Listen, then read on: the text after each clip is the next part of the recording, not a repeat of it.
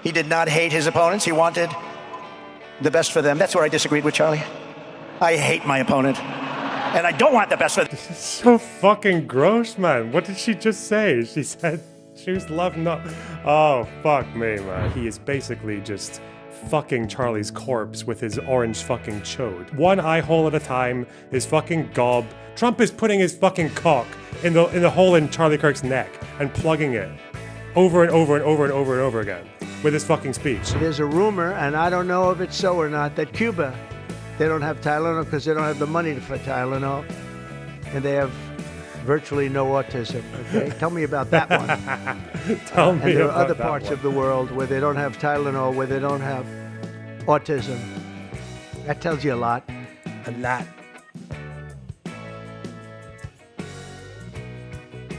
Shall we do Charlie Kirk funeral? Should we just go? I guess we have to, right? We have no choice. God. Okay, let's go. Because apparently... People get murdered. If this was actually... people are doing this thing where like, how dare you make memes or comment negatively on a funeral? It's like, dude, this is a political rally. This is just a opportunistic political rally. It's so fucking obvious. Look, they got everyone here. Are these guys really just going to talk about how Charlie Kirk was a good boy, a good lad, good honest lad, good grades in school, could throw a football 8 billion yards, like a classic American funeral? I don't think I'm doing 4 hours. I don't think we're doing 4 hours. We have to get used to life without autism, guys. We can't be watching 4-hour videos. Yeah, it's not even a funeral. Yeah, it's a memorial. God, how much of this are people watching? I don't even know who half these people are. I don't know who any people are so far. Let's see. Who's this? Who's that? I guess these guys are like the stupid fucking support acts. No one likes them. Just do the highlights. No, I'll just do the speeches of people we know. Wait, is that Benny Johnson? Is it Benny Johnson? The guy who hosted the government threats against ABC for Jimmy Kimmel. Which is very illegal, by the way. Supreme Court, 9-0. Just last year. Okay. Oh, wait. We need better intro music. This is not good intro music for Benny Johnson. Excuse me. Hang on. Let's get Benny Johnson's...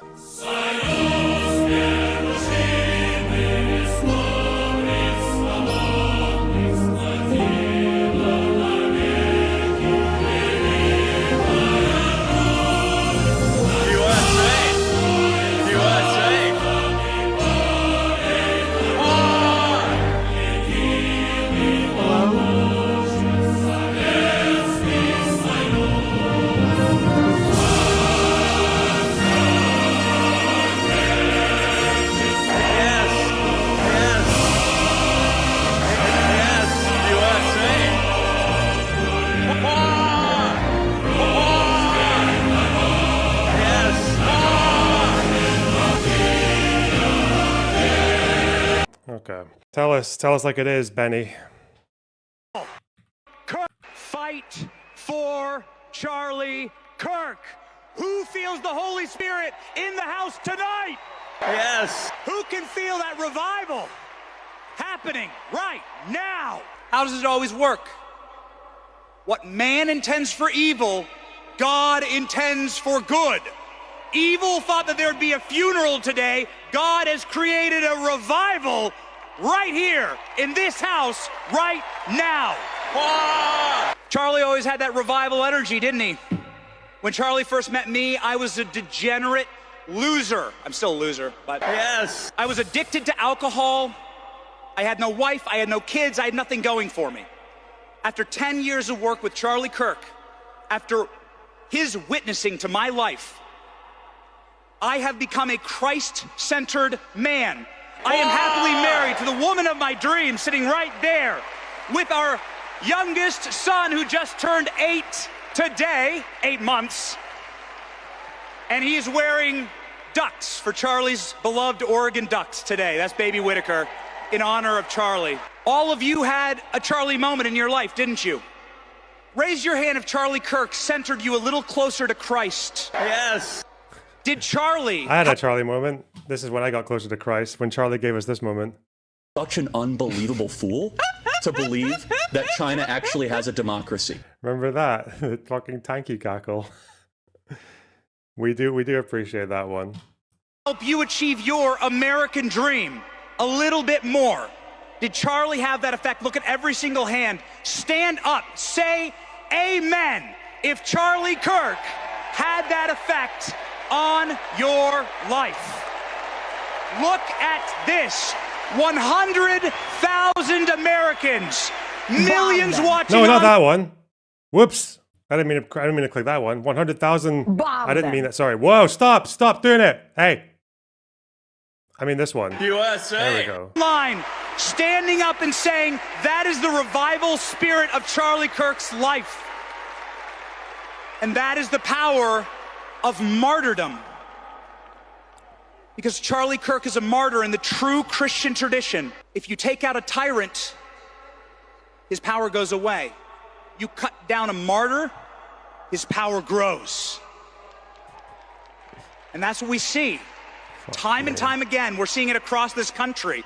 Who's seen the full churches, the full parking lots? Who knows somebody now who's a Satanist or an agnostic, who's now looking at Charlie's life in this revival moment in our country and going, maybe I got it all wrong. Maybe I do need to Christ center my life. This is what We all know a Satanist who is now converting to Christianity because of Charlie. What? What the fuck, man? You could not give me all the rubles in the world. You could not get me to say something like that. What the fuck? Charlie always wanted. This is how he wanted to be remembered. Deeply unserious. In the indeed. mold of Stephen, the first martyr. Stephen was killed for speaking the truth about Christ, much like Charlie Kirk. The martyr Stephen was the same age as Charlie Kirk when he was martyred. At that time, Christianity was just a few very scared Christians in Jerusalem. Bonnell, wow. Well done, And guys. after Stephen's martyrdom, Christianity spread throughout the known world. The power of martyrdom. This is how God and Christ always advances his kingdom, and he's doing it right now with Charlie Kirk. Jesus. It is a wonderful thing to see. We were all witness to a miracle. Yeah. Charlie's life was a miracle. We could all see it. Those who worked up close and those who watched from far away. We got to witness a miracle in Charlie's life. Someone who was there that day when Stephen was martyred was Saul. Saul was the one who was taking the garments so that Stephen could be killed. And through Stephen's martyrdom, the Apostle Paul was reached by Christ to go out and write the majority of the New Testament. There was no one who was irredeemable. And that is what Charlie would have wanted us to know about his faith in Jesus Christ. The power of Christ's blood and the power of martyrdom speaks through Charlie. The Apostle Paul would go on to write the book of Romans. And I'd just like to close with this. In Romans 13, the Apostle Paul talks about a godly government instituted by our Lord and Savior. And what does he describe? The Apostle Paul describes how God establishes the rulers of the nations. In the audience right now, there are rulers of our land. Represented right here is the State Department, the Department of War, the Department of Justice. Department of War, hell yeah. We're a president of peace. And we're going to rename it the Department of War. Fucking genius. The Chief Executive. God has instituted them. God has given them power over our nation and our land. God saved our president, President Trump, from an assassin's bullet for this moment. Is this really the best time to be bragging about dodging a bullet? I fucking hell, man. Have some... Even I wouldn't go that tasteless. What the fuck? No one cares about Corey Balamori, do they? Fuck me. Corey Morning Glory. What's I don't want to watch this debate. I don't want to watch this debate. It's just every timestamp is like, oh, Oslo, 48, the Jewish terrorism, the ancient Jew, oh, the Zionist Jews aren't the same as ancient Jews. Wow. Peel, wow. Ben Gurion, wow. Quotes, wow. Like, Because this is precisely why Hamas was able to rise. Because they're like, yo, these guys don't really care about the Palestinians. These guys are literally working for the Israelis. And how do I know this? Even in Israeli TV. I watch Israeli television, as much as you guys might not know this. I've seen the show Fauda. In Fauda, the Israelis even admit and show in their... What? Okay, don't mind. Hey. Listen, me and Myron, okay? We were always on the same wavelength, really, okay? Never a bad word to say about this guy. Oh, no. Hello, Seth. Convince me this motherfucker didn't watch you and repeat it after you. You cannot convince me. What? This fucking retard that said Fauda was 100% watching your stream. I thought Fauda's a valid fucking source. No, he's nah. This guy's the kind of guy that would do that like unironically, like he just did. He's watching your stream for information, but obviously he has his fucking neo-Nazi Gathering beliefs. intel. Gathering intel, and you keep mentioning fucking Fauda every fucking time. Oh my god, bro. I can't believe someone unironically quoted Fauda. Yeah. Valid source. What are you gonna do? Shut the fuck up. I don't know you why know you what's also need about? Fauda to know that the PA does security collaboration with Israel, but I guess... Yeah, I don't know why, but also, you realize Fauda has a season in Lebanon, and they fucking trashed you guys. They fucking destroyed you guys in that season. Well, just Hezbollah, really. Well, they had a fucking safe house in Lebanon. Yeah. How the fuck do you have an entire Israeli safe house in Lebanon? Actually, I don't know. They had what? They might. Like, 'cause Lebanon's... They probably do. Their look property at what they market did in Iran. is quite corrupt, so yeah. Yeah, but look at Iran. They had an entire fucking, like, drone making factory or some shit in it. I don't think a house that's is that kind of hard. insane. Yeah, what the fuck? Yeah, but I mean, it's all you your need is, like, fault. one It's your collaborator, fault this really. man quoted Fauda. It's your fucking fault. Good. More people should do it. Also, what do you think about Israel saying, or are you gonna get to that? They're saying that like the U.S. told them unilateral recognition requires unilateral fucking action. Yeah, I guess so. I don't know. What do you mean? Guess so? What? What? Like they're saying that unilateral recognition of the Palestinian state requires? What do you mean? Like America told them that like unilateral recognition of a Palestinian state requires unilateral action, and Israel's like going ahead with like wanting to annex the West Bank completely now. Oh, well, yeah, that's what they said, wasn't it? They said that they were going to fucking annex. They already normalized a few settlements. I don't know how to say that word, Scarlett. It's hard. Yeah, because they already recognized, they formalized a few settlements, and they're like 5 of them, one for each state that recognized Palestine last year. They did. The Smotrich already did that. Yeah, that's like their whole thing. If that's what you mean by unilateral action, yeah. Unilateral.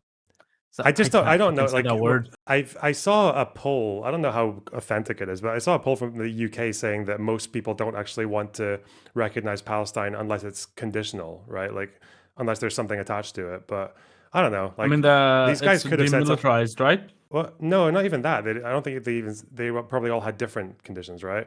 I'm pretty sure like most of them would have been like, yeah, they should recognize it if Hamas are gone or some shit like that. But who knows?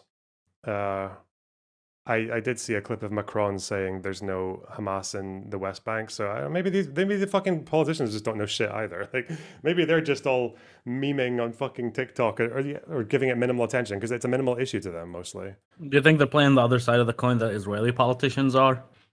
What? Unilateral action? Like, yeah.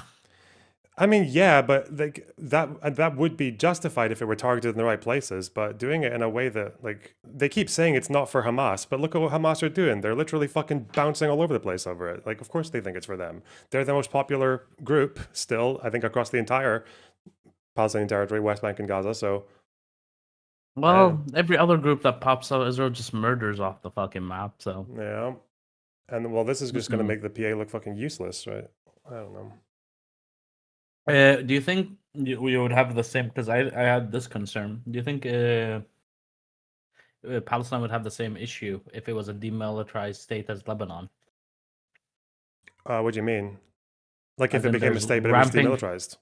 Yeah, it would have rampant groups like Hamas, for example, outgunning the government, like Hezbollah with the Lebanese government. I mean, obviously, if you're demilitarized, the point is that you don't have those movements because, like, Lebanon's not demilitarized. They have two armies, they're both militarized. They're mega militarized. Mm. But no, I'm saying like, because you can't apply these rules to these fucking underground groups, right?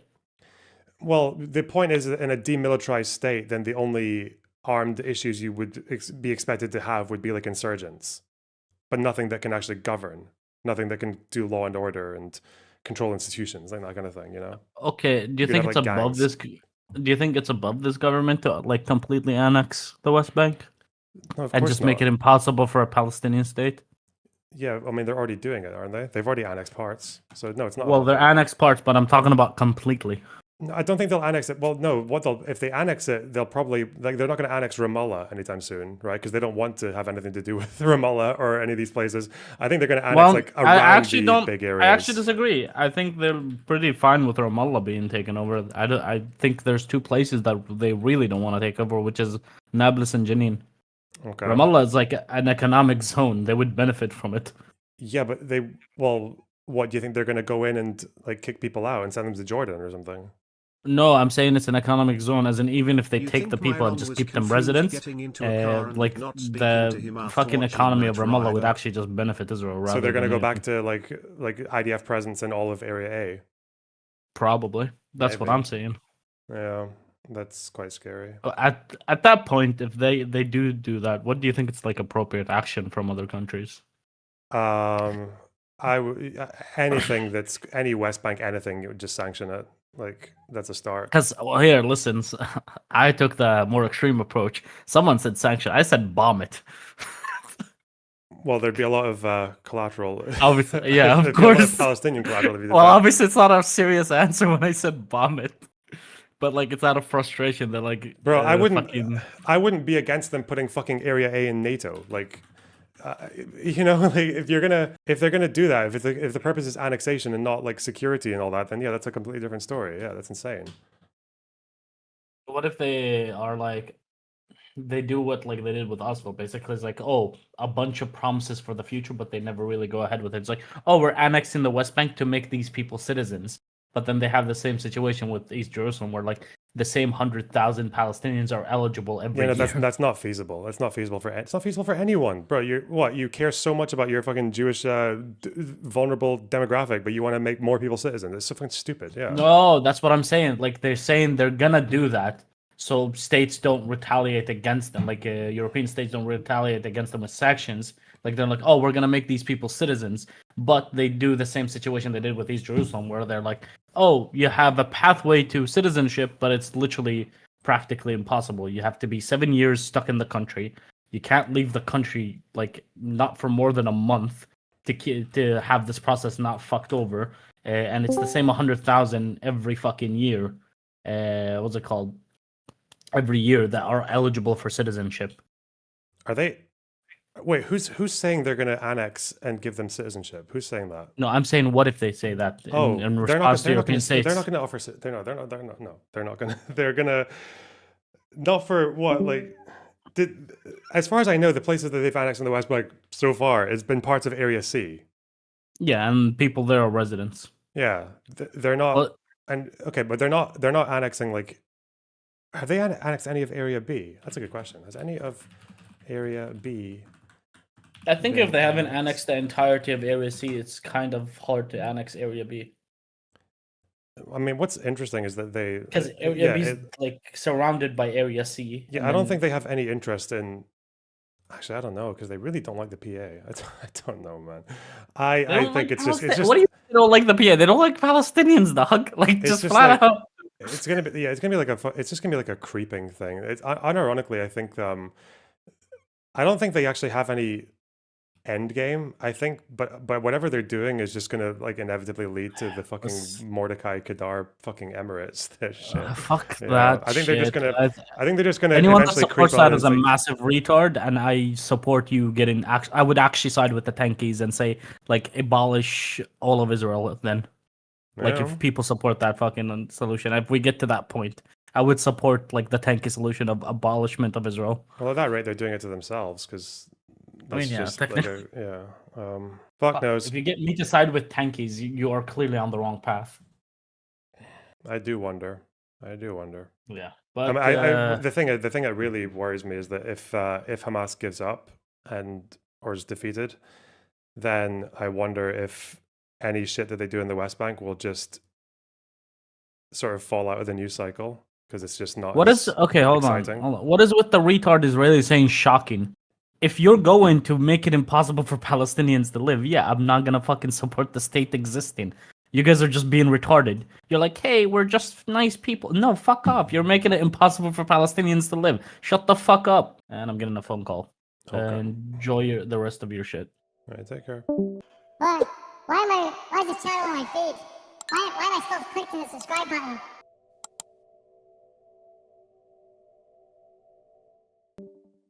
Why is my shit frozen? Fuck you. All of it's frozen. What the fuck? I can't click anything. This is a long. I didn't even open Times of Israel. What the fuck, dude? This is a. Oh wait. Jesus. Okay, Benny. Show us what's what. Benny. And what does the Apostle Paul in Romans say? Oh my God! Are you godly literally just here to do a fucking sermon, dude? Shut the fuck up. God. He says that rulers wield the sword for the protection of good men and for the terror of evil men.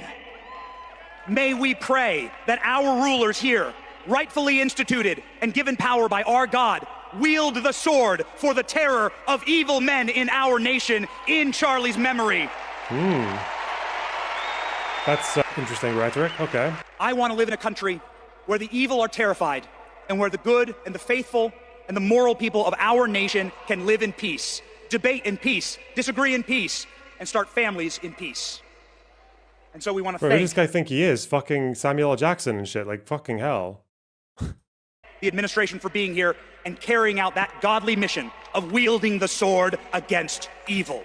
In conclusion, I'd be remiss if I didn't say this to all of the young men in the audience, and I can see so many young men out there. Charlie really reached young men and women, but this is the advice that Charlie gave me. Center your life on Christ. Fall in love. Get married. Have 1 million kids. And live out your American dream. And by doing that, we can create millions and millions and millions of Charlie Kirks. And we can save our land. That will be our turning point. God bless you. And God bless Charlie Kirk. He's looking down on us, smiling from heaven.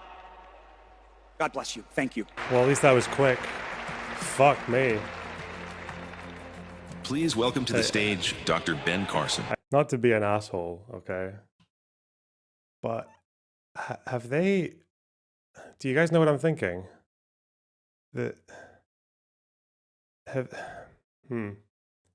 they normalized his features so that they make his face look... Have they made his face look normal size? Bro, what the fuck is this? What's going on? What? This is actually from the memorial? Did a kid draw? I guess maybe a kid drew this? Dude, fuck me, man. More accurate. George Bush. They got the year wrong. Thank you. Thank you. It's wonderful to see so many people out here for such a sad but also a wonderful purpose. You know, we at the American Cornerstone Institute grieve with everyone. Don't know this guy. Don't know this guy. Let's move on. Oh, that's Ben Carlson. He hasn't... Oh, God, it's fucking Jack Posobiec. Oh, God. Please welcome to the stage Jack Posobiec. Oh, sorry, wait, that's not appropriate music for him, is it? That's not appropriate theme tune. I forget. These people have, like, they all have, like, kind of unique theme tunes. Okay, I'm so sorry.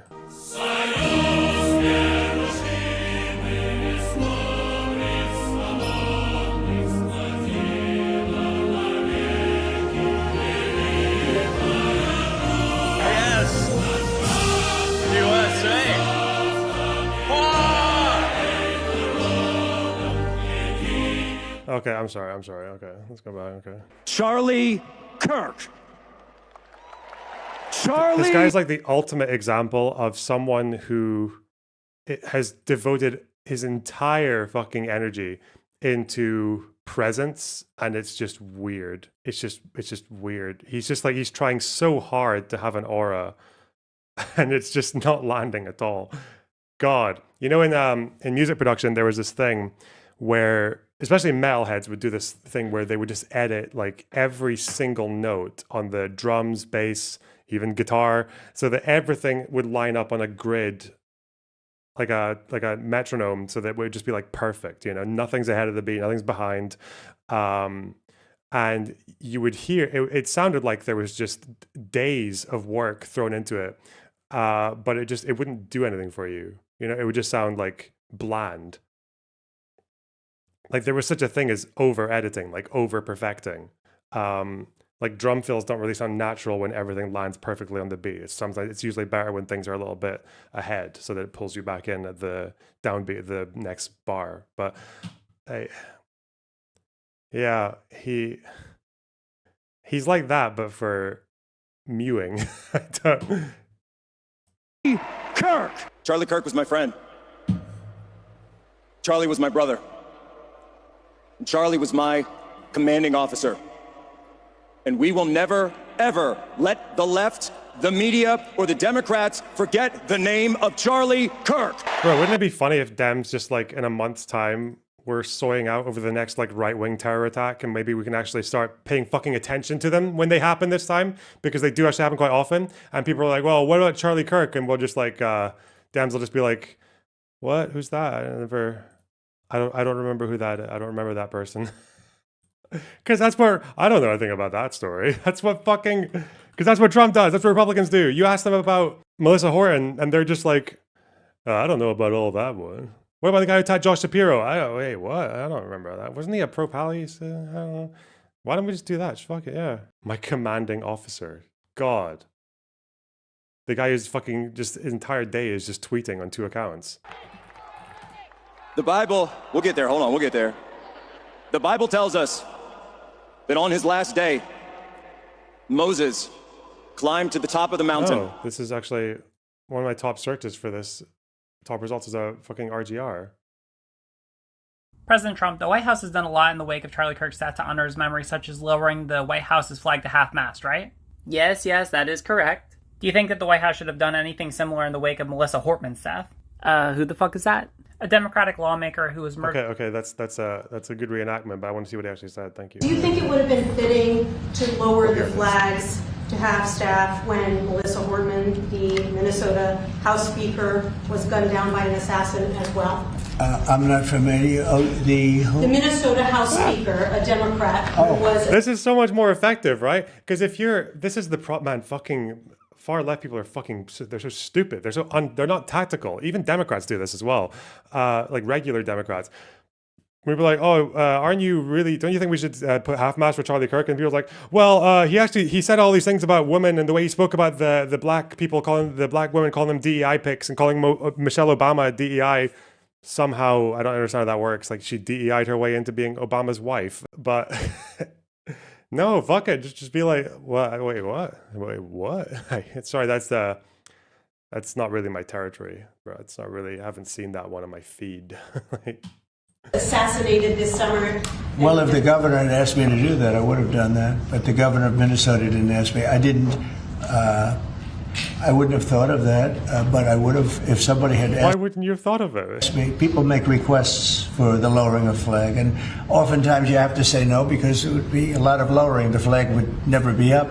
Had the governor of Minnesota asked me to do that, I would have done that gladly. Yeah, the flag would never be up if we did it for right-wing terror attacks, would we? Fuck me. And he looked across the River Jordan, and he saw the Promised Land. He led the people there, but he did not cross himself, for he was taken, and he died on that mountain, and he was brought to God's kingdom. On his last day, Charlie Kirk was on the top of a mountain, and Charlie Kirk led us there, and Charlie Kirk has brought us to the Promised Land. Yeah. Charlie's death was not just a murder. The true word for what Charlie did is sacrifice. You see, the difference between murder and sacrifice is that sacrifice is a gift. Sacrifice is that last full measure of devotion for God for country and for his people. Yes. And for his family. Yes. Charlie Kirk died for all of you. And Charlie Kirk's gift of his sacrifice means. Oh, he worked so hard on the presence and the mewing, and he still fucked it up. Jesus Christ. That Charlie Kirk will live forever. Not just for all of us, not just for his family and Ericka and for his children, but for all future generations of Americans. And the question of our time, will Western civilization endure? Or will it fracture in two, like so many predict? Well, I say to you that a century from now, when they write of the 2 or 3 pivotal moments that led to the saving of Western civilization. Oh my God. They will write that the sacrifice of Charles James Kirk was the turning point. Are you fucking kidding? Oh God. Pig emoji, beverage box emoji, package emoji, ox emoji. Thanks for the $10. And that was when the beginning of the great trans wars of the 20th century. Bro. And the ugliness that was been revealed by Charlie's murder will be and is already being overcome by the beauty of the outpouring of love and prayer around the world, seas of 1,000 candles that have been lit from coast to coast.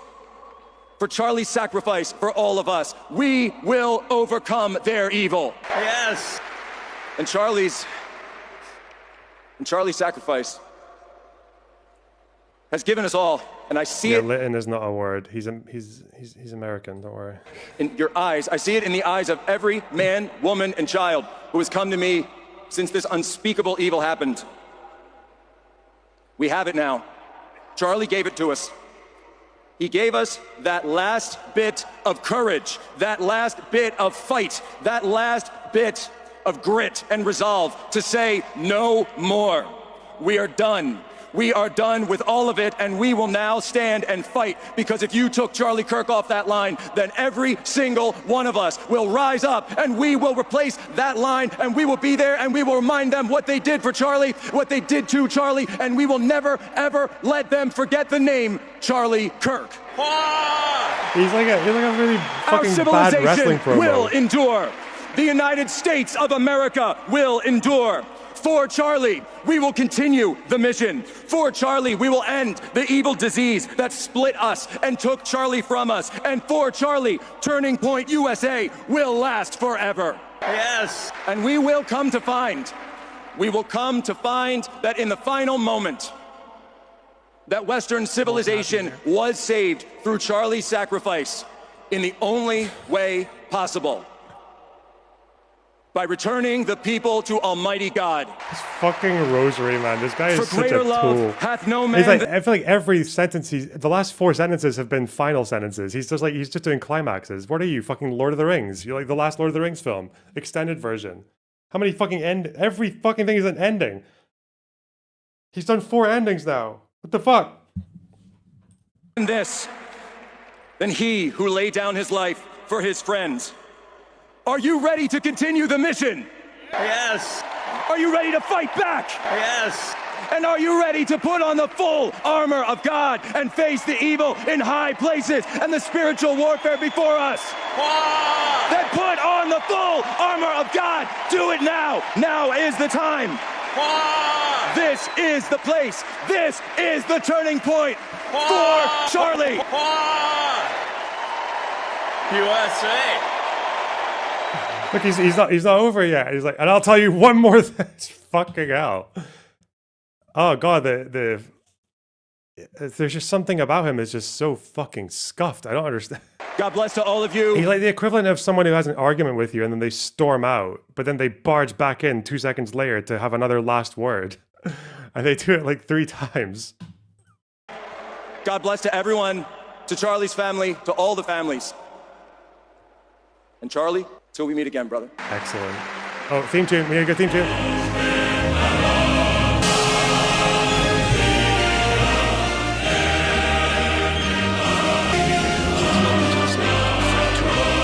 Who the fuck's that?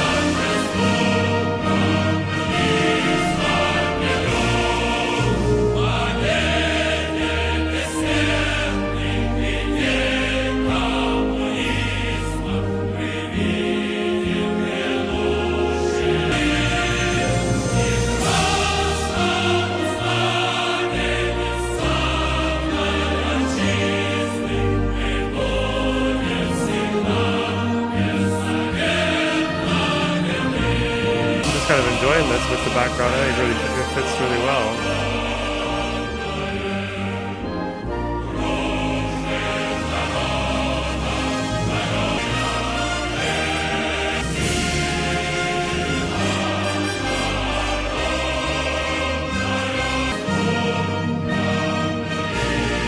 USA! USA!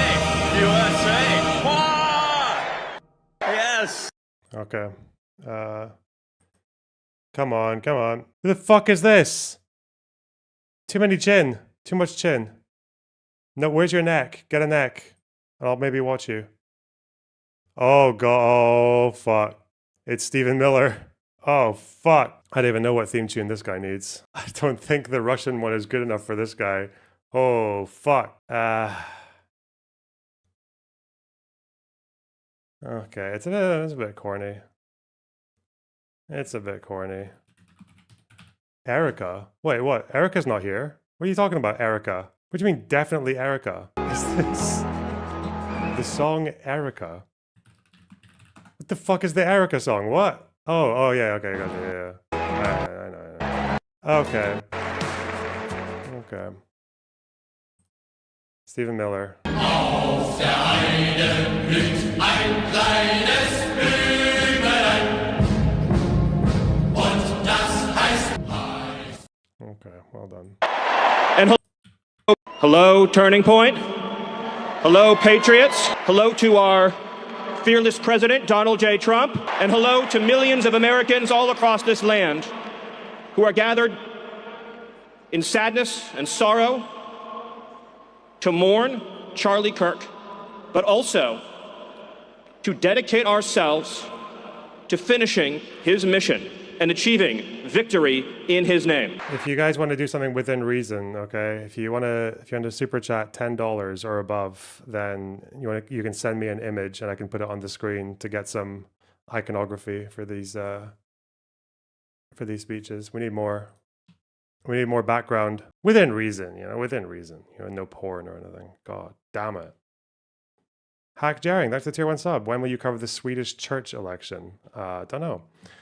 The Devil, thanks for the 1999. You think Myron was confused getting into a car and it not speaking to him after watching Knight Rider? Yeah, sure. Barabbas, thanks for the gifted sub. Jacob, thanks for the tier 1 sub. Next Dem better jail every Tenet Media alumni. I mean, maybe. God.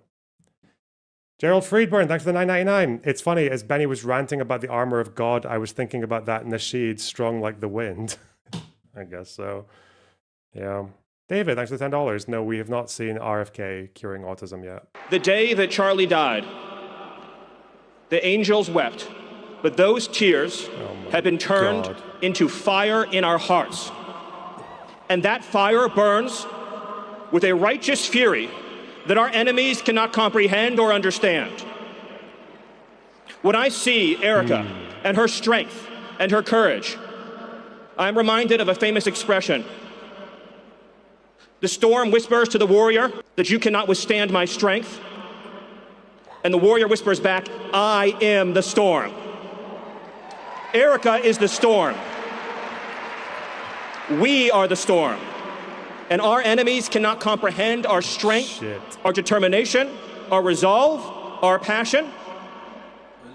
Our lineage and our legacy hails back to Athens, to Rome, to Philadelphia, to Monticello. Our ancestors built the cities. They produced the art and architecture. They built the industry. Ericka stands on the shoulders of thousands of years of warriors, of women who raised up families, raised up city, raised up industry, raised up civilization, who pulled us out of the caves and the darkness into the light. The light will defeat the dark. We will prevail over the forces of wickedness and evil. They cannot imagine what they have awakened. They cannot conceive of the army that they have arisen in all of us. Because we stand for what is good, what is virtuous, what is noble. And to those trying to incite violence against us, those trying to foment hatred against us, what do you have? You have nothing. You are nothing. You are wickedness, you are jealousy, you are envy, you are hatred. You are nothing. Whoa. You can build nothing. You can produce nothing. You can create nothing. We are the ones who build. We are the ones who create. We are the ones who lift up humanity. You thought you could kill Charlie Kirk? You have made him immortal. You have immortalized Charlie Kirk. And now millions will carry on his legacy. And we will devote the rest of our lives to finishing the causes for which Charlie gave his last measure of devotion. You cannot defeat us, you cannot slow us, you cannot stop us, you cannot deter us. We will carry Charlie and Ericka in our heart every single day and fight that much harder because of what... Okay, it's actually quite terrifying. Fuck me, man. Someone's saying he's directly quoting Goebbels. Is that true? Are there actually Goebbels speeches where he's just kind of like saying word for word or barely paraphrasing? I don't know which one it would be. Like, I know after Kristallnacht, he gave a fucking insane speech that basically incited the riots. Which speech? That's not true. Goebbels never heard of Kirk. He said, "We are the storm." It sounds like something he would say. Yup. Wow. You did to us. You have no idea. The dragon you have awakened. You have... The dragon. Oh, God. He's actually a fucking... Oh, he's one of those kids that, like... He would read, like, Viking fantasy. And he thought that was real life. Like, that's how they actually lived. He's like, fuck me. It's like, who's that guy? The golden one.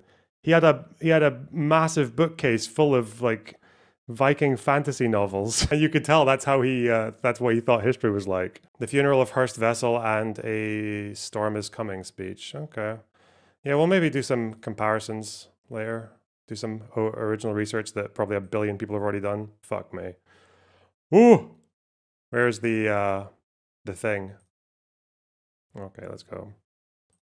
No idea how determined we will be to save this civilization, to save the West, to save this republic.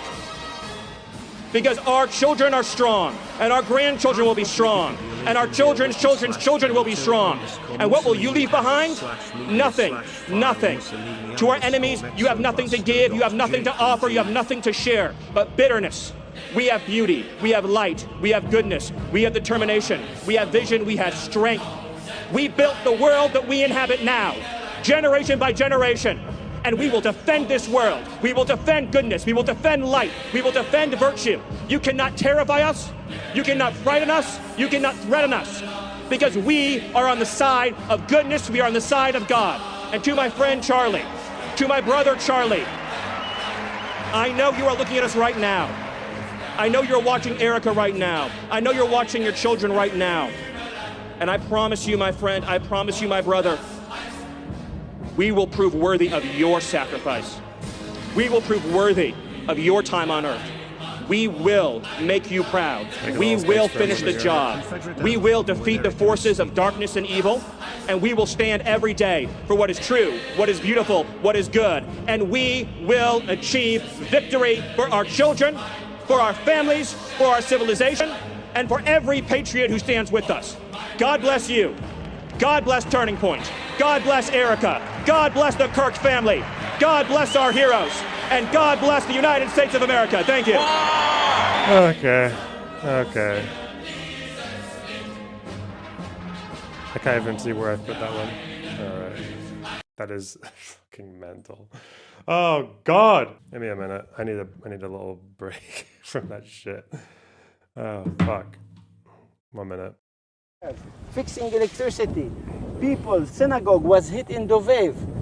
You see here, this is a kibbutz Bar'am, also hit so many times by Hezbollah from Maroun el-Ras. This is Maroun el-Ras. You see that village, the highest peak, that's called Maroun el-Ras. By the name Maroun el-Ras, it's supposed to be a Maronite homeland, Maronite town, with people live there, Maronites, but it's not. People who live there are Shia Muslims who support Hezbollah, who Iran with the intelligent officers sitting in it and managing all this region. So that's Maroun el-Ras showing you who are the original people who were living here in this land and today are not. Below it you have Yaron, it's another town, and you have Yaron and Binjbel back then, back after. That's Binjbel. Binge Bell is there. That's what they call the terror town, right? Yes. Yeah. You see Maroon and Ras and Binge Bell, you continue a little bit with the slopes. Furthermore, you see Binge Bell. You see that tower far away, there's like tower. Yep. That's a Maronite town called Anibel. And nearby another town called Dibel.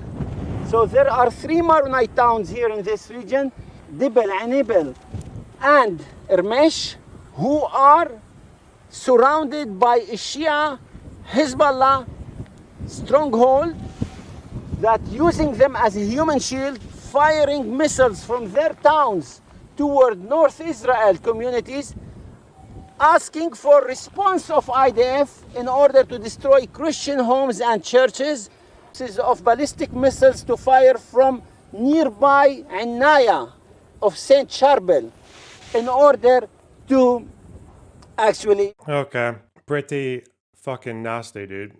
Let's see, what is this? Are you really gonna give me this one, David? Just what you paid $10 for? Absolute weirdo. Let's see, why not? Okay. Please welcome to the stage Susie Wiles. Oh my god! Not Susie Wiles. No, thank you. That dastardly Susie. Oh, she was brief. Oh god. Wait, I don't know. Do we have an appropriate theme for Tucker Carlson? Do we? I think we do. Hang on. I've got just the one. Just the one. Okay? A unique Tucker theme.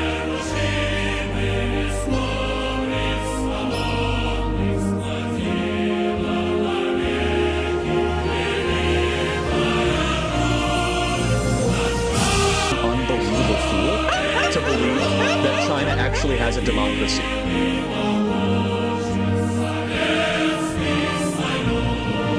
That made me emotional. Made me emotional to see that. Susie Wiles had tears in her eyes, which you don't often see in politics, but it's real. This is the most unbelievable thing I think I've ever seen. And I don't... Whatever happens next in America, I hope it's in this direction, because God is here and you can feel it. And Charlie would have loved this, not just because he loved large groups of people, but because ultimately he was a Christian evangelist. And it actually reminds me of my favorite story ever. So it's about 2,000 years ago in Jerusalem, and Jesus shows up and he starts talking about the people in power, and he starts doing the worst thing that you can do, which is telling the truth about people, and they hate it, and they just go bonkers. They hate it, and they become obsessed with making him stop. This guy's got to stop talking. We've got to shut this guy up. And I can just sort of picture the scene in a lamplit room with a bunch of guys sitting around. People, you tell the truth about how 9/11, it doesn't really make sense with all the dancing Israelis. It doesn't make sense. We're just asking questions. And people say that. When you bring on a historian to talk about how Hitler actually didn't really want to do Kristallnacht and how people starved just because, there were too many, they were progressing too fast militarily. And then they didn't know what to do. They couldn't feed these poor people, and just the tragedy of circumstance and goddamn Churchill. And then they get really angry for some reason. Eating hummus, thinking about what do we do about this guy telling the truth about us. Excuse me, the fuck did you just say? About what? And he starts doing the worst thing that you can do, which is telling the truth about people, and they hate it, and they just go bonkers. They hate it, and they become obsessed with making him stop. This guy's got to stop talking. We've got to shut this guy up. And I can just sort of picture the scene in a lamplit room with a bunch of guys sitting around eating hummus, thinking about what do we do about this guy telling the truth about us? We must make him stop talking. And there's... Excuse me. That's very on the nose. Wait, what? Eating hummus? Bro, he's well, he could be blaming anyone, really. He's what he's saying there is that, the left-wing Free Palestine movement in America of white people and has kind of overlapped with the trans rights thing in the far left for some reason. And, we're just that guy in his transition to becoming a soy latte guzzling middle-class liberal and decided to eat some hummus before consulting the murder of Kirk in his little completely underwhelming Discord chat. Right. What the fuck, man? This crazy fucking psycho. Smells like a dog whistle. Bro, that's not a dog whistle. That's just a whistle. That's just a regular old cackling anti-Semitic whistle. Is no one gonna say anything about that? Oh my god. You know what? You know what would be interesting? It's not impossible that the Republican Party turns on Israel more heartily than the Democrats would. God. There's always one guy with the bright idea, and I can just hear him say, I've got an idea, why don't we just kill him? That'll shut him up. That'll fix the problem. It doesn't work that way. He starts doing the worst thing that you can do, which is telling the truth about people, and they hate it. And they just go bonkers. They hate it. And they become obsessed with making him stop. This guy's got to stop talking. We've got to shut this guy up. And I can just sort of picture the scene in a lamplit room with a bunch of guys sitting around eating hummus, thinking about what do we do about this guy telling the truth about us? We must make him stop talking. And there's always one guy with the bright idea, and I can just hear him say, I've got an idea, why don't we just kill him? That'll shut him up. That'll fix the problem. It doesn't work that way. It doesn't work that way. Everything is inverted, and the Beatitudes tell it, I think, the most crisply. Everything is sort of the opposite of what you think it's going to be. Blessed are those who mourn, for they will be comforted. That is true, and you can feel it here. The thing about Charlie's message, I've thought a lot about it, and I'm trying not to be emotional because in addition to everything else, he was a wonderful man and a decent man and one of those rare people you meet who you just groove with in conversation and have these very intense conversations that you don't stop thinking about, which is my experience with him. But the main thing about Charlie and his message, he was bringing the gospel to the country. He was doing the thing that the people in charge hate most, which is calling for them to repent. So how is Charlie's message different? And Charlie was a political person who was deeply interested in coalition building and in getting the right people in office because he knew that vast improvements are possible politically. But he also knew that politics is not the final answer. It can't answer the deepest questions, actually. That the only real solution... You guys are all like, oh, people in charge. What, because Trump's the president? No. The deep state... That's the value of the deep state being fake, right? It's always there, even when you have the presidency and the three branches and the courts and fucking... It's always a deep state. Actually, and that is what Nazis did as well. Even up to the invasion of Poland, they were still like the international Jewish movement's going to be the ones that plunge us into this war with Europe. They said that. Never forget that. Like, and this is why you think it's unusual for right-wingers to be like, oh yeah, we tried being nice, but now you've pushed us over the edge and this is only war. We tried being so nice before, when the majority of right-wing terrorism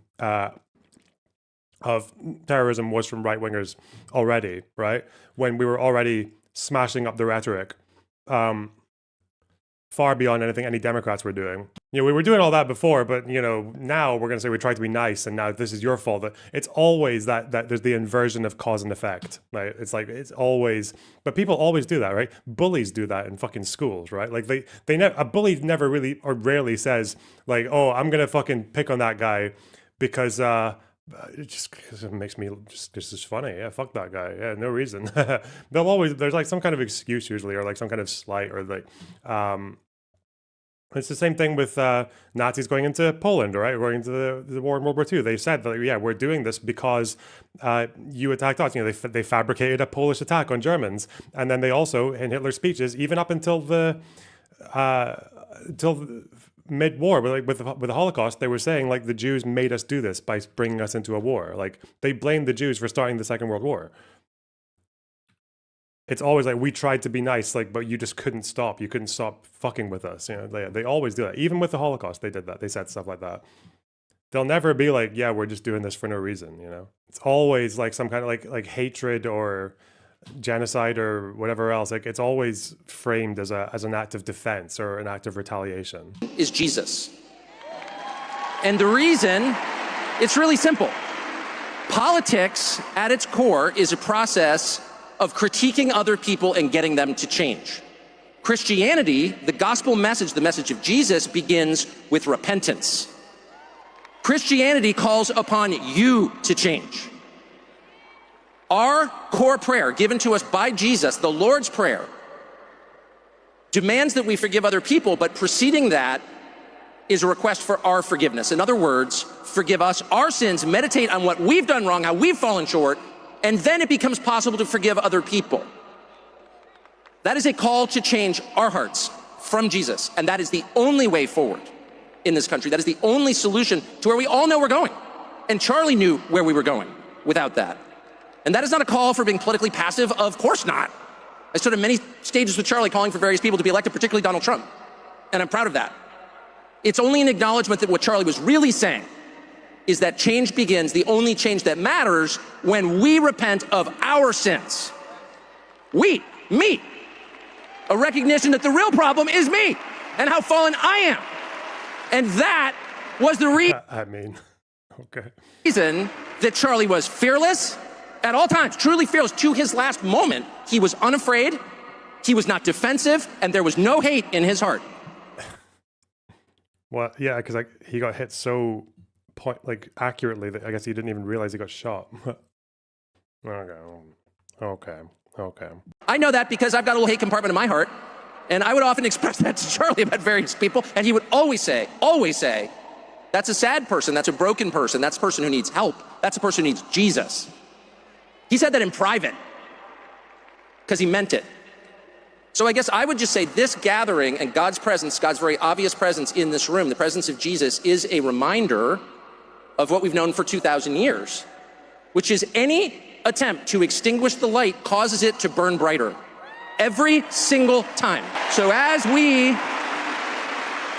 we proceed into whatever comes next, and clearly something's coming next, remember this moment. Remember being in a room with the Holy Spirit humming like a tuning fork.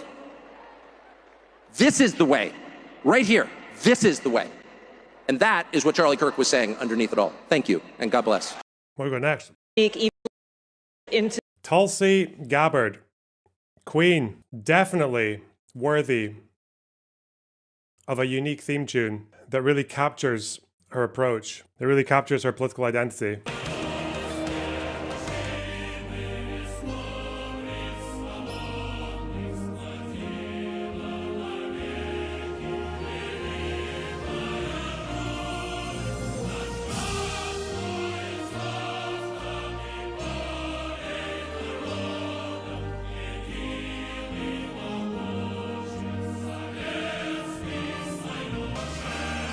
They choosing to step into the arena armed with the Constitution, sparring through debate on the battlefield of ideas, fighting for the heart of our democratic republic and the unalienable rights endowed upon every one of us by our Creator. Charlie lived what our founders envisioned: freedom, the right to speak even when we disagree. Freedom. I may not agree with what you say, but I will fight to defend to the death with my very life your right to speak. Free speech is the foundation of our democratic republic. We must protect it at all costs, because without it, we'll be lost. Unless you say bad things about Trump and you're a journalist, or you're Jimmy Kimmel. In which case it's fine for the government to threaten your organization to get rid of your show. Based. Queen. Charlie knew this.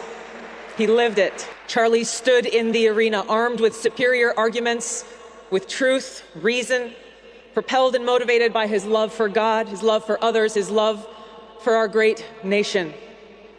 His words were his weapons. He slayed ignorance. He cut through lies, and he woke people's minds, inspired people's hearts, and imparted wisdom every day. Now, for those of us who knew Charlie, and even those of you who may never have had the chance to meet him in person, we all know and experienced how Charlie spoke with a calm courage, not asking, what will God do for me? But instead praying, God, use me for your will. He showed respect and compassion for everyone, even those who opposed him. And I think especially for those who opposed him, he invited them to his table or on his show saying, let's talk. Sitting with Charlie here in Arizona at ASU last year, seeing and experiencing him in action was truly a sight to behold. Because in Charlie, he sincerely wanted people to know the truth. Because it's the truth that sets us free. It is the truth that keeps us free. Now, Charlie, he chose our schools as his arena because he knows that they are meant to teach, to train our young people to think critically, to debate ideas, to test their strength through a clash of reason. But too often, these schools silence debate.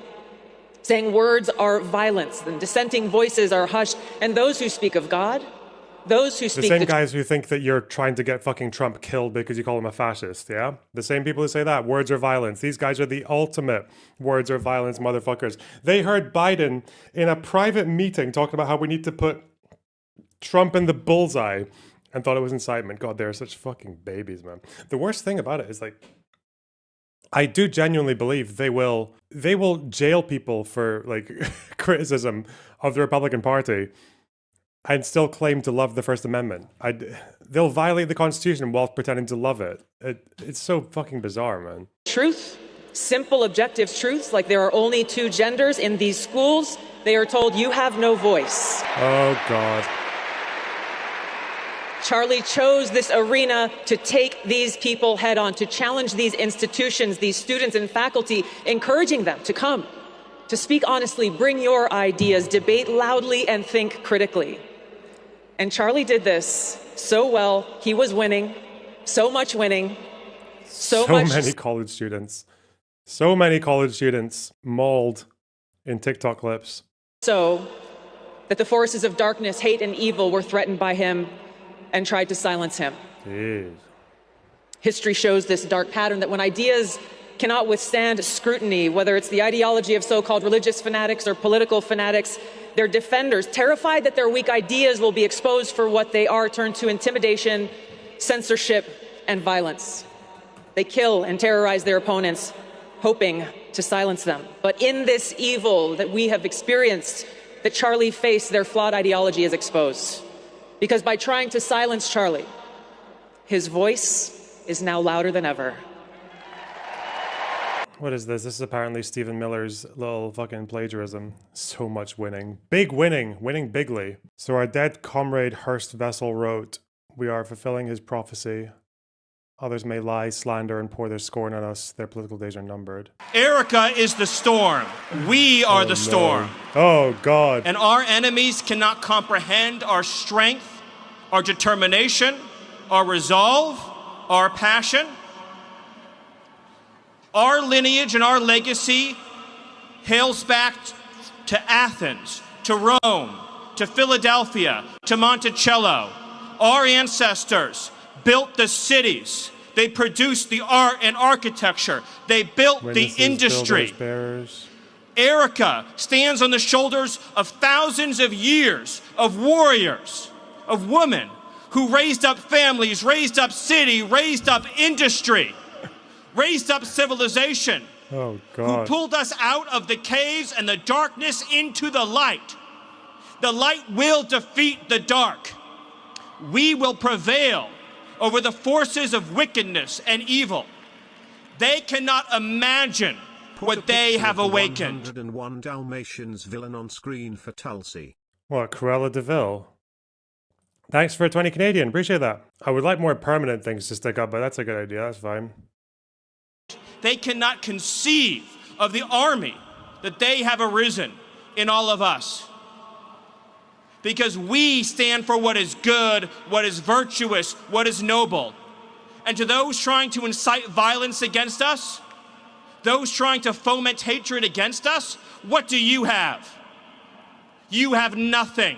You are nothing. You are wickedness, you are jealousy, you are envy, you are hatred. You are nothing. We'll do a side-by-side layer. Fuck me.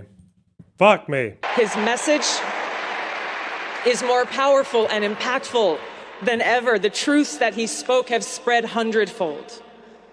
Charlie was fearless. But where did his fearlessness come from? The answer lies in Corinthians. Therefore, be always of good courage and know that while we are at home in the body, we are absent from the Lord. That a fact. We are of good courage, I say, and prefer to be absent from the body and at home with the Lord.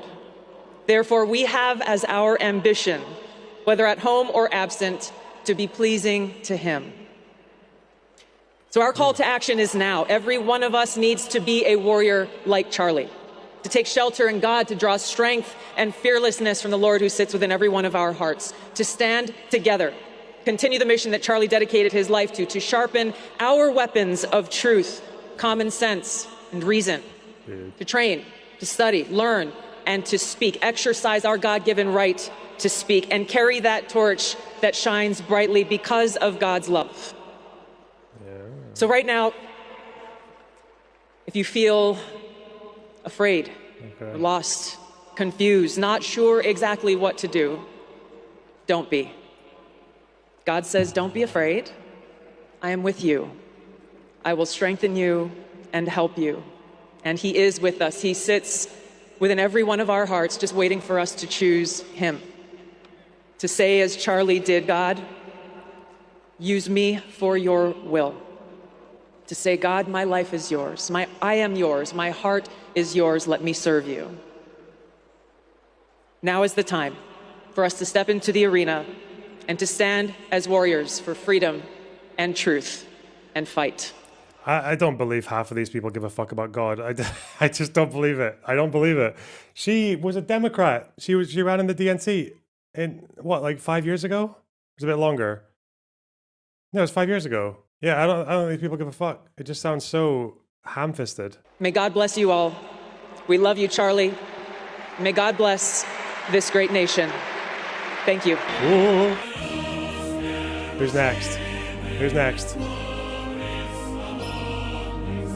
Rubio? Nah, fuck him. Boring. Dead inside.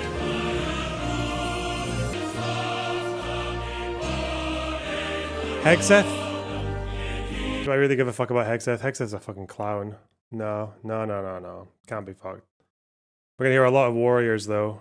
Maybe. RFK? Yeah, okay, come on. Let's get the autism. The autism hunter. Sacrifice and put Christ. Oh, sacrifice. That was the first word. Just randomly bumped in. At the center of your life. Sure. As he advocated for giving his. Mm-hmm. This sums up Christianity to MAGA. This is how MAGA treats Christianity. The guy's got little wheels on his cross. Nice one. Nice. Got him. Boom, boom. Charlie has heard the words echoing now in heaven.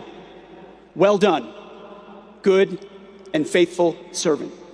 Charlie will take it from here. God bless. Yes.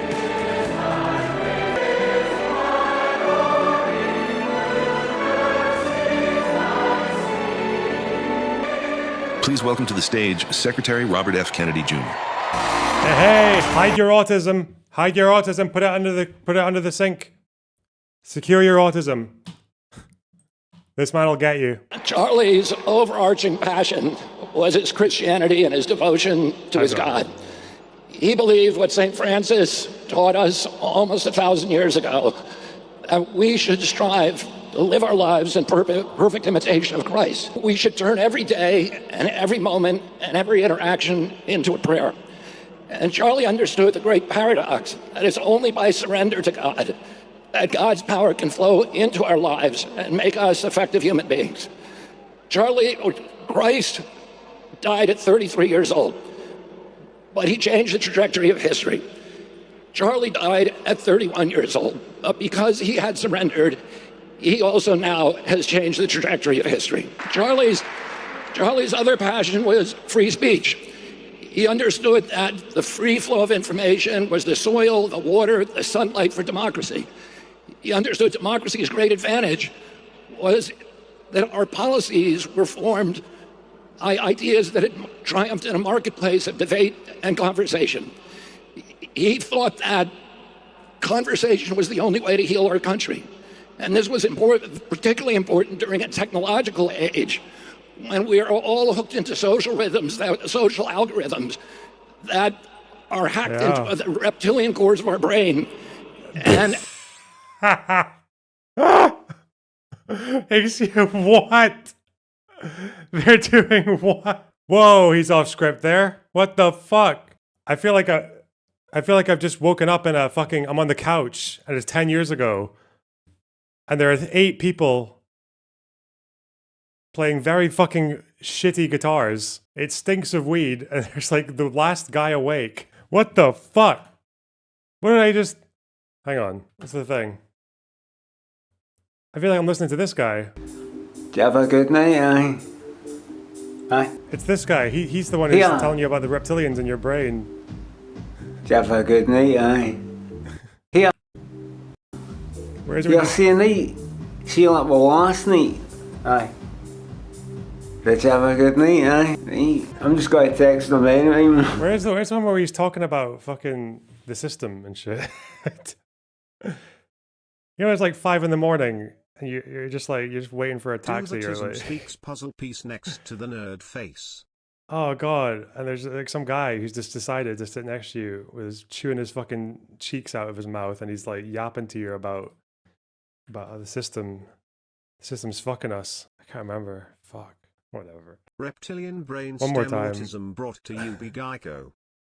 Amplify. I need to hear that again though. Oh, wait. What's that fucking film? Is it this? Yeah, maybe. Okay, so that means that our whole solar system could be like one tiny atom in the fingernail of some other giant being.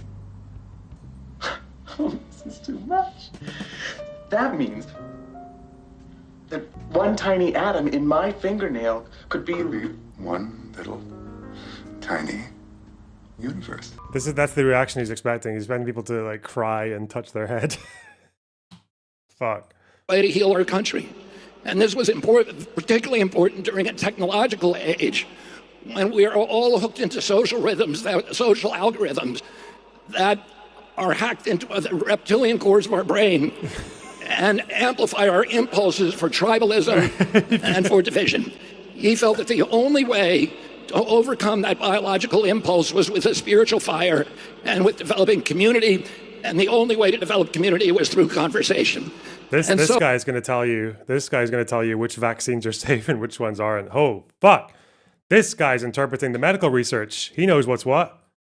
He always gave the biggest microphone to the people who were most passionately aligned against him, because he believed that we need to talk to each other and that we needed to be able to say what we mean without saying it mean.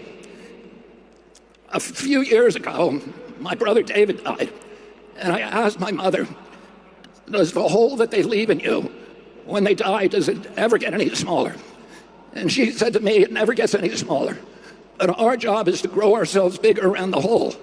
And we do that by taking the best qualities, the best, most admirable character traits of the person that died and integrate them with restraint, with discipline, with practice into our own character. And in doing that, we make ourselves larger and the whole gets proportionally smaller. We also give a kind of immortality to the person who left us because their work continues through us. A couple of days ago, my niece, or my granddaughter, left for college in Europe. Her mother noticed that she packed a Bible. When her mother asked her why she made that choice, she said, I want to live more like Charlie. And it's not anymore, right? In one of my first conversations with Charlie in July of 2021, we were talking about the risks that all of us take when we challenge entrenched interest, the physical risk. And he asked me if I was scared of dying. And I said to him, there's a lot worse things than death. And one of those things is if we lost our constitutional rights in this country and that our children were raised as slaves. And I said to Charlie, I said, sometimes the best consolation we can hope for is that we get to die with our boots on. Well, Charlie died with his boots on. And he died to make sure that we didn't have to undergo those fates that are worse than death. Oh, let's remember Charlie. He was, for those of us who were friends with Charlie, we don't need any more evidence of the love of God, because the evidence, the friendship, is the best evidence that God loves us all.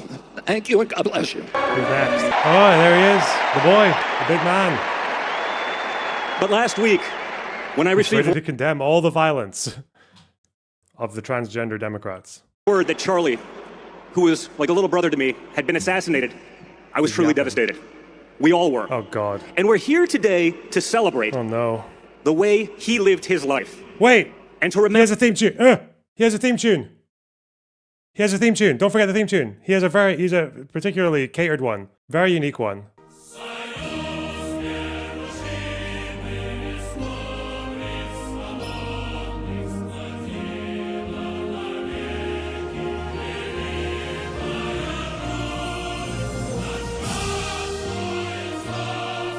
Okay. Fuck. This guy's a boring cunt. I don't want to watch him. God, he spoke for a while, didn't he? Oh. Celebrate. Here he is. He's the future president. Ladies and gentlemen, the Vice President of the United States of America, J.D. Vance. Come on. Thank you.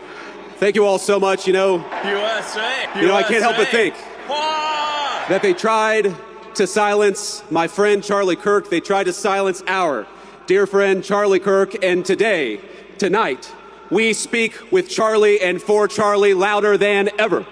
His cadence is really fucked, isn't it? It's like a really uncoordinated cadence going on there. Delivery. Yeah.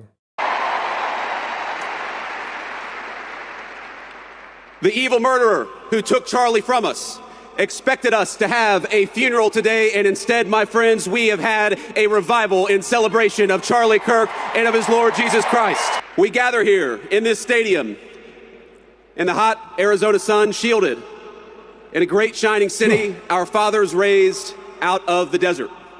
And from this desert, Charlie Kirk built a movement. He transformed the face of conservatism in our own time, and in doing so, he changed the course. Thanks for the 1999. Reptilian Brainstem Autism brought to you by Geeko. What's that? I don't know what that word is. Thank you. Wade Gregorian, thanks for the $10. Do the Tism Speaks puzzle piece next to the nerd face. The Tism Speaks puzzle piece. Yeah, maybe. I feel like that's kind of, people wouldn't get that, I don't think. Maybe, yeah, you get what you paid for. Niall, thanks for the $4.99. Did we watch a Reptilian self-report? Maybe. Bert, thanks for the $734. That's very precise. Rapture is on Wednesday, so here's my life savings. Thank you. Jane Socks, thanks for the $10. This is for a Confederate anthem when Ericka is speaking. Whoa, that's bold. That's very bold. Of American history. To rising generations across this country, Charlie exemplified kindness, courage, and a commitment to open debate. And he was a great debater, and we loved him for it. But Charlie loved debate not because he excelled at it, but because it was the vehicle for bringing the light of truth to dark places. And Charlie Kirk brought many truths in his life. Charlie brought the truth that young people deserved a stake in the future and that they deserved to have a voice. He brought the truth that marriage and family were the highest callings, far more important than any job or educational credential. He brought the truth that our nation would fade unless it brought order to its neighborhoods and prosperity to its people. He brought the truth that life was precious. He brought the truth that we should deploy the National Guard in blue cities against the will of the local governors. He brought the truth that we should suspend the Constitution. Fuck me, man. And violate the Electoral Count Act because of a very shaky legal theory. And we must fight to protect it at all stages and at all times. But most of all, Charlie brought the truth that Jesus Christ was the King of Kings and that all truth flowed from this first and most important one. But Charlie, he did so much more than tell the truth, he lived it. Charlie understood that the best evangelization was not in what you said, but in how you lived your life. And in this city, he lived his life well. He raised a wonderful family. He had a beautiful wife, 2 beloved children, and a loving and godly home. In this, he showed us the importance of family. He lived 3 decades he had on this earth with a sense of Christian virtue that would make any man, any person proud. And in this, he showed the importance of following God. He was a kind-hearted man, a hard-working person, and any parent would be proud to have him as a son. In this, he showed the virtue of industriousness. He was present and loving as any child would hope of his or her father, and in this, he showed the importance of strong Christian fatherhood. He was fearless and he was bold as any follower would hope would be true of a leader. And in this, he showed all of us how to carry on after his death. You know, Charlie Kirk, he loved history. He devoured the ideas that formed the foundation of our civilization. He stood for a tradition that Socrates established 2,500 years ago to question, to search, and to teach. He was Athens and Jerusalem, the city of reason and the city of God in one person. But if he loved those places, they were not his home. America was his home, and he was willing to die for it. You know, Charlie, he loved this country with a contagious intensity. Anybody who talked to him knew it and felt it. He knew that America was a beautiful place and we had these incredible ideas, but he also knew that our country was a covenant between the generations past, present, and future. This You? There's actually an account called This You. That's quite funny. What's it? When Joe Biden was diagnosed with stage 4 cancer, I don't remember a single conservative celebrating it. Not one, really. Why do I feel like that's not true? Joe Biden sent J6ers with cancer to prison and denied the medication. I'm not going to give up my dream of seeing him spend time in prison. Biden locked cancer patients up. He set the precedent for himself. Do you think that was their charges? They were jailed for having cancer. Okay. Joe Biden got cancer. Good. Wow. I look forward to seeing him suffer. Bro! Fuck Joseph Arbutt, liberal tier creator. Fuck being nice, cancer found in evil, or retard finder. Okay. Okay. He believed this country's best days were not behind us, but ahead of us. But he knew those better days would have to be earned. They would have to be worked for. We would have to sacrifice. Socrates' favorite dialogues. He would often go up to random students of his with around 300 people as a mob and make fun of them for being a shit lib. Yes. Oh God. I wonder if this is still findable. Wasn't it Charlie Kirk who did some fucking weird ass ramble about Plato and Socrates, and it made absolutely no sense? Was that Kirk? I feel like I remember this. Was it on Tim Pool? Maybe.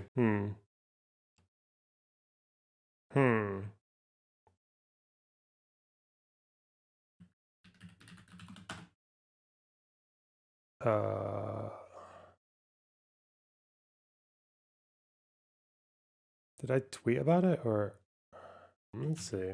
And work and tell the truth. He knew that America wouldn't be saved just by pulling together seminars or talking about the right kind of books in front of the right kind of people. Arms. Let's go. The movement which he created demanded more. It demanded courage. It demanded hard work. It demanded building, and it demanded leaders. And my friends, in Charlie Kirk, we found a great American leader. Now, our whole administration is here, but not just because we love Charlie as a friend, even though we did, but because we know we wouldn't be here without him. Charlie built an organization that reshaped the balance of our politics. Turning Point brought millions of young people into conversation with one another, brought millions of people into advocacy. He asked of us, not just that we talk about saving our country, but that we actually go and do it, and we do it together. Fuck, I definitely did reference it. Fuck, what was it? Was it maybe, let's see.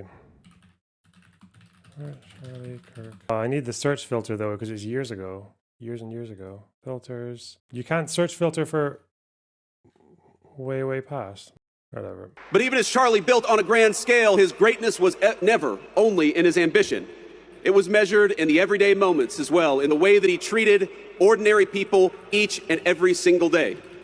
You know, you learn a lot about someone. Oh, it was Michael Brooks. God. So let's, what we're going to do is, oh God, it's this fucking retard. Remember him? He's been chugging for a while. Where's the Charlie Kirk clip? Because I did a tweet about it, but I guess the original account is gone, or the original post is gone. Plato was like, seize the means of production, and Aristotle said no. And also, the Democrats are the real racists. Do it if you're going to pretend like this, because it's pretty funny. To have the opposition party go full Rousseauian Marxist. I'm so glad you mentioned Rousseau, because he was the gateway to Karl Marx. And Plato is really the gateway to Rousseau. And what the big conversation is... You're well read, the Republican social. Yeah, you're very well read. You're a good boy. Hey, the fuck, man. Oh, God. It's like, you know, when your mum and your fucking, like, when someone's like, when their mum and their aunts and all that are like, there's a 4-year-old talking, like, wow, he's so clever. He's so clever. Wow, he reads so well. He talks so well. It's like that, but they're doing it but an entire political party did it for him. Thank you. And Aristotle and Plato, who of course was the age-old student and teacher dynamic. Of course, Socrates taught Plato, Plato taught Aristotle, but Aristotle disagreed with Plato on one fundamental thing. He disagreed on a lot, which is private property a good thing or a bad thing? Plato said bad thing. Get rid of private property. Plato also argued against the nuclear family. Aristotle said, no, I actually... When he says Plato argued against the first of all, there was no nuclear family in fucking Athens. He's talking about how Plato wanted the fucking philosopher kings to rule over Athens because he was anti-democracy and shit. And he wanted the philosopher kings to have a fucking bunch of orgies with each other so that their kids wouldn't know who their parents were, so they'd only be loyal to the to the system rather than to their families. What do you mean nuclear family? What the fuck? Wow, yeah, you're very well read. What, because you named some philosophers, dipshit? Like, come on. It's a fucking joke, man. This guy was a retard. I'm sorry. He was a fucking retard. A poser and a retard. I think private property serves a role. I think that if you try to take people's stuff away, all of a sudden you're going to take away their meaning and their ability to pass on wealth and ideas to the next generation. This divide between Aristotle and Plato is playing out today in our politics. Let me tell you something. If Aristotle was that easy to read, I would have done way better in Greek philosophy. I would. Okay. But yeah, that was from the same account that tweeted the video. It's so dumb, man. Rousseauian Marxist roots in Plato and that Plato Aristotle. Fuck me, man. And you know, Plato, he thought that there could be more than two genders, but Aristotle was like, nah, because you can't say I'm a man and I'm not a man. That's an Aristotelian contradiction. Also, Michelle Obama, DEI, somehow DEI'd her way into marrying Obama. By how they treat others when the cameras aren't on. Charlie treated staffers as well as he treated the President of the United States. When I was just a guy polling at nothing in my Senate race back in 2021, Charlie helped me, not because I was a future vice president, but because I was a dear friend. I saw just a couple of months ago when a White House staffer struggled with the weight of his job and the responsibilities of new fatherhood. Charlie stopped what he was doing in the hallways of the West Wing and said a prayer for that staffer. Because Charlie believed that we were all children of God, he treated everyone with grace. And that is perhaps the enduring legacy of Charlie Kirk. You know, I was telling somebody backstage that I always felt a little uncomfortable talking about my faith in public as much as I loved the Lord and as much as it was an important part of my life. I have talked more about Jesus Christ in the past 2 weeks than I have my entire time in public life. And that is an undeniable legacy of the great Charlie Kirk. You know, he loved God. And because he loved God, he wanted to understand God's creation and the men and women made in his image. Now, much has been said over the last week about Charlie's ability to approach any topic, any person in good faith, an achievement that was only possible because Charlie knew that we were all children of God. He knew deep down the truth of Scripture. And from that confidence, everything else flowed. That unshakable belief in the gospel led him to see differences in opinion, not as battlefields to conquer, but as way stations in the pursuit of truth. He knew it was right to love others, your neighbor, your interlocutor, your enemy. I still can't believe Tucker Carlson did an Israel conspiracy with Trump in the audience. Apparently Israelis are talking about it. It's in the Times of Israel today. They're talking about Tucker Carlson's fucking conspiracy. But no one cares. No one gives a fuck, man. They don't care. They're not going to give a shit. That'll be old news in like 3 days. But he also understood his duty to say what is right and what is wrong, to distinguish what is false from what is true. Charlie was slain, doing what he loved, telling the truth, proclaiming his faith, building out a dream. And now he's gone. Yeah. And our hearts feel so empty because he's been taken from us. He's been taken from his parents and from his sister. He's been taken Democrats. From our darling Ericka and their beautiful children. And Ericka, I know I speak for this entire auditorium when I say that we love you and we will never stop standing by your side, just as Charlie did. You know what's so fascinating about this is I believe there is still actually no link been established between the shooter and left-wing groups. And that is almost definitely because it doesn't exist. The Discord logs that they did give us don't really suggest that. And you wouldn't need that many Discord logs to know where someone comes from, right? Like you wouldn't. How easy was it to identify say like the guy who fucking Aaron Bushnell, how easy was it to identify him because of his Reddit posts? Like the way he spoke about October, it was so clear that he was like a far left, decolonizer, whatever shit. Like talking about how October 7th was resistance to colonialism and all that. Yeah, like fuck. And how the Israelis weren't civilians, they were occupiers. Like that was, he said that. It's like very clear what camp that view comes from. Whereas this person, I don't know. There just doesn't seem to be. Why is it with all these shooters, you're given like 3 facts about them and then nothing? Why is that? So the Trump guy, registered Republican, but also donated like $10, $15 to Democrats when he was a teenager. And that's it. That's all we know about. That's all it. Fuck. The guy who attacked Josh Shapiro, he was Free Palestine, but he also tried to get his family to vote for Trump in 2024. And he was also into QAnon. That's all we know about. Like, but I guess it's maybe because these guys aren't actually as, like, they don't leave as much of a trail as you would think. Like, they don't, I don't know. What about the golf course attempted shooter? I don't know anything about that person. Don't know. He was taken from us. Isn't Luigi right wing? As far as I know, he was like kind of, like a populist right wing, Don't know. By those who despise the virtues that actually made our civilization great to begin with: dialogue, truth-seeking, family, and faith. In the wake of obviously, the embassy staffers, the Jewish Museum, we know about him, right? We know that he was consumed. But I guess it's weird that they don't really tell you what kind of content they were consuming. But I don't know. I wonder if it's just like they just watch shorts. They just watch loads of TikToks. Or maybe like the Justice Department doesn't really want to name if these people were watching particular like binge watching channels, or I don't know. I guess people who are part of communities might just be less likely to go out and do it.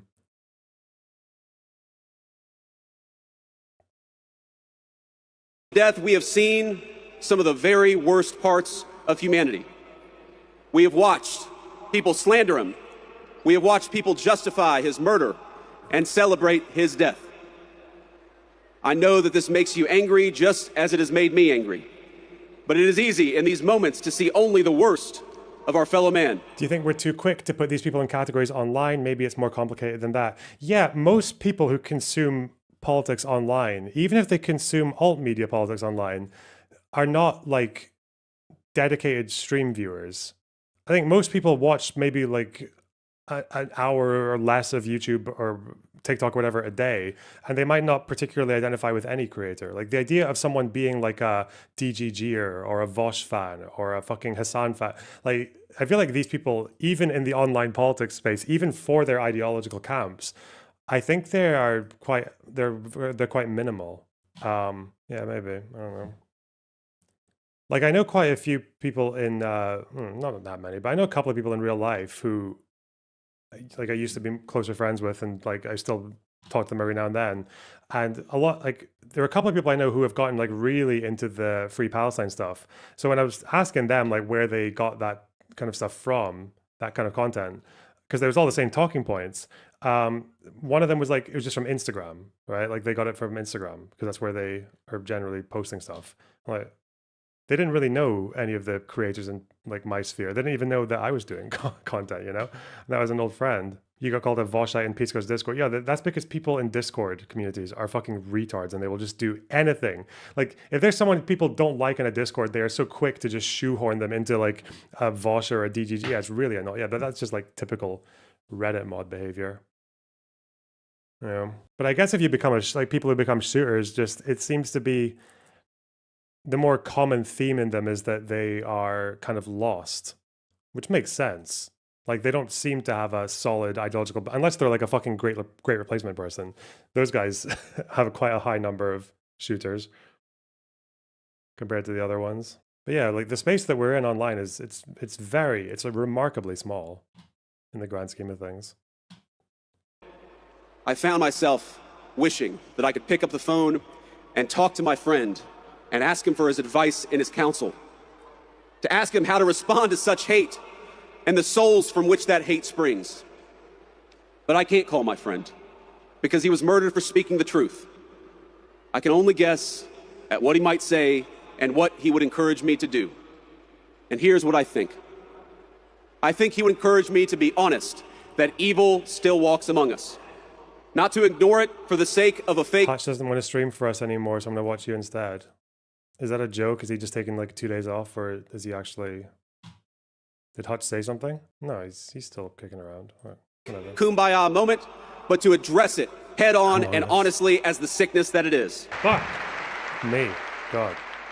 But I also think he would encourage me, he would encourage all of us to focus on the good. He would encourage us to remember that for every hateful voice celebrating his murder, there are 1,000 people mourning it and fighting for his legacy every single day. He would tell me to pray. I'm certain of it. He would tell me to pray for my friends, but also for my enemies. He would tell me to put on the full armor of God and get back to work. He would tell us to commit ourselves to telling the truth and to fight for that truth each and every single day. He would tell us to talk about God's love and the fact that that love applied everybody across the whole human family. Charlie suffered a terrible fate, my friends. We all know it. We all saw it. But think, it is not the worst fate. It is better to face a gunman than to live your life afraid to speak the truth. It is better to be persecuted for your faith than to deny the kingship of Christ. Oh yeah, don't forget the kingship of Christ. It is better to die a young man in this world than to sell your soul for an easy life with no purpose, no risk, no love. Okay, wow. Breaking news, breaking news. Fox just in. Fox, because Fox gets all the breaking news. Nice one, we love that. They're so reliable. Patel reveals SBI is investigating theories around the Kirk assassination.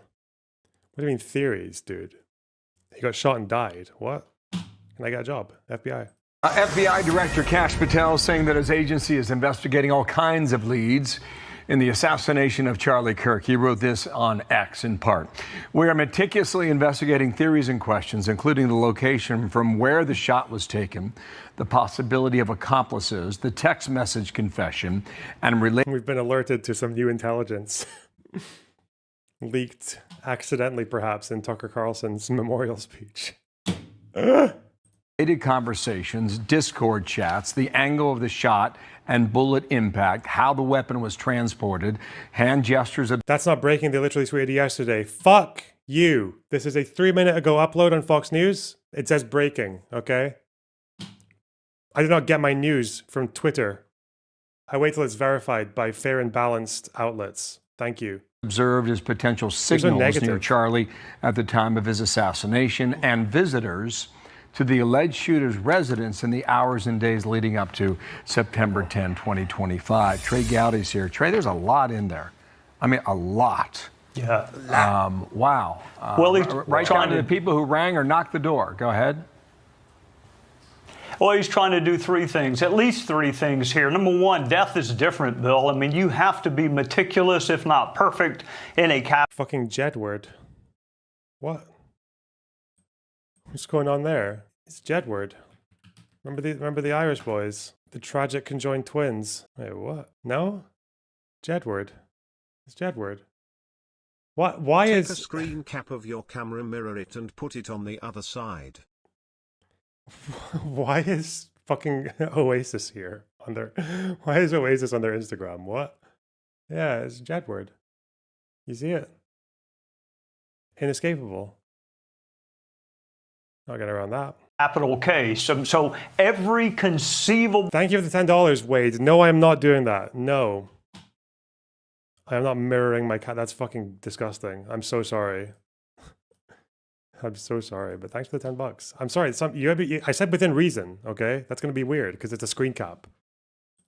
Question that a jury may have, Cash and the prosecutors are now trying to answer. I mean, everything in a death penalty case is different. The standard of proof may be the same, but in reality, if you're going to put someone to death, the case needs to be perfect. The second thing he's trying to do is, even I think I'm a rational person.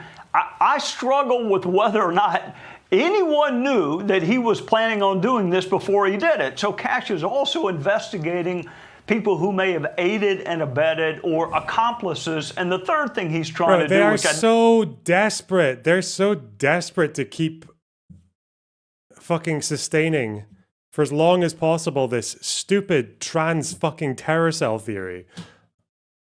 Don't think he's going to be able to is tap down the conspiracies that are out there. Almost every major assassination we've had in our history, Bill, there's still someone out there who thinks some conspiracy. I mean, heck, there are people who think the earth is flat. So he's going to have a hard time convincing everyone that this investigation was fulsome, but that's what he's trying to do. Okay, so here's Pam Bondi, the AG, from over the weekend with Laura Trump. So our U.S. attorney in Utah is working hand in hand with the district attorney out there. The district attorney has indicted for first-degree murder and other charges. They are seeking the death penalty. And I don't like this light. This light's not a good color. That one. Let's fix it up. Firing squad is still on the table in the state of Utah, among other things. So it's indicted in the state, and we're working hand in hand to decide when and if we will indict federally as well. What we will all be sure of is this guy never sees the light of day. So go ahead and comment on that if that's your choice here, Trey. But all this stuff like looking at Discord chats and who knows where that goes. Wait, why is that my fucking ceiling light, Dick? Why? I don't want to change that one. I want to change this one. Yeah, I mean, what Pam's point is, this is a state murder investigation. It is a Utah murder investigation. What the FBI is assisting, like they do in lots of other jurisdictions, but ultimately, it'll be a Utah state prosecutor standing in front of a Utah jury. What she means, look, there are examples like Dylan Roof where the feds did take over the case, and they're the ones that put him on death row.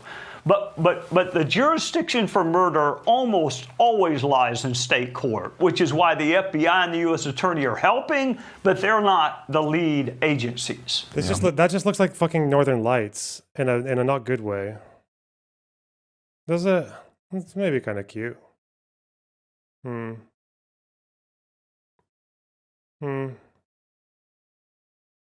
do we think? I think for that purple, which I wouldn't normally like, is quite working quite well on the wall. Not bad, not wowing you. Okay, fuck you. When you look at it directly, it looks really green, but it's blue, mayhap. No. Let's try. No, the blue is too faint. It just it melts too much into the purple. That seems cool though. Fuck it. Let's bring out the color theory wheel. Have you tried doing a full red? Yeah. You're right about the theories. Regardless of how this turns out, there will still be many that live for a long time. Trey, thanks. Nice to see you on a Monday. Thanks for coming on. Yes, sir. Okay. Yes, sir. I'm Steve Ducey. I'm Brian Kilmeade. And I'm Ainsley Earhart. Brian, what? How was your weekend, Loner? It was very good, thank you. I did a lot of reading. And no truth. Christ told us in the Gospel of John, I have said these things to you, that in me you may have peace. In the world you will have tribulation, but take heart. I have overcome the world. Yeah. Charlie took heart, and now we must do the same. I've seen so many of you say, so many on social media, talk about for Charlie. We must do this for Charlie. For Charlie, we will speak the truth every single day. For Charlie, we will rebuild this United States of America to greatness. For Charlie, we will never shrink, we will never cower, and we will never falter, even when staring down the barrel of a gun. Peacefully and patriotically. For Charlie, we will remember that it is better to stand on our feet defending the United States of America and defending the truth than it is to die on our knees. My friends, for Charlie, we must remember that he is a hero to the United States of America and he is a martyr for the Christian faith. May our Heavenly Father give us the courage to live as Charlie lived. That is what we must do for Charlie. You ran a good race, my friend. I love you. We've got it from here. Thank you. Okay. Oh, please, are we gonna have Elon talking? There's no way, right? There's no way. Oh, shit! She talks for a while, doesn't she? Just like a good half hour.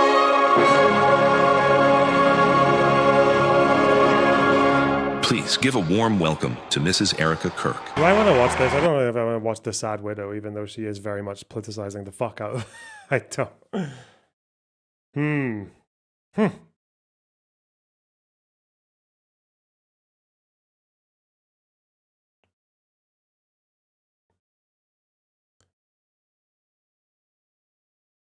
DEI CEO. I mean, Charlie Kirk did call Michelle Obama an affirmative action pick, right? Somehow She DEI'd herself into marrying Obama. That's weird. It's so fucking with like all the cheering and shit. Like, God, she's like melting down here, praying. What the fuck? It's Hello. God bless all of you for coming here from all over the world to honor and celebrate my Charlie. What would be interesting is if she actually just gives like a normal memorial speech and it's like completely different from what everyone else has been doing with this fucking event, which is turning it into a fucking like political call to arms. Well, we'll see. That would probably be even more sad. Just a few miles from here, 2 years ago at America Fest 2023, Charlie delivered a speech on stage for our TPUSA Faith event. Charlie loves speaking off the cuff. He was very good at that, without a script. So I personally didn't know what he was going to say. And what he chose to speak about that day was his submission to the will of God. He quoted one of his favorite Bible verses, Isaiah chapter 6, verse 8. "Here I am, Lord. Send me." After Charlie finished, I met him backstage, and I spoke to him, and I'll never forget this. I said, "Charlie, baby, please talk to me next time before you say that statement." Because when you say something like that, there is so much power in that verse. When you say, "Here I am, Lord, use me," God will take you up on that. And he did with Charlie. 11 days ago, God accepted that total surrender from my husband and then called him to his side. More than anything, Charlie wanted to do not his will, but God's will.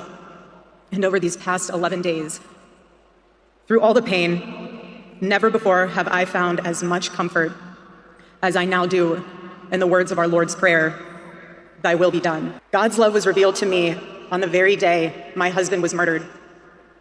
On the afternoon of September 10th, I arrived at a Utah hospital to do the unthinkable, to look directly at my husband's murdered body.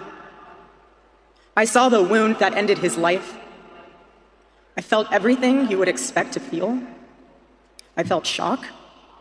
I felt horror and a level of heartache that I didn't even know existed. But there was something else too.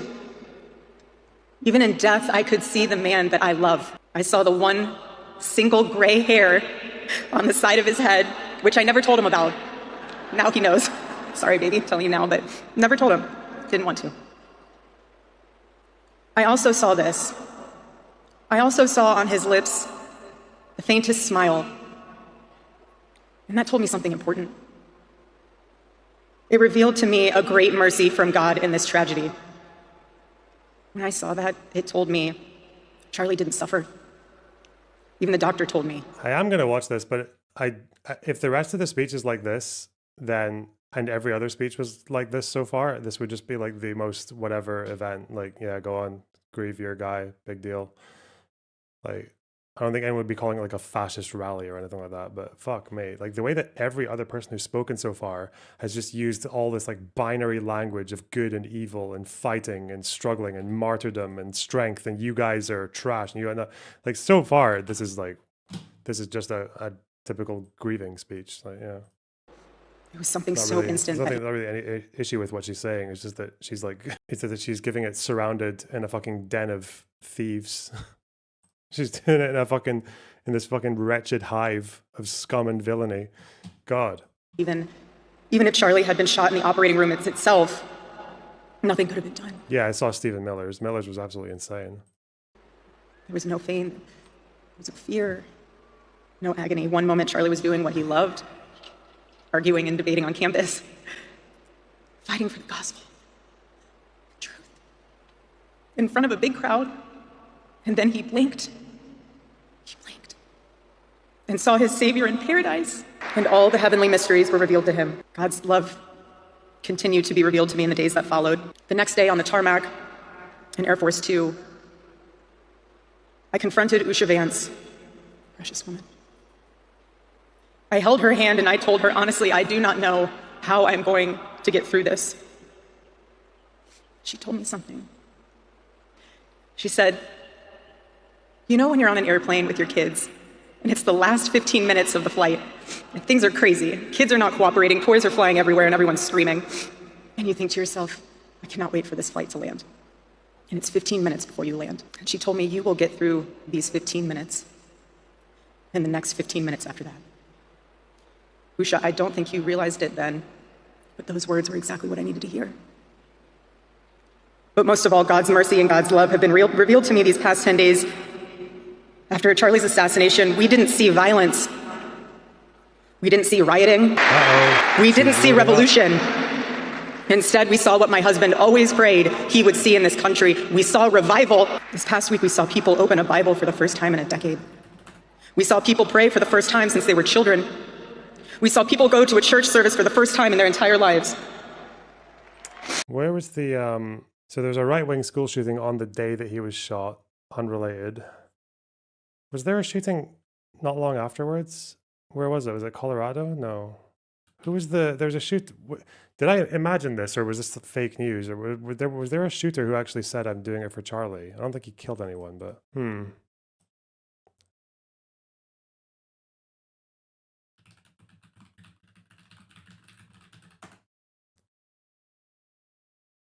Do you guys know who I'm talking about? Not for Charlie. Okay. All right. Someone did there was a threat. Okay. Yeah, right. There was a school shooting after.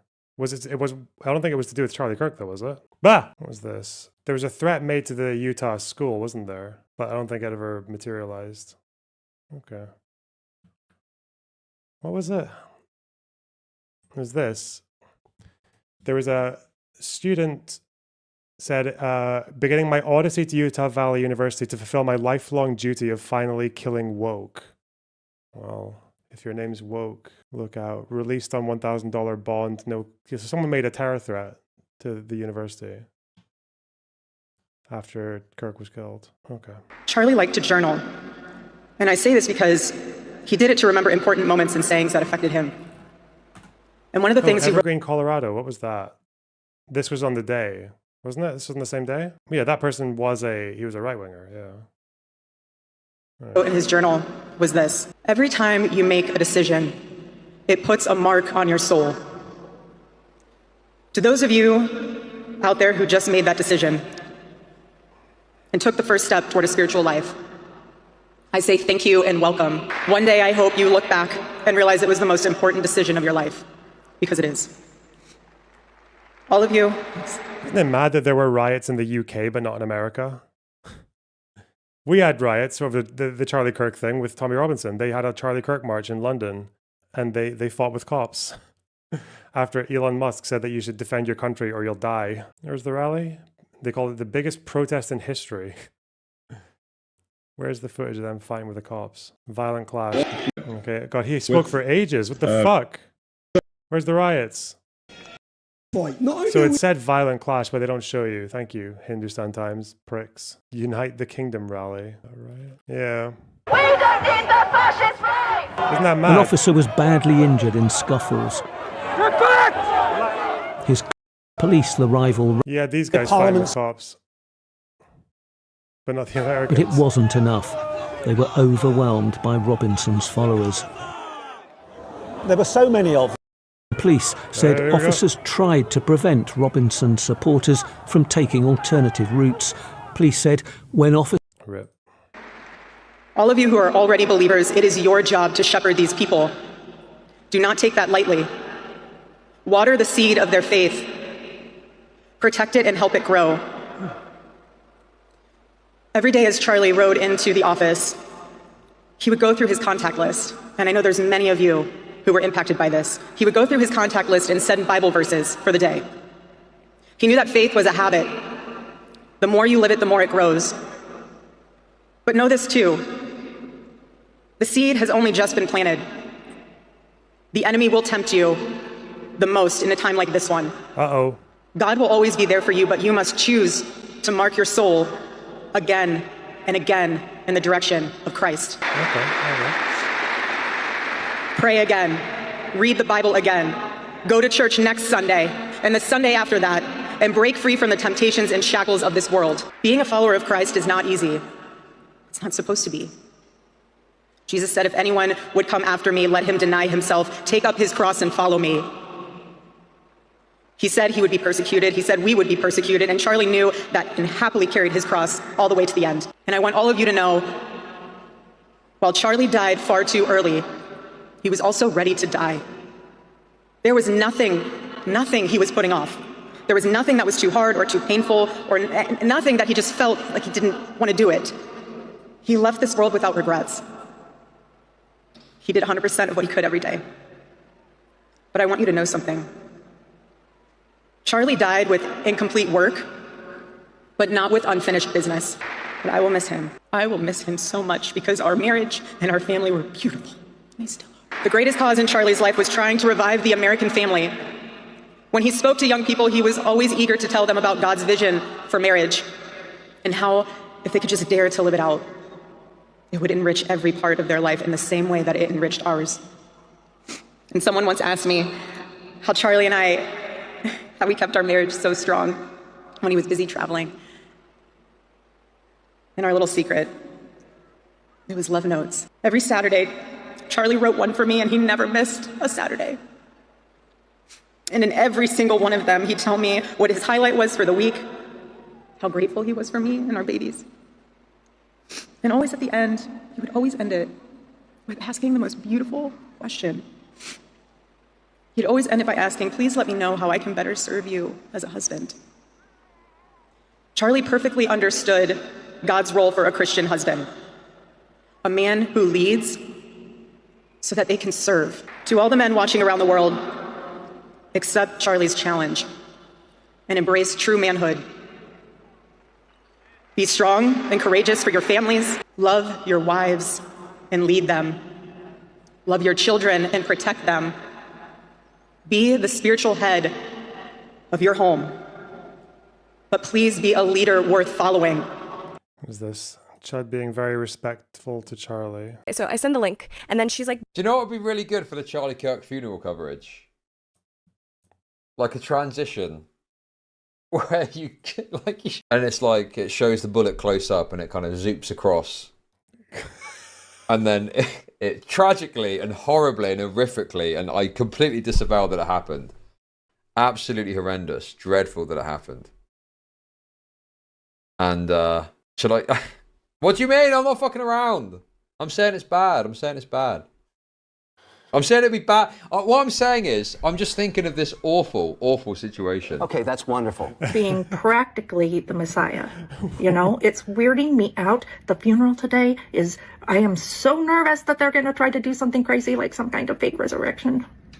Rest in power. Is this for his stream? Oh, God. I'm afraid that they're going to try to do something. Just imagine it. Put Charlie Kirk's corpse on like a cross and just like put him up on the stage like that. Could you imagine? Could you imagine? Jesus. I wouldn't put it past them if they did. Man, that fucking Tucker sentence. It's so mental that all these Republican retards on Twitter are just like, what you fascism is when you forgive the shooter. Bro, you're literally, really, they're doing it. They're using her grieving. Because this speech is fine. This is like this would not be newsworthy if this was every speech that was given. They're literally using her grievance speech as a fucking human shield against all the people who just used it to incite some fucking crusade of good against evil. The fuck? Your wife is not your servant. Your wife is not your employee. Your wife is not your slave. She is your helper. You are not rivals. You are one flesh working together for the glory of God. I was Charlie's confidant. Like, how do you so what's going to happen is that this speech is going to be the peaceful and patriotically of Trump's January 6th speech, right? Like the one acceptable fucking section that is going to be weaponized to negate the entire swamp of fucking fascist shit that was all around it on either side. I was his vault, his closest and most trusted advisor, his best friend. I poured into him and loved him so deeply, empowered him, because his love for me drove me to be a better wife. Every day he honored me, and I prayed that I could be the wife that God needed me to be for my husband. Women, I have a challenge for you too. Be virtuous. Our strength is found in God's design for our role. We are the guardians. We are the encouragers. We are the preservers. Guard your heart. Everything you do flows from it. And if you're a mother, please recognize that is the single most important ministry you have. In our home, because Charlie traveled a lot, we tried to travel with him where we could. But I made sure that when Charlie returned from work, it was his sacred landing place, away from the worries of the world. I didn't make him feel guilty for being away too long or too much, or getting home too late. I always told him, home is here for you, and it'll be ready for you. And I made it into this place where he wanted to be as soon as possible when he was on the road. There was no keeping score between us. We were a team, working together for the same mission. I never wanted to be the one standing between Charlie and the task that God prepared for him, had set for him. And I knew Charlie would always do his best to help me with the same. My marriage with Charlie was the best thing that ever happened to me. And I know it was the best thing that ever happened to him as well. He wanted everyone to experience that joy. And that's what's so beautiful about God's design for marriage, is that everyone can. And I could talk endlessly about it, and years to come I will. But Charlie's mission above all was aimed directly at those who aren't married. He named his organization well.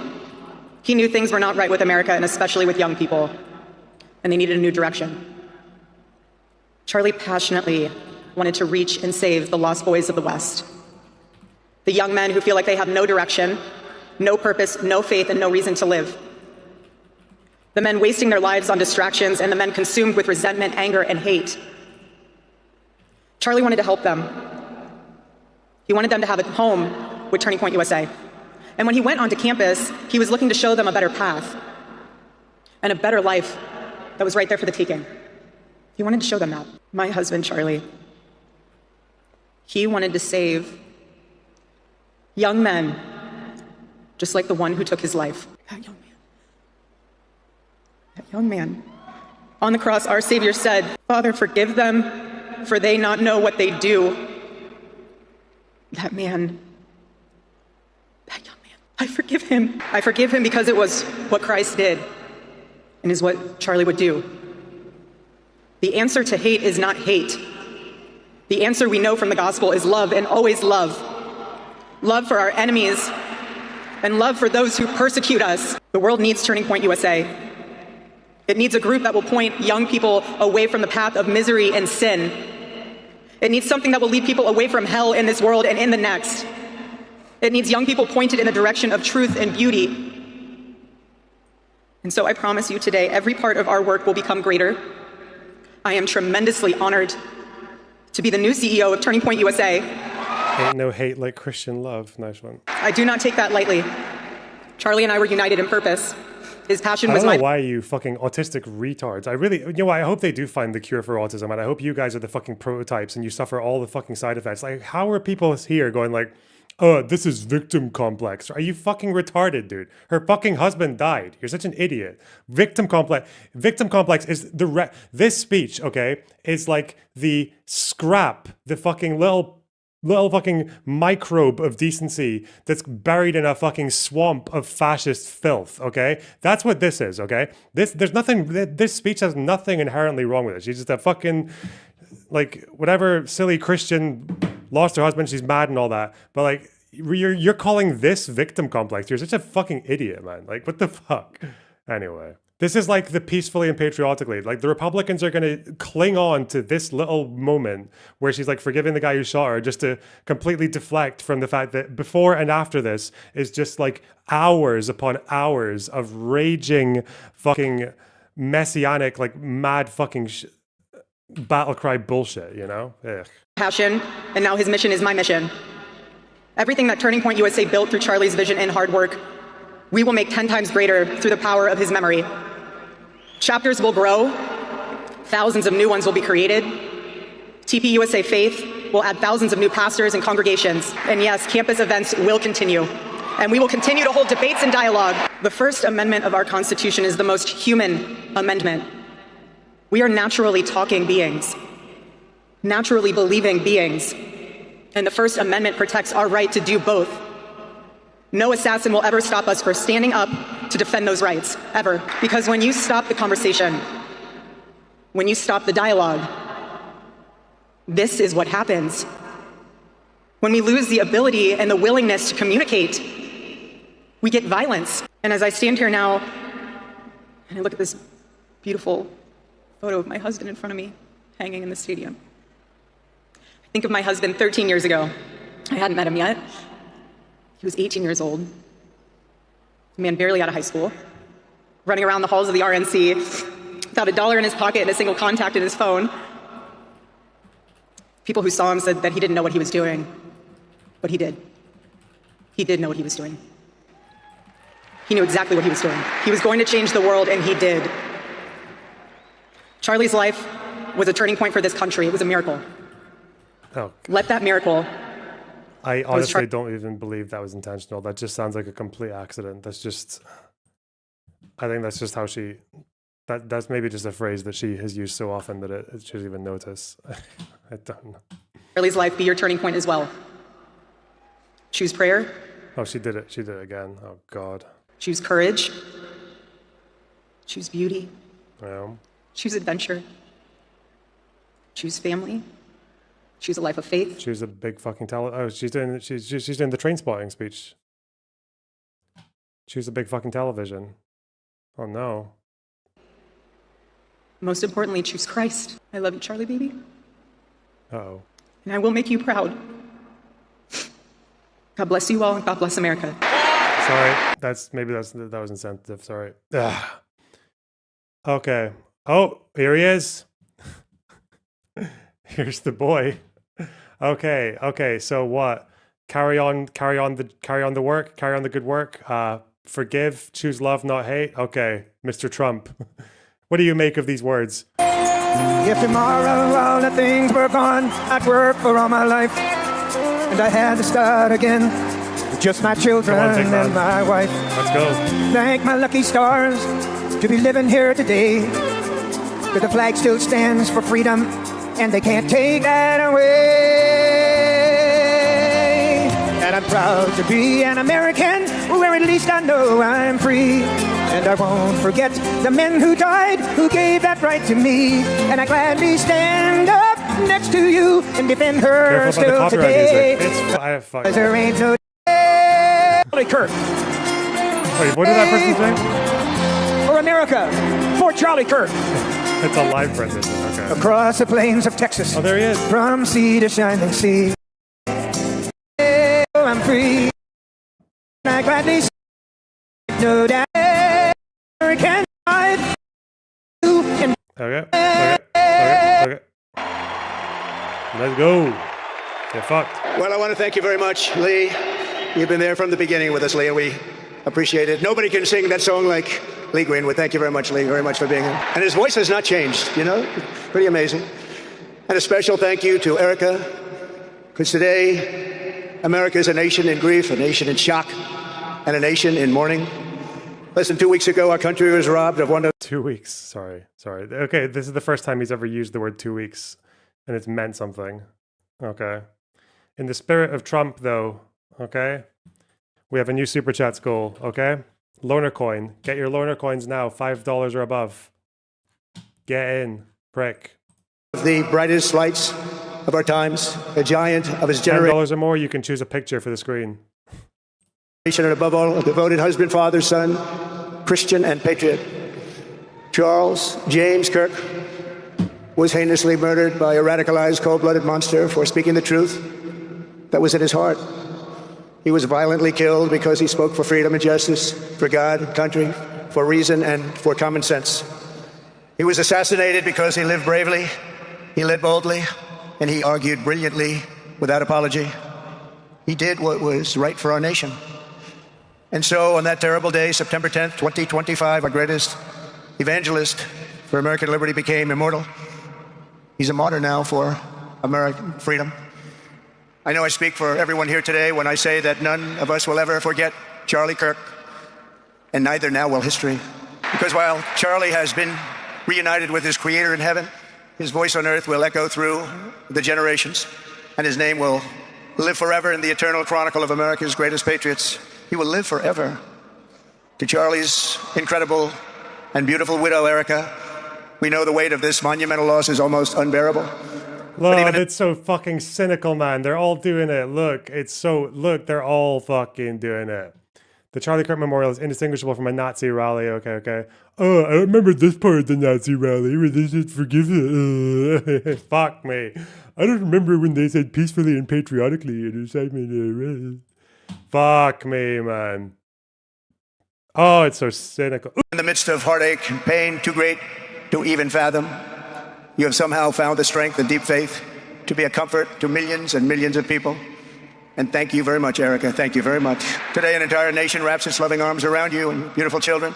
We share in your immense and overwhelming sorrow, and we vow that we will do everything we can to ensure that your children grow up in a land where their father is honored and revered as a great American hero. That's what he is. Hitler's sitting in his grave talking about how, if the international Jewish movement plunges us into war, well, then it's going to result in the extermination of the Jewish race in Europe.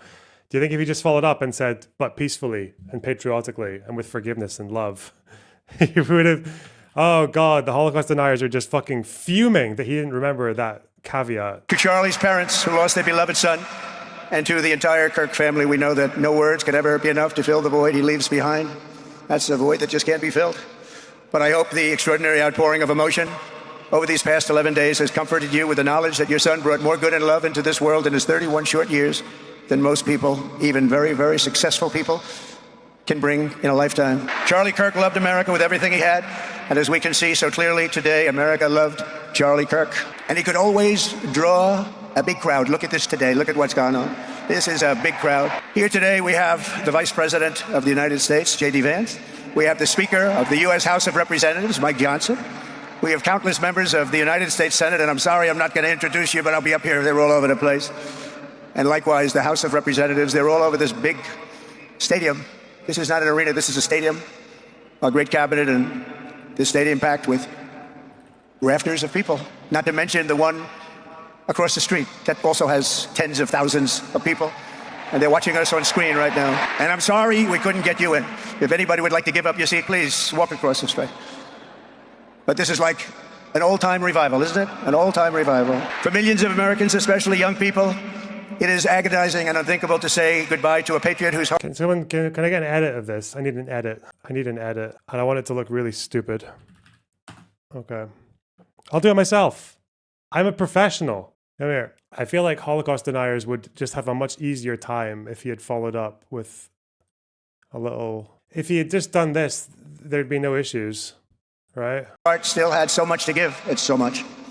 Raised in the suburbs of Chicago, Charlie was filled with a patriotic spirit from his youth, and he was an all-American. Hang on. Do I need to do I could do more. Peace and love and peace. X. Oh, fuck. In everything he did. And one of the last things he said to me is, please, sir, save Chicago. We're going to do that. We're going to save Chicago from horrible crime. In high school, he was the quarterback of the football team and the captain of the basketball team. He was a good athlete. A lot of people don't know that about Charlie. He was an Eagle Scout who spent his school lunch breaks listening to another champion for liberty, somebody that he greatly admired, Rush Limbaugh. But what was even more important to Charlie than politics and service was the choice he made in the 5th grade, which he called the most important decision of his life, to become a Christian and a follower of his Savior, Jesus Christ. Inspired by faith and his love of freedom, Charlie did something remarkable when he was just 18 years old. On the advice of a mentor who told him to put off going to college because he was doing so well, he devoted his life to converting young people to the conservative cause. How did he do? Take a look. How did he do? In 2012, 2 days after graduating high school, and with just $1,800 in his pocket, the young man from Illinois, who no one had ever heard of, started an organization whose grand ambitions were captured in its name, Turning Point USA. Great name. And I have a feeling it's going to be bigger and better than ever before. Does that make sense? It's going to be bigger and better than ever before. Look at what's happening. 12 years ago, Charlie walked onto his first college campus, the very liberal University of Wisconsin at Madison. He set up a card table and put up a sign with 3 words, "Big government sucks." Can you believe that? That's Charlie. That day, Charlie talked to every student who approached him, most of whom were probably quite a bit older than he was. Finally, after many hours, he found the first ever Turning Point chapter leader. His first year out of high school, Charlie traveled 300 days raising money and taking his message to campuses all over the country. He lived out of his parents' basement, and they actually loved having him there. They loved Charlie. Everybody loved Charlie. and on the couches of friends and supporters. He lived off couches for 2 years, 3 years, then life started getting a little bit different. But he was always the same. For 5 years, he refused to take a paycheck, but day after day, he worked from 5 a.m. in the morning till 11 p.m. in the evening, always. His staff remembers that he wore Walmart jeans and T-shirts from the Goodwill store. Remember the Goodwill store? It wasn't easy, but Charlie wasn't in it for money at all, never has been. Money was never his thing. He was always in it for the mission. As he liked to say even back then, we have a country to save. Just what he did. He'd call me all the time, sir, we have a country to save. I said, Charlie, thanks very much for telling me that. I appreciate it.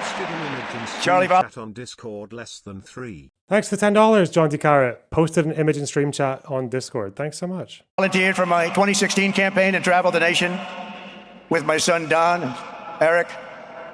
I got to know him very well and saw immediately that Charlie was actually a master builder of people. It was Charlie who first started organizing young black conservatives hungry for support and leadership. It was Charlie who stood up for persecuted Christians and Jews on college campuses. It was Charlie who helped bring online censorship, free speech, and cancel culture to the fore of our political debate. He was right up there with me. It was Charlie who helped unite MAGA and, you know what M-A-H-A? It gets worse. Oh yeah, this guy is a fucking retard. I can't... Oh god, there's so much. Fuck that. Okay, let's go. The memorial service for Charlie Kirk was one of the most powerful expressions of Christianity I've ever seen. Coming from a Muslim background, it was overwhelming to witness. There was no hate. Okay. There was unity, there was love, there was forgiveness, there was faith, there was hope. Hundreds of thousands of people standing together and singing songs of praise, mourning, and standing together in solidarity. The stadium was full of people willing to help and be kind to each other and even to their enemies. In fact, there was a handful of provocateurs at one exit with a Palestine flag and an LGBT flag. Almost everyone simply walked past them, while some engaged in verbal exchanges and then moved on. Millions were watching from around the world. Fuck me, man. Fuck me. Nah. That's right, make America healthy again. And tomorrow we're going to have one of the biggest announcements, really medically, I think, in the history of our country. We're going to be doing it with... Wait, where did you put the... Oh, stream chat. Bobby and Oz and all of the professionals. I think you're going to find it to be amazing. I think we found an answer to autism. How about that? Autism. Tomorrow we're going to be talking yes, in the Oval Office in the White House. Zap it. About autism. Take him out. How it happens, so we won't let it happen anymore. And how to get at least somewhat better when you have it, so that parents can help their child. How to get better when you get... Bro. That's incredible. That's so... All right, let's put Mussolini up here. And let's put this here. Okay. The left has gone insane. Okay. Thank you. Their beautiful child. That's a big one. I've been bugging everybody over there. Get the answer to that. You know, 20 years ago, one in 10... The answer is censorship. Oh, God. Ooh, there's going to be a lot of, fuck. 10,000 were born with autism 20 years ago. The most recent survey says 1 in 12. Wow. How bad is that? That's for young boys, baby boys, but also girls a little bit better. It's about 1 in 20. But we can't, because obviously there was something really wrong, and we think we know what that is. It's going to be, I think it's going to be one of the most just like prototype Elon, please. Important news conferences I'll ever have, and I look so forward to it. Once they cure autism, what will you do when you have no more viewers? I guess I won't care because I won't be autistic anymore, right? I'll just, get a normal job. And be happy. No problem. And you know who else looked forward to it? Because he knew. I'll become a Republican. I'll learn to hate immigrants like a normal person. I tell him a little bit about what was going on. Was Charlie, he would have been front row center, believe me. We'll be missing him tomorrow. It was such a big deal for him, too.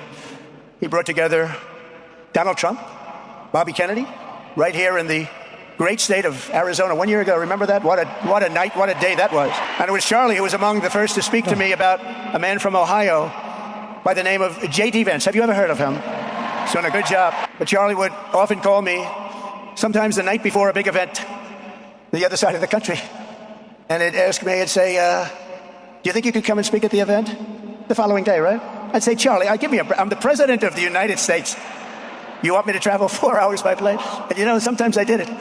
He was a very good guy. He was a very convincing guy. He didn't stop, but he would ask for He's just giving like a regular fucking MAGA rally speech. What the fuck is this guy doing? He's such a cunt. Oh god, the sad thing, I really wonder if I just hope like some part of Ericka is just watching there, realizing that he is basically just fucking Charlie's corpse with his orange fucking chode. Like that's what he's doing right now, right? He is just one eye hole at a time, his fucking gob, the little hole, Trump is putting his fucking cock in the hole in Charlie Kirk's neck and plugging it over and over and over and over and over again with his fucking speech. It's so fucking disgusting. He's just like, oh yeah, well, crowd sizes. That's the first thing he heard. Memorial for Charlie Kirk. The first thing that came into his head was crowd sizes. We're gonna get a huge crowd. We're gonna tell them all about my conversations with a good guy and tariffs. We're gonna talk about the 2020 election. What a disgusting prick. Fuck me. I really hope like just one conservative just sees that and they're like, yeah, yeah, he is just kind of he is just kind of raping my husband's corpse right now. Like, come on. things like that. Sir, could you be brutally shagging tomorrow in California? I said, Charlie, give me a break, please. He just wouldn't stop, and he succeeded. But I almost always went because you never wanted to let Charlie down. He worked so hard, you just didn't want to let him down. I felt guilty. He'd make me feel very guilty. As president, many people asked me for things, but Charlie was one of the few who always gave more than he took. He was a giver, much more than a taker. And no matter how big Charlie became, no one was too small for him to notice. He was good to everybody, didn't matter. Several years ago, a fourth grader asked Charlie to appear on his podcast, which was probably only watched by the parents of that fourth grader. And Charlie, who was actually pretty hot at the time, to be honest, he agreed, and the boy asked for advice. Charlie replied, the left. I call it the radical left. I call it sometimes the radical left lunatics. But Charlie didn't say that. He called it the left. He was probably right, but I can't help it. I can't help it. The communist, you mean the communist, fascist, Marxist left. Don't forget those ones. So he said the left, radical left lunatics, may have all the money in the world, but they can never outwork. He's doing a fucking stand-up bit.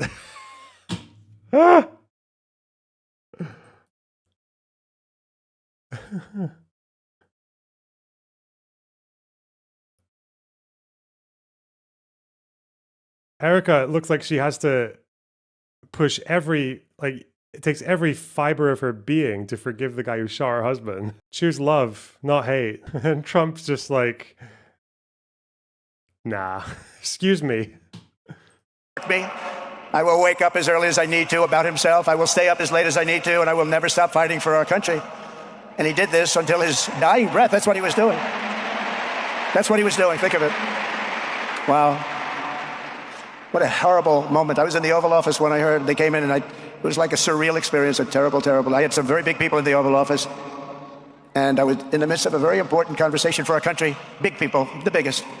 And I said, you have to leave now. When they told me that, they told me in front of a group of very powerful people. They said, you have to leave now, right now, please. Right now. You have to leave, go. By his own determination and skill, Charlie Kirk built Turning Point from his humble beginnings, the beginnings that nobody believed could ever end up something like this, into a great movement and a juggernaut of American politics. And you know, we have a massive stadium loaded up with people, but he got tremendous crowds before he had this kind of horrible news and before we had to hear what happened so terribly. He delivered more than 250 speeches a year at over 200 colleges and universities, and that was at a time when it was not really vogue to go to colleges and universities if you were a conservative. It really took great courage. And we used to talk, and I said, you know, I think they're much more conservative than we know, and he agreed, but it just wasn't something that was happening because the radical left would do very bad things, very dangerous things. But Charlie set up chapters on 2,200 campuses and spoke at more than 1,000 churches. He launched a podcast and radio show that grew to an audience of 1 million Americans a day, one of the bigger shows on radio. And Charlie didn't just bring young people into the movement. All of a sudden... Nancy Mace. Pray for his soul, bring back the death penalty. Oh, she probably thought he was black or trans. Yeah, okay. Fuck me. Oh, the partner was trans. Never mind. Pray for his soul, like, if you can. It started to grow by leaps and bounds by 2024. We won more young people than any Republican candidate in the history of our country, including for the first time a majority of males under 30. Can you believe it? Remember when Republican presidential candidates would get 4%? No, we did unbelievably with young people. And he was a big, big factor. Unbelievable. But he made me work for it. Sir, you have to make a speech here, you have to make a speech there. But we did it, and we won, and our country is doing unbelievably well now. We had a country that was dead 1 year ago, and now we have the hottest country anywhere in the world. And Charlie helped us make it that. One of the great people. But through it all, the core of Charlie's message and his basic method never changed. It never really changed. He stayed the same person also. At every campus event, Charlie asked the people who disagreed with him to come forward, and instead of silencing them, he handed them a microphone and let them speak.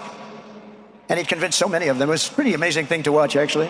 Shortly before Charlie arrived on campus, the day he was assassinated, a staff member texted him that there were many critics and students who were opposed to his views, and rather strenuously in the crowd. And that actually made him feel good, because he wanted to convince them. He understood. He really did. He understood what was right, and he was right about that. A lot of it was based on common sense, by the way. Charlie wrote back to the staff member saying, I'm not here to fight them. I want to know them and love them, and I want to reach them and try and lead them into a great way of life in our country. In that private moment on his dying day, we find everything we need to know about who Charlie Kirk truly was. He was the rescued soul to heaven springs. Thanks for the 10 euros. A missionary with a noble spirit and a great, great purpose. He did not hate his opponents. He wanted the best for them. That's where I disagreed with Charlie. I hate my opponent, and I don't want the best for them. This is so fucking gross, man. What did she just say? She said choose love, not... Oh, fuck me, man. Hey, we find everything we need to know about who Charlie Kirk truly was. He was a missionary with a noble spirit and a great, great purpose. He did not hate his opponents. He wanted the best for them. That's where I disagreed with Charlie. I hate my opponent, and I don't want the best for them. I'm sorry. I am sorry, Ericka. But now Ericka can talk to me and the whole group, and maybe they can convince me that that's not right, but I can't stand my opponent. Charlie's angry. Look at that. He's angry at me now. He wasn't interested in demonizing anyone. He was interested in persuading everyone to the ideas and principles he believed were good, right? He's just fucking emptying his balls on Charlie Kirk's body. Like, it's fucking mental. Man, how do they not see it? And true. Before each appearance, he prayed these words: God, use me for your will. Always said the same thing. I wonder if it's just that thing where it's like vicarious, you know, like she wants to be a good Christian so she can like completely oppose any vengeful language, apart from when she did the battle cry, but whatever. When she's saying, I forgive you, but then she's like, Trump gets to just like, don't worry, baby. I'll do the dirty work for you. And she's like, thank you. Because that was, that felt really gay for me to forgive the guy who shot my husband. I wonder if it's like a division of labor, you know, like Trump just basically does all the things that Christians don't really feel kind of uncomfortable saying themselves. And he just does it for them. He just does all the depraved. He's dying for their sins. That's what he's doing. Yeah. Use me for your will. And that is exactly what God did. When you think, that's exactly what he did. The more success Charlie had, and he was getting more and more successful, the more dangerous his mission became. On campuses all over the country, his quest for open dialogue was met with menacing hate. There were bomb threats, pulled fire alarms, and countless rage-filled radicals who tried to shout him down. It was nasty. I used to say, Charlie, this is nasty stuff you're doing. At one event, police had to build barricades to protect students from an angry mob of thugs. Many of these people, by the way, are paid a lot of money to do this. They're agitators. They're paid agitators. Remember that? When you see they all have the same beautifully printed sign. Every sign is identical, comes out of a top-level print shop. That's not the signs that are made in somebody's basement. Those are paid for by very bad people, and hopefully we're going to be finding out through the DOJ who those people are. Oh yeah, definitely. At another college, Antifa terrorists shattered windows, threw rocks, and tried to storm the building where Charlie was speaking. It was a really bad one. Often dozens of police officers were needed to prevent left-wing violence. And the violence comes largely from the left. You don't hear that from too many people, do you? And virtually every day for years... You definitely don't hear that from too many people, not least of all your fucking DOJ. Your DOJ-funded, by the way, research institute that had to have their study deleted because it showed that right-wing domestic terrorism far exceeded both Islamic and left-wing.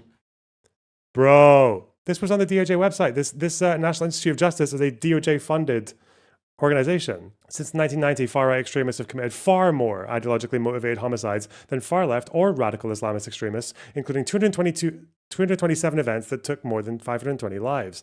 In the same period, far-left extremists committed 42 ideologically motivated attacks that took 78 lives.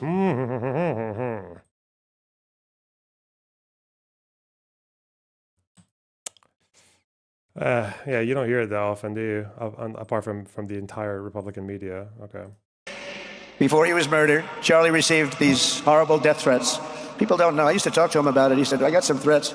He always felt that when they actually made the threat, they were not the ones to worry about. The ones to worry about were the ones that don't make the threats.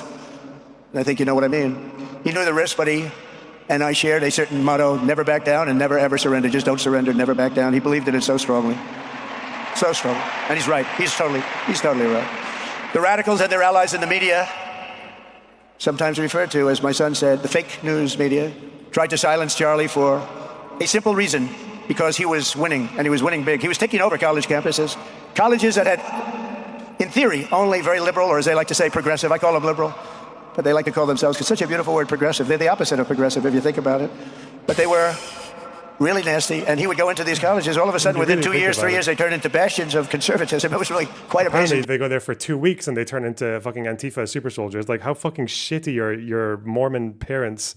How bad are Republican Christian parents if that's all it takes? You see, they lied about him because they did not want you to listen to him or to learn from him, because what he was talking about and even preaching made so much sense. Everywhere he went, he won the debates, he won the hearts, he won the minds, and yes, he won the elections for people. He helped us, he helped other people.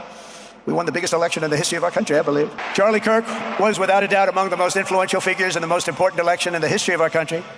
The election of, oh, that beautiful day. I don't know why you are unable to clip my stream.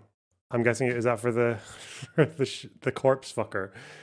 Yeah, I don't know why you can't clip it. It's there's one option that says you can enable clipping, but for some reason it's enabled, but people can't clip. So I don't know why that happens. There might be an OBS setting, maybe, but I haven't figured out what it is, because it's not very easy to find answers to that. If anyone knows, that would be handy, but shit, don't get demonetized. I'm not going to get demonetized for that joke. I think if you wanted to clip me, you would just have to get it from OBS. I agree, though, that is a good clippable moment. We need more clippers. It's a shame they have to use OBS, though. Maybe reinstall. Well, it's YouTube itself that's the issue, though, I think. Yeah. November 5th, 2024. Do you remember that day? It was 9 months ago. What a day that was. I mean, we had a pretty good day in the first one. And I must tell you, on the second one, we had a phenomenal day. But a lot of bad things happened. And now that's not even questioned. They cheated like dogs, but we got them back, didn't we, huh? Got them back. But we owe Charlie a profound and eternal debt of gratitude now. Just like Charlie and Ericka made Turning Point hot, we are looking at a country that has the chance to attain a level like never before. Tariffs are making us rich again, richer than anybody ever thought was possible. And the only one challenging them are people that hate our country or foreign countries that are paying a price, because they did the same thing to us for years. They took advantage of us, but we're making money. We're becoming richer and richer, and we're taking care of our people better and better when we do that. And we can take care of other countries better and better, but we're doing unbelievably well. The tariffs have really been a hold. The election was big, but the tariffs, because of the election, came in. And remember, other nations do that to us. And Charlie understood that. He saw the money. He saw what was coming into our country, and we can use that for Medicare, Medicaid, Social Security, all of these things that we fight so hard for. And that's exactly what's happening. The numbers are incredible. When the news finally came out on election night last November that the race was officially won, came out pretty early in the night.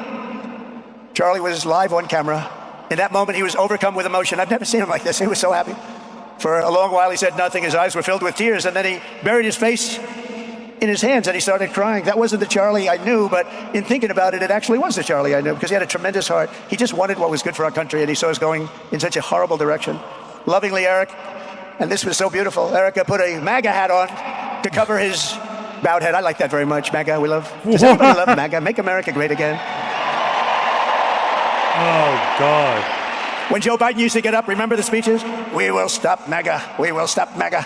You know, he could barely get the words out. We will stop. I said, can somebody inform him that MAGA means make America great again? How do you say you're going to stop it? And Charlie understood that. When Charlie finally looked up and spoke, he smiled through the watery eyes and simply said, I am humbled by God's grace. That was his statement that night. I was watching him. I was very impressed, actually. It showed he had a big heart. Every single American should take a long, hard look at the twisted soul and dark spirit of anyone who would want to kill a young man as good as Charlie. To kill anybody, but to kill a man like this, he didn't deserve this. He didn't deserve this. Our country didn't deserve this. And anyone who would make excuses for it are just out of their mind. Charlie's murder was not just an attack on one man or one movement. It was an attack on our entire nation. That was a horrible attack on the United States of America. It was an assault on our most sacred liberties and God-given rights. The gun was pointed at him, but the bullet was aimed at all of us. That bullet was aimed at every one of us.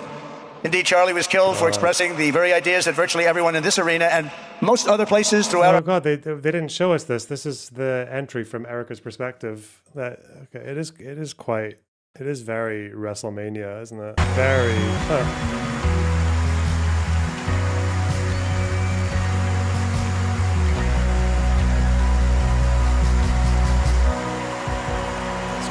Quite mad. Of course, me arriving to my husband's memorial. Well, ladies and gentlemen, not only will Ozzy Osbourne be on SmackDown this Monday, but so will this man. Yes. Who did this? This is an edit.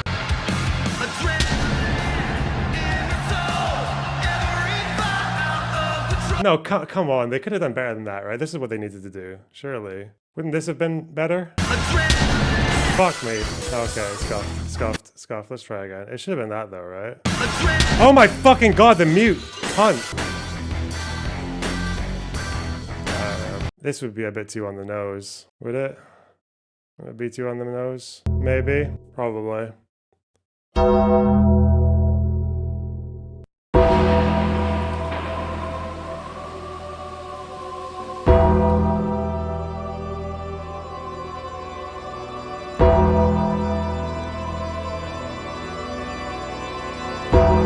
It does kind of work. Whatever, dude. Fucking stay at this.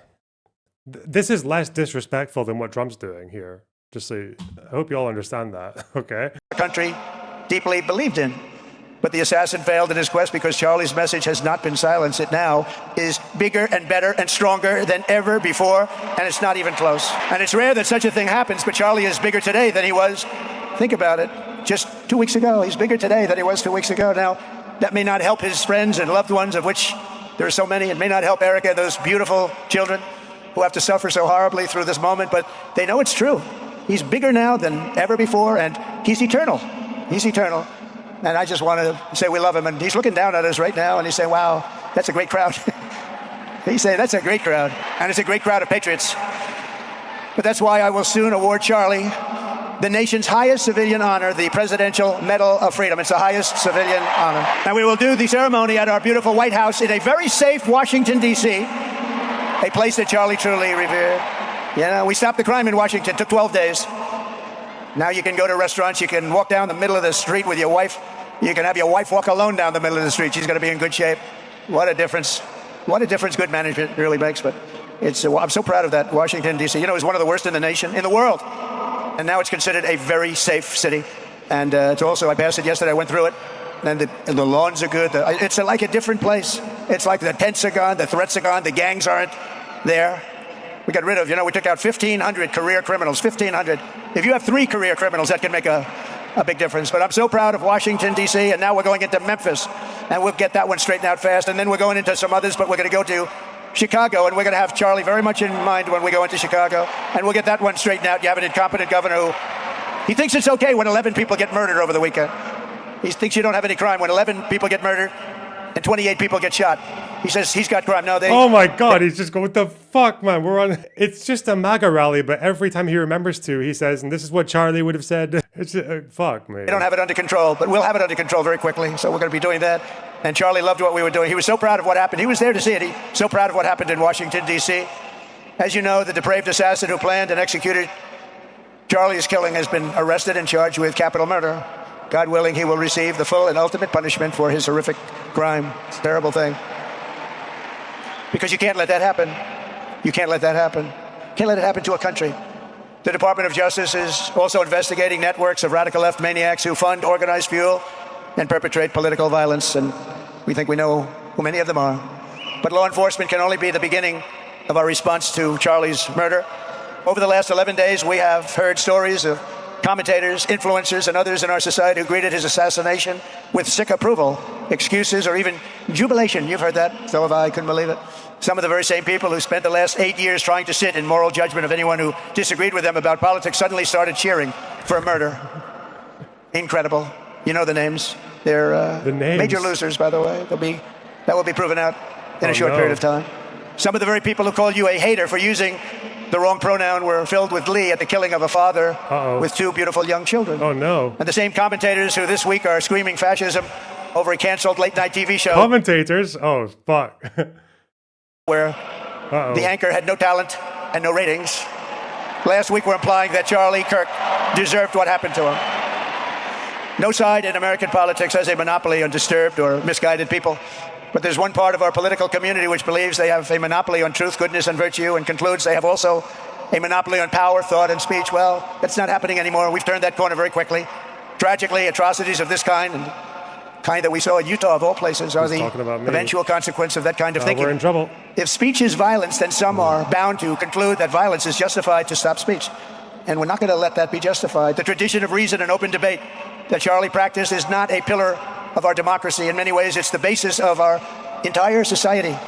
It's the right and inheritance of every free American, the greatest legacy of the Enlightenment, and among the most treasured achievements of civilization. We will defend it at all costs, and we will carry forward the torch of liberty that Charlie Kirk held so proud and so high. He was so proud, and he did hold that torch high. We will never, ever let it fail. We will never let it fail.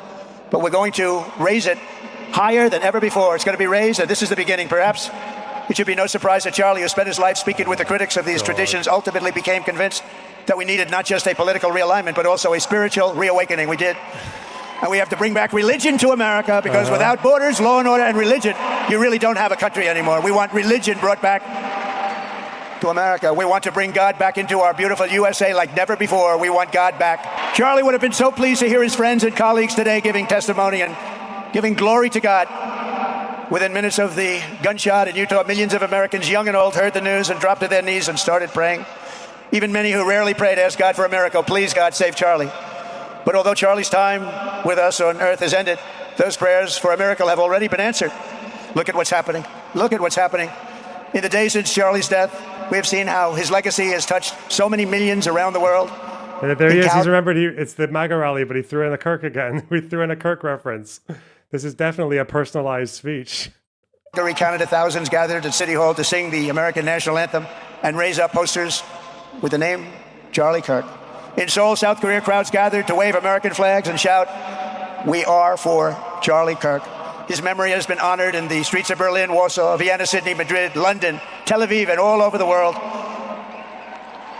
So beautiful to watch. A man as far away as rural Australia texted a pastor, "I'm going to come to church tomorrow for the first time ever." The pastor asked, "Why is that?" The man replied, "Because of Charlie Kirk." Can you imagine? The lesson of Charlie's life is that you should never underestimate what one person can do with a good heart, a righteous cause, a cheerful spirit, and the will to fight, fight, fight. Have to fight. Oh yeah, fight. Peacefully and patriotically. In saving our country. And Charlie's a big factor, such a big factor. Charlie Kirk started with only an idea to change minds on college campuses, and instead he ended up with a far greater achievement, changing history. He changed history.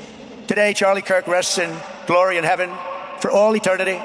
He has gone from speaking on campuses in Wisconsin to kneeling at the throne of God, where he is right now. We grieve for the friend and leader that we have lost, but we go forward strengthened by his faith and bolstered by his courage and inspired by his example to defend the country he lived for the freedoms he died for, and the values in which he so deeply believed. He believed in values that we should all believe in.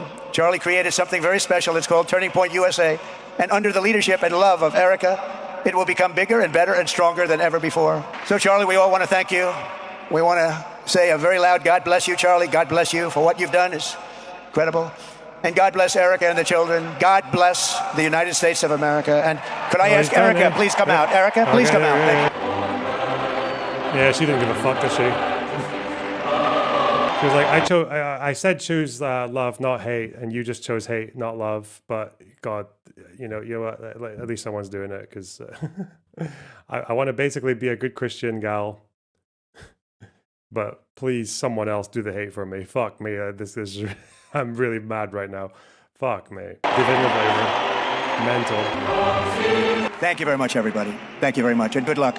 God be with you. Thank you.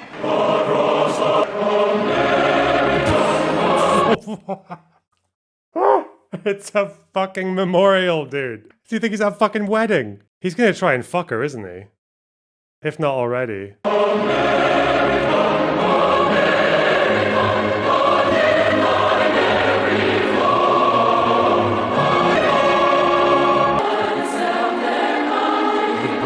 Charlie Kirk is first in line. ZJM, thanks for the 10 gifties. Thank you so much. That's really generous of you. Wow. 10 gifted subs. What a champion. What a god. Actively impressive. Thanks for the $5. I hope they cured autism for real. I miss my family. Holy shit, man. What? And ZJM, thanks for the $5. So glad we have such a great unifying leadership to bring the temperature down during these trying times. Gentleman Demon, thanks for the $9.99. Honestly, there's a lot of precedent for this. Remember after MLK was assassinated and the civil rights movement became the Civil War movement? Nope, but okay. I mean, there were riots, I guess. There was that moment in the 50s, I think, when Klansmen firebombed MLK's house. Like, his kids were inside. Like, someone could have died quite easily. And there was a whole group of black activists outside his house, like ready to go and take revenge, like to go and find the person or to riot. And he stood on the doorstep of his firebombed house and said, no, choose peace, you know? So, but I believe, maybe I'm wrong, is I don't think just after his speech, some other fucking random dude came on and started screaming about, nah, you can forgive the guy, but I won't. Let's go find him. Like that part didn't happen in the MLK story. Bit different from here. Wow. That was kind of insane. Oh. Welcome to my husband's memorial. Just the same shit in JBL. That's a good one. Okay. Mental. What a state. What an incredible country. Netanyahu. Joseph Goebbels, the Nazi propaganda minister, said that the bigger the lie, the faster it will spread. Well, somebody has fabricated a monstrous big lie that Israel had something to do with Charlie Kirk's horrific murder. This is insane. It is false. It is outrageous. Why would you respond to this, dude? You're a prime minister in wartime. Why the fuck would... Okay. Kirk was a giant, a once-in-a-century talent who defended freedom, defended America, defended our common Judeo-Christian civilization. Charlie loved Israel.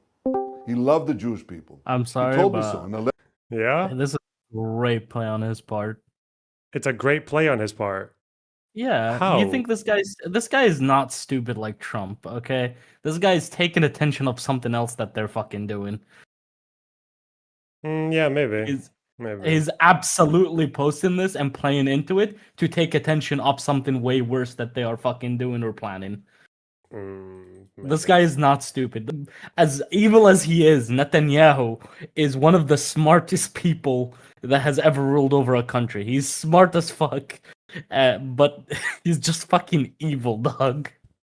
Yeah, well. No, he's playing into it because it takes attention off some fucking insane shit they're doing. Because, like, what's it called? How many people are talking about that they annexed parts of the West Bank? Nobody. Mm-hmm. Nobody. It's not that MAGA were going to care about that anyway, right? But, yeah, no one's going to care about that. But even pro-Palestinian people who are in the West don't give a shit about that either, because he fucking is adding to a conspiracy that Charlie Kirk was killed by him or like Israel. Interesting. He knows what he's fucking doing. He's evil, dog. This guy's literally the fucking devil. Okay. It might backfire though, because I feel like he doesn't really want to ruffle any right-wing feathers right now. Given that but nobody more like right wingers are only moving in one direction in America, and it's away from the Jews. Right? I don't think there's many people that believe that like there's not many of them, but they're only moving in one direction. So if right now it's only 10% of them are like anti-Semites, then next year it'll be 15 or 20. Like it's never going to go the other way. They're never going to get. It would need to be like 50%. For it to actually have an effect. Yeah, but I'm just saying, like, obviously time moves remember, in the direction. Remember how right-wingers vote. Oh, I agree with you on one thing. That's it. You have my vote. Yeah. For leftists, it's like, I disagree with you on one thing. You don't have my vote. Yeah. So, yeah, it's probably... Israel would probably cease to exist before that happens in America. On the course it's on. Fucking insane right-wing government throwing this country to the trash. I believe we have a Caroline Leavitt conference briefing. Trump's White House spokesperson. Oh, well. Bro, How can anyone deny that this is like a Nazi rally? This motherfucker was like, I hate my political opponents. I hate them. I know you're grieving, but I hate it. What the fuck? Yeah. Anyway, enjoy. Bye-bye. Letter that he sent me just a few months ago. One of my greatest joys as a Christian, he said, is advocating for Israel and forming alliances with Jews to protect Judeo-Christian civilization. Oh, Judeo-Christian. He encouraged me to make Do your best to save that exhausted Fox News line from 20 years ago. The case directly to the American people about how vital Israel is to U.S. national security. He told me, the Holy Land is so important to my life, it pains me to see support for Israel slip away. Now, if Charlie disagreed with a policy of mine or a decision here and there, not only did I not mind, I welcomed it. This is the essence of Charlie. This is the essence of a free country. It's exactly what Charlie stood for. And I knew that his suggestions always came from the heart, from his love for Israel and from his love for the Jewish people. A few weeks before his death, I spoke to Charlie. I invited him to visit Israel again. Oh no. And sadly, that won't happen. Now some are peddling these disgusting rumors, perhaps out of obsession, perhaps with Qatari funding. What I do know is this. Charlie Kirk was a great man, and a great man deserves honor, not lies. Qatari funding. Do you know something we don't? Ooh. Rest in peace, Charlie Kirk. May your memory be a blessing.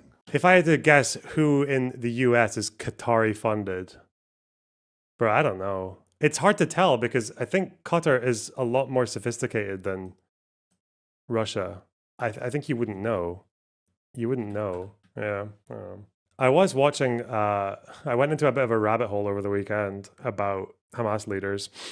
I was watching a bunch of old Al Jazeera interviews, and man, I don't know how the fuck they get away with that. Like, you know, like Al Jazeera for years, like they'll just host interviews and speeches of Hamas leaders, and they're like literally calling for a third intifada like every other 6 months on TV, like unopposed. They're just like, yeah, if you're in Palestine, West Bank, riot, kill people, stab people, blow yourself. They're just like saying it so fucking openly. But yeah, I don't know. Good afternoon, everyone. Happy Monday. Good. Kind of impressive. I guess if it's like a news agency host, like review, like broadcasting a speech or whatever, there's like a layer removed that it doesn't become incitement or whatever. But yes. This is a quick question for me. Nothing to do with your stream. Do you have a Lebanese passport? No. Okay. That's it. Okay. Bye. Lonerbox sees a video of Bibi looking bad, immediately has to talk about Hamas. Yeah, that's typically how it works. He brings up Qatar. That makes me think of something I read on the weekend, and we talk about Hamas. Yeah. I think it's a total shame that the entire Western world has just decided that this conflict is like basically just Israel dropping bombs on a bunch of random people shuffling around, and maybe there's like once in a blue moon, there's like some gunman with a fucking rock in his pocket. But yeah, no, Hamas exists. They are half of the conflict. They're a party, and it's good to acknowledge their existence every now and then, you know? Whoop. To see all of you here. I want to start with a preview. Tell me I'm wrong. Of President Trump's very busy schedule for the week. Later this afternoon, the president will be making a major announcement focused on the childhood autism epidemic, alongside his top health advisors who are working to make America healthy again. This will be a powerful display of how the entire Trump administration is committed to addressing root causes of chronic conditions and diseases, embracing full transparency in government, and championing gold standard science. Brutal autism. Tonight, the president will depart to New York City ahead of the 80th session of the United Nations General Assembly. He will be joined in New York City by the First Lady. Tomorrow morning, President Trump will deliver a major speech touting the renewal of American strength around the world, his historic accomplishments in just 8 months, including the ending of 7 global wars and conflicts. The president will also touch upon how globalist institutions have significantly decayed the world order. And he will articulate his straightforward and constructive vision for the world. The president will also be hosting bilateral meetings with the UN Secretary General and the leaders of Ukraine, Argentina, and the European Union. The president will also later in the day hold a multilateral meeting with Qatar, the Kingdom of Saudi Arabia, Indonesia, Turkey, Pakistan, Egypt, the UAE, and Jordan. After these important meetings, the president will attend a reception tomorrow night with more than 100 world leaders before returning to Washington, D.C. On Thursday here at the White House, President Trump will welcome President Erdogan of Turkey for a bilateral meeting. God, globalist influence. He's gonna, Alex Jones is gonna get in this administration, isn't he? He's gonna become like a fucking deputy director of the CIA or some bullshit. And we're gonna get intelligence briefings from fucking InfoWars with his massive stack of papers that have nothing on them, and he's just pretending to read secret intel. Oh God. And on Friday, the president will travel to Long Island for the Ryder Cup golf match between the United States and Europe. This event is one of the greatest sporting events in the world. I don't know why it's so. Maybe it's because Charlie Kirk's dead that they've given like a shade. They've made it darker, but this is just the screen. I didn't do anything. The screen is just like this. And it would not be taking place this year without President Trump's help. It's that scene in the film, right, where something bad's happened and then it's raining outside and some more shit's about to happen. And it's a bleak evening. They should probably superimpose the sound of rain and like thunder outside the building. President Trump signed an executive order last week preventing a strike that would have crippled the New York City area ahead of the tournament, and at the request of the 5 labor unions who all represent workers on the Long Island Railroad. One of the greatest golfers in the world, Bryson DeChambeau, praised the president's critical intervention, saying, quote, "When the possibility of a strike threatened to disrupt transportation and attendance, President Trump stepped up and took the action needed to protect this world-class competition. Thanks to President Trump's decisive leadership, the Ryder Cup experience will be everything fans and the golf community deserve." Again, that's a quote from the great golfer Bryson DeChambeau. Now let's all hope the American Ryder Cup team can take home the trophy. In other news, positive economic data continues to pour in. Brand new polling shows that Americans' faith in the economy and the direction of the nation is back on track and shooting even higher. Home ownership is more affordable, with mortgage rates dropping to a 3-year low. For new home buyers, this represents a $250 decline in your monthly mortgage payment, or nearly $3,000 a year. And President Trump has... Where is this from? I don't have a source. You just sent me a screenshot. Jewish communities have been pushing the exact kind of hatred against whites that they claim to want people to stop using against them, said Kirk on his show. The philosophical foundation of anti-whiteness has been largely financed by Jewish donors in the country. Okay, that's mental. Do you have a source for that? Is that like a recent thing? Was he starting to warm up to this shit later in life, or later in life? God. I know Fuentes would talk about, he would take credit for Charlie Kirk moving in the Groyper position, moving towards their direction. Oh. He's made it very clear he wants to continue to see mortgage rates decline to a record low, just like they did in his first term. Thanks to President Trump's unleashing energy dominance, gas prices are dropping and Americans are spending the smallest share of their disposable income on gasoline since 2005. Additionally, the annual cost to own and operate a new vehicle is down by nearly 6% over the last year. Americans are earning more and they are spending more than ever before. After inflation outpaced for 26 straight months under Joe Biden, real wages have increased nearly every month since President Trump took office, with wages for blue-collar workers rising. It's the same thing. Oh, God, taking credit for already existing trends. Real wages were already on the way up, like exceeding most of the developed world before Trump got in, before the election. It was whatever. At the fastest rate in 6 decades. Retail sales are also booming, up 5% over last year, and the stock market is booming, and Americans' retirement accounts continue to do well, with the Dow, S&P 500, and NASDAQ all hitting new record highs.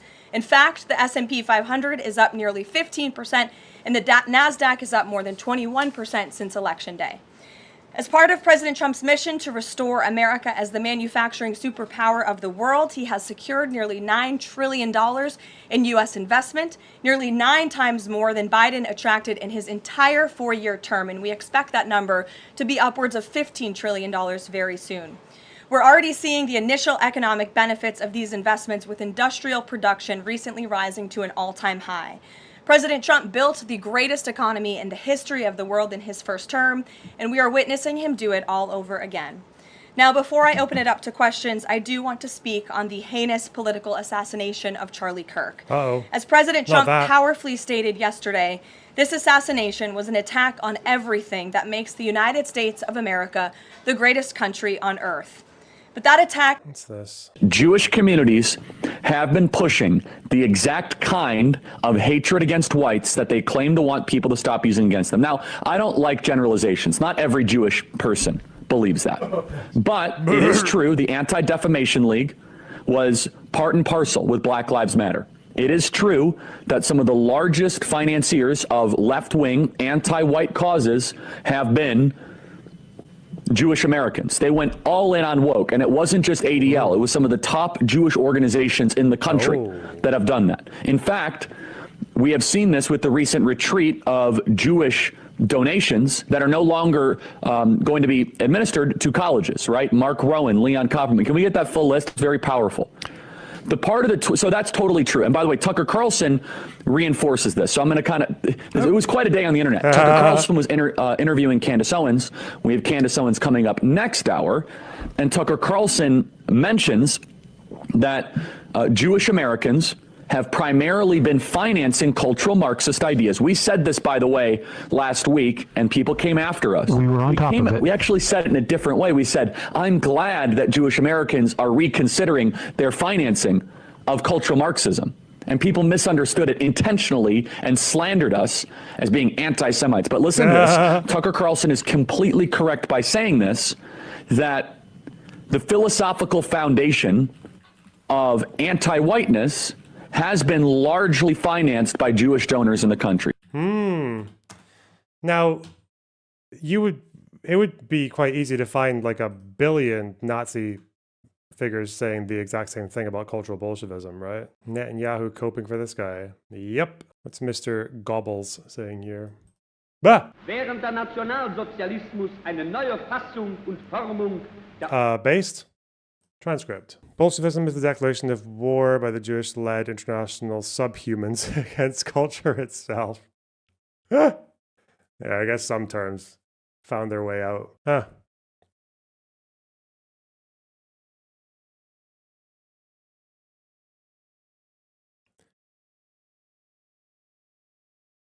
Can we bring that term back for a completely different group? Political? International subhumans. Fuck me. Has completely failed. The heartwarming response from the overwhelming majority of the American people over the past 2 weeks is all of the proof that you need. The assassin who took Charlie's life can destroy flesh and blood, but he can never destroy the values that Charlie stood for. All across the country, millions of Americans have prayed, hosted vigils, attended church services, became politically engaged for the first time, and honored the legacy of Charlie and the ideals he died speaking for. The beautiful memorial service attended by President Trump and 100,000 great Americans in State Farm Stadium yesterday was just the latest example. And Ericka Kirk's mercy was one of the greatest acts of grace this world has ever seen. What followed it? Tell us what followed it. Tell us what followed the great act of grace. Tell us what came immediately afterwards, please. May God continue to watch over Ericka and their beautiful children. Tell us about how Unfortunately, Trump there was have like... been some jarring exceptions to this unity. Sorry. This past Friday, 58 House Democrats voted no, and 38 voted present on a resolution that simply stated, condemning in the strongest possible terms the assassination of Charles James Kirk and all forms of political violence. There were no strings attached to this vote. This was a simple gesture of human decency to denounce political violence. Let's see what the resolution said. It was to honor Charlie Kirk. Honor. Not to condemn the violence. It was to honor him, you fucking blonde retard. Jesus Christ. Ugh! Stop. Misogynist. Stop. Stop. Whoa. I wish I could say that this was only a fringe group. She's not a retard. I'm sorry. That was mean. She's a liar. That's what she is. She's a fucking... She is a liar. She is a slop-mouthed liar. 96 votes is nearly half of the entire House Democrat caucus. And they didn't just vote against this basic resolution condemning political violence. A number of those same Democrats took to the House floor to smear Charlie Kirk's name. The man wasn't even buried yet, and Democrat members of Congress were denigrating his memory on the floor of the House of Representatives. This was truly a sad moment and a clear reflection of how radical the Democrat Party has become. Many Democrats in elective office have now been totally captured by a radical fringe of the far-left base who want to dehumanize every person they disagree with. We must continue to call this wickedness out. It's the only way that our nation can heal.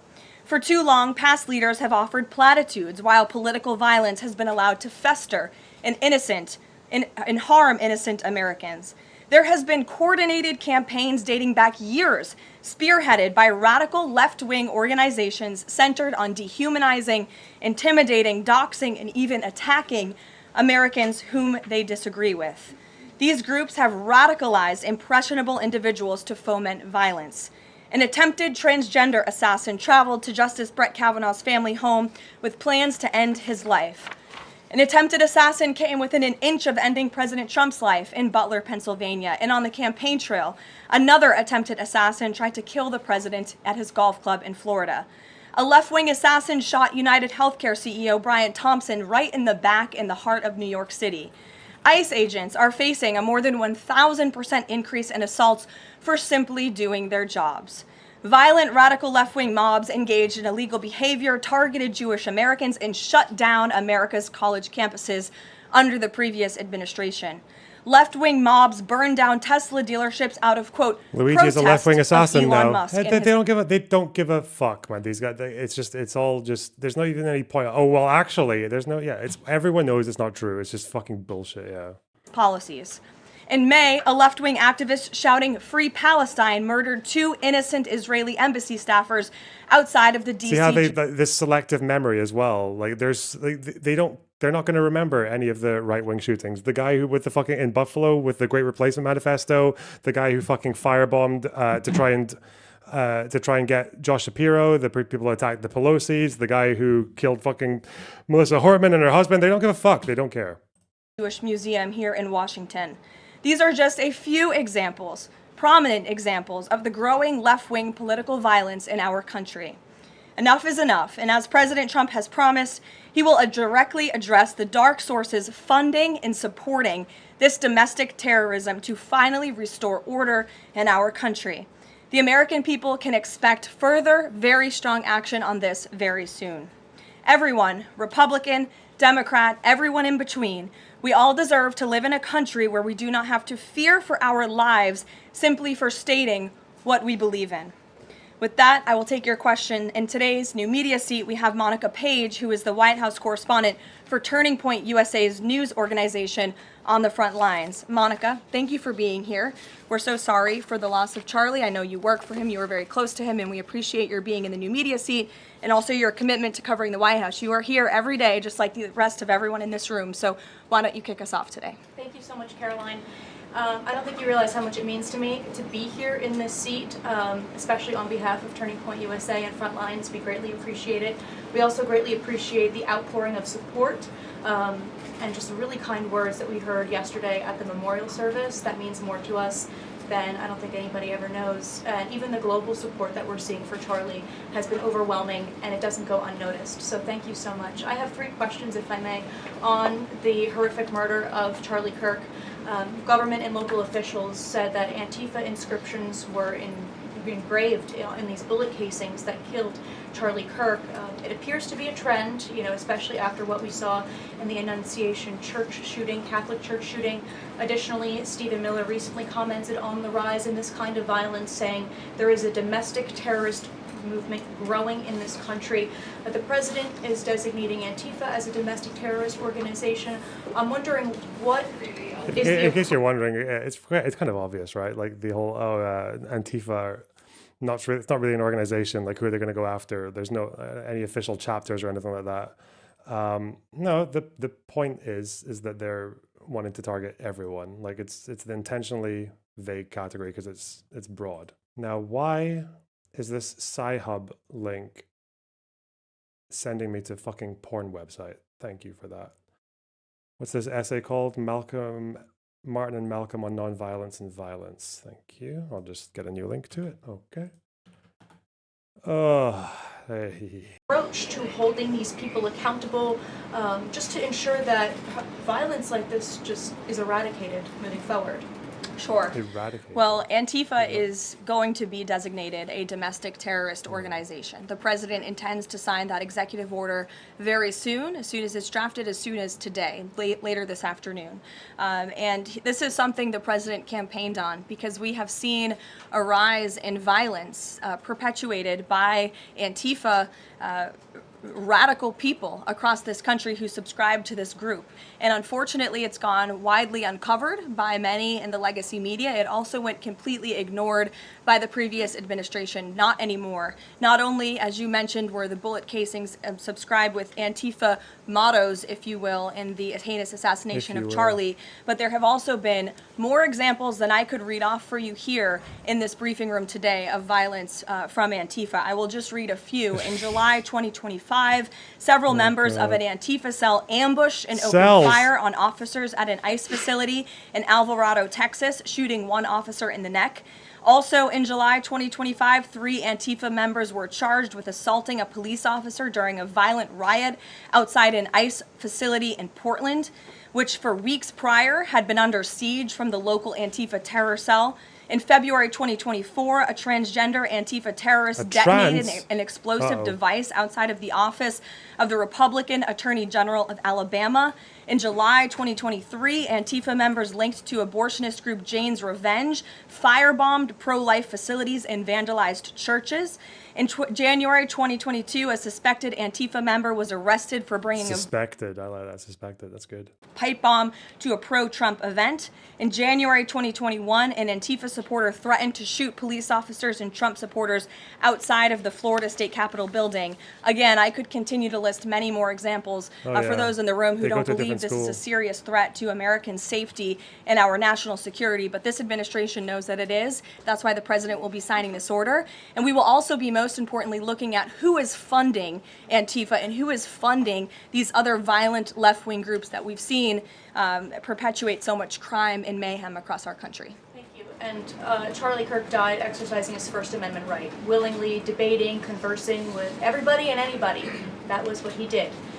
So what message does this White House have now to all Americans who feel like they are too afraid to express their beliefs, their values, their morals in the wake of such horrific violence? I think the president has answered this, and I will leave it to his response, Monica, where he so beautifully said, we have to keep fighting. We have to keep speaking up. We have to keep speaking our mind.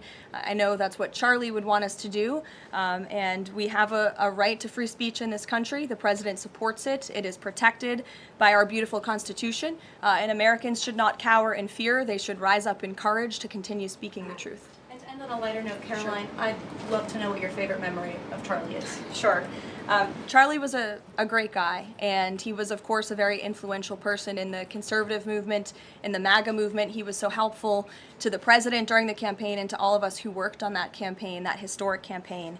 I myself had many great memories going on Charlie's amazing podcast and his show. He was always willing to text people with words of encouragement. In fact, my last text exchange with him was the day before he died, and he was asking for my husband and I's address to send a children's book to our son. And I think that just speaks to the type of person that he was. And I know so many of us here at the White House are going to miss him very much. Thank you. Gabe. Carolyn, thank you. Regarding the autism announcement, Sure. Why now? Does the administration have new data that hasn't been published previously showing a possible link between acetaminophen and autism? I know there's been many reports about what this announcement at 4 o'clock will be, Gabe. The president is very excited about this, so I don't want to scoop the president of the United States and our Secretary of Health and Human Services, but what I can assure you is that Robert F. Kennedy and the incredible health team that this president has put together are really viewing things in a much different lens. And they are paying attention to studies and the gold standard of science and research that many in this city for far too long have turned a blind eye to. So I think Americans are going to be enlightened and proud of what they hear later this afternoon, but I won't get ahead of the president on exactly what that announcement entails. On a different topic, going back to the president's social media post from over the weekend, regarding the DOJ and his seeming frustration that they hadn't taken action quickly enough. I want to point to something that the president said during his inaugural address. Never again will the immense power of the state be weaponized to persecute political opponents. We will not allow that to happen. Is the president going back on his promise? No. In fact, the president is fulfilling his promise to restore a Department of Justice that demands accountability. And it is not weaponizing the Department of Justice to demand accountability for those who weaponized the Department of Justice. And nobody knows what that looks like more than President Trump. We are not going to tolerate gaslighting from anyone in the media or from anyone on the other side who is trying to say that it's the president who is weaponizing the DOJ. It was Joe Biden and his attorney general who weaponized the DOJ. Yes, Joe Biden used this sacred American institution to go after his political opponent in the middle of an election year.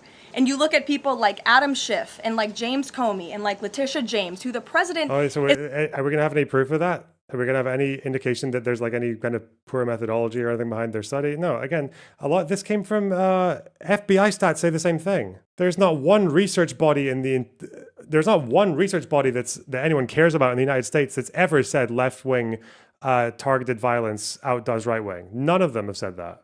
Is rightfully frustrated. He wants accountability. You can tell, yeah, because MAGA were fucking fighting with Grok for days over it. For these corrupt fraudsters who abused their power, who abused their oath of office to target the former president and then candidate for the highest office in the land. And I think the president is reaffirmed in those frustrations and his hope for accountability by the millions and millions of people who reelected him to this office with a mandate to demand accountability. And the president has not been shy about this, Gabe. In fact, when he traveled to the Department of Justice earlier this year, all of you were there to cover it. He said, quote, "I demand a full and complete accountability for wrongs and abuses that have occurred. The American people gave a mandate to investigate and root the corruption out of our system." And that's what the president wants to see done. Carolyn. Ed. On the autism issue again, there are reams of scientific research that suggests there's no clear link between autism and acetaminophen usage. You're suggesting today they may have new information on this. A lot of it, and this entire debate, has the potential to confuse women, especially pregnant women, about what to do. What do you say to those that say what you're doing today potentially just introduces more confusion into the debate? I think women for many years, in fact for decades, Ed, have been confused by the rapid increase in autism in this country. Very confused. In the childhood I'm confused. epidemic, that is chronic epidemic, disease epidemic that is plaguing America's youth. Women are confused about that and they want answers. Well, like how there's like measles outbreaks in schools now. Oh no, wait, that's that's actually more linked to RFK. What do people say? Why do people overlap autism with chronic disease? Is that actually what they meant when they say chronic disease? They're including autism in that? What the fuck? Oh well, maybe more raw milk, eh? Because that's what RFK's pushed for, by the way. He wants to allow companies that produce fucking raw milk to have less regulation on them. Like that's a good solution, isn't it? Just poison people and kill them. Fuck. You can't have autism if you're dead. Salmonella. Does salmonella kill autism? To that. And that's exactly what this administration is focused on finding. And before you jump to conclusions based on reports that the White House has not even confirmed, I would encourage everyone in this room to go into the 4 o'clock announcement with some critical thinking skills and with some open ears to actually listen to what the president and his team of outsiders have to say about this. And there will be a number of things that will be announced and discussed. We're gonna get Robert Malone. Joe Rogan's going to be the new fucking Department of Health Secretary. And I think, I know as a mother myself, I speak, I believe, for many mothers across the country who really want answers to what is happening to our nation's children. So again, I won't get ahead of the president, but I think everyone in this room needs to tone down the judgment before you even hear what people are going to say. Sure. Thanks, Caroline. So too on the Holman investigation, I mean, can you just speak to, did the president ask the Justice Department to close the case, and does Holman have to return the $50,000? Well, Mr. Holman never took the $50,000 that you're referring to, so you should get your facts straight, number one. Number two, this was... Is it a bit rough to... I love how snarky she is. What a god. Is it a bit too is it a bit too rough to say that Trump used Kirk's memorial as a MAGA fleshlight? I was going to say rally, but fleshlight sounds better, doesn't it? Okay. Completely fine. Listen. Look what they made me do. Look what they made me do. Think about years from now, what, when America invades Scotland? Drew Pavlou. I forgive the young man who killed my husband. Wow, okay, Madam Hitler. The answer to hate is not hate. The answer is love. Is anyone else noting Nazi vibes? I'm literally sexting 15 minors. Dude, this guy literally... Dude, I feel like Drew spent so long trying to be friends with Destiny. I think he's realized that MAGA is just they're more receptive. Another example of the weaponization of the Biden Department of Justice against one of President Trump's strongest and most vocal supporters in the midst of a presidential campaign. You had FBI agents going under... Oh, I should have said wank sock, right? Because it's like they're all just kind of wanking into the sock of Charlie Kirk's memorial. I don't know, fuck. Cover to try and entrap one of the president's top allies and supporters, someone who they knew very well would be taking a government position months later. Mr. Homan did absolutely nothing wrong, and even the President's Department of Justice, even Kash Patel's FBI, looked into this just to make sure. They had a number of different prosecutors and FBI agents who looked into this. They found zero evidence of illegal activity or criminal wrongdoing in the White House, and the president stand by Tom Homan 100% because he did absolutely nothing wrong, and he is a brave public servant who has done a phenomenal job in helping the president shut down the border. Mary. Thanks, Caroline. I have two questions on far-left violence. Sure. The first one, the president said yesterday that the bullet hit Charlie, but it was aimed at every one of us. Do you and your colleagues Is that factually true? have a heightened sense of fear following this shooting and this far-left violence we're seeing across the country? I certainly think there's a heightened sense of awareness by conservatives across the country, by all of us here at the White House. Again, as I said to Monica, many of us were personal friends with Charlie and had involvement with Turning Point before we came and served our government in this way. So certainly it's a very shocking incident, and I think, it's very unfortunate that those of us who work in this movement have to think about violence just for speaking our minds and for supporting President Trump. And as a follow-up on that... Oh God, why is it Republicans and fucking violent... Grok, why? Were the BLM riots or January 6th more peaceful? Based on verified data, BLM protests, 7,750 events, 93 to 97% peaceful. Violent incidents led to 1 to 2 billion damage, 1925 deaths, many unrelated to protesters, hundreds of injuries. Single-day event, inherently violent, 5 deaths, 140 police injuries, 2 million damage. BLM had more scale and total harm, but higher peaceful proportion.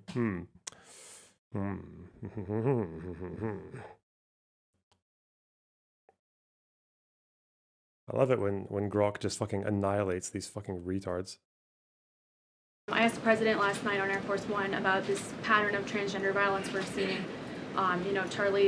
Charlie's killer lived with his boyfriend who identifies as transgender, and then we had the Annunciation shooting, the Covenant shooting, all of these incidents. The president said that we're looking into transgender violence. Does that mean the FBI is looking into it? And can you give any more clarity on... There's not even a new trans shooter. What the fuck? They have like 5 in the last 20 years, if even that. How? The shooter wasn't even fucking trans. Oh God. How the administration is viewing this uptick in specifically transgender violence. It's definitely something worth looking into, and I think anyone who denies that at this point is being willfully ignorant. And the administration is taking... Where's the uptick? You don't even have one extra. What? Taking it seriously, all causes of violence, and why these people would be driven to such evil and such hatred. And there's probably many answers to that question, but the administration is really focused on all of them. For individual investigations and cases, of course, the FBI and the Department of Justice are leading those. But as for this overall violence and domestic terrorism that we're seeing, the White House and the president's policy team will be leading the charge, and that really begins with designating Antifa as a domestic terrorist organization. And I can assure you there will be additional actions to come.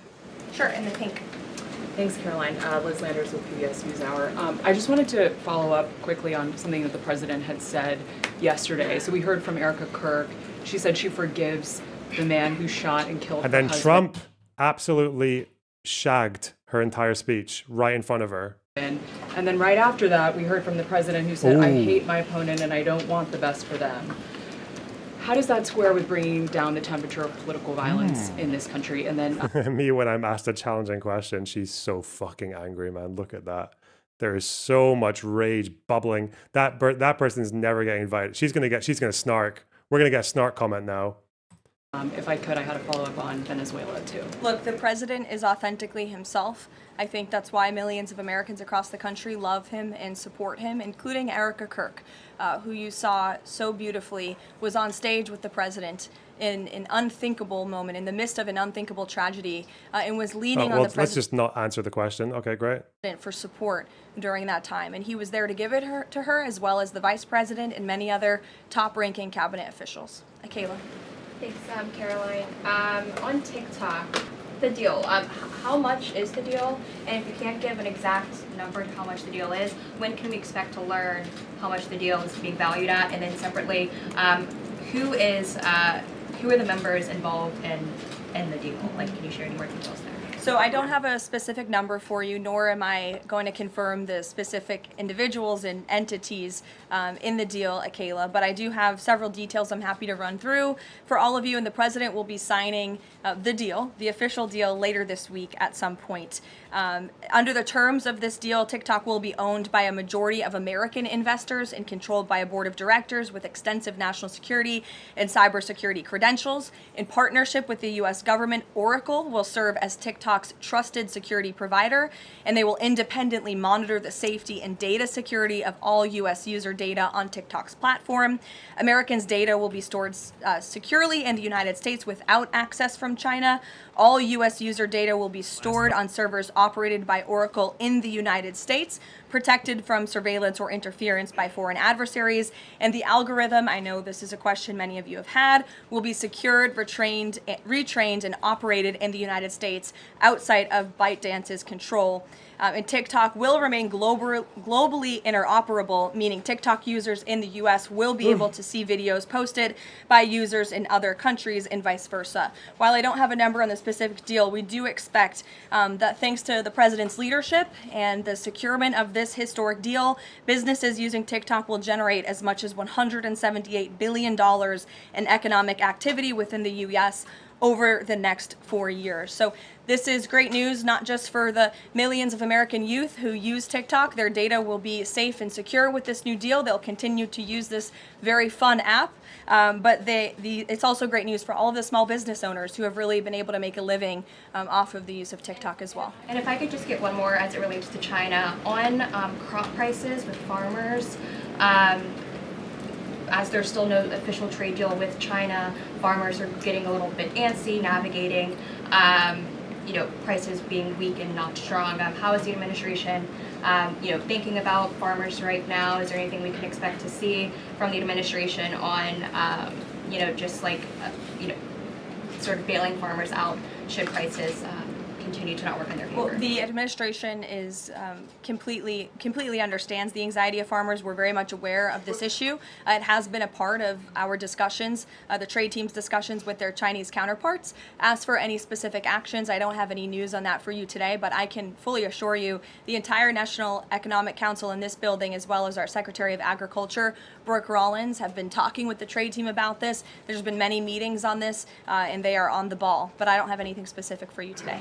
Sure, Selena. Thanks, Caroline. But the case against Letitia James was extensively investigated for 5 months, and President Trump's handpicked Attorney General Eric Siebert could not find any evidence that he committed a crime. So is the president saying here it doesn't matter if there's a crime, he just wants his political enemies to be charged? Well, let me just walk you through Letitia James. Letitia James completely abused her oath of office. Letitia James was actively and openly engaged in lawfare. I don't care about the fucking... But why won't the president accept the conclusions of his Justice Department to not bring charges against Letitia James? In fact, you had Bondi and Blanche top DOJ leadership who were against it's the deep state Eric DOJ. Siebert, We haven't drained the swamp was yet. picked by President There's not enough MAGA I just in it. answered that question for you, and the president has every right to express how he feels about these people who literally campaigned on trying to put him in jail, who literally tried to ruin his life and ruin his businesses, and he wants to see accountability for those who abuse their office and abuse their power. And Letitia James absolutely did that, whether whether you want to admit it or Is not. that not Jeff. retribution, though? Jeff, it's All a I seem to remember about Letitia James was it that fucking Sean Justice Warrior guy trying to say that it was a fucking fishing expedition, but then there was like a massive mischaracterization of what she said. Yeah. Thanks, Caroline. 2 foreign policy questions. President Putin Foreign has policy? offered, President Trump a 1-year extension of the latest, or the most recent treaty limiting nuclear weapons. Does the White House have a reaction to that? Does the president want to accept that offer? And then one separate issue, just generally, what is the president's response or reaction to the number of countries this week who are planning to or have recognized a Palestinian state?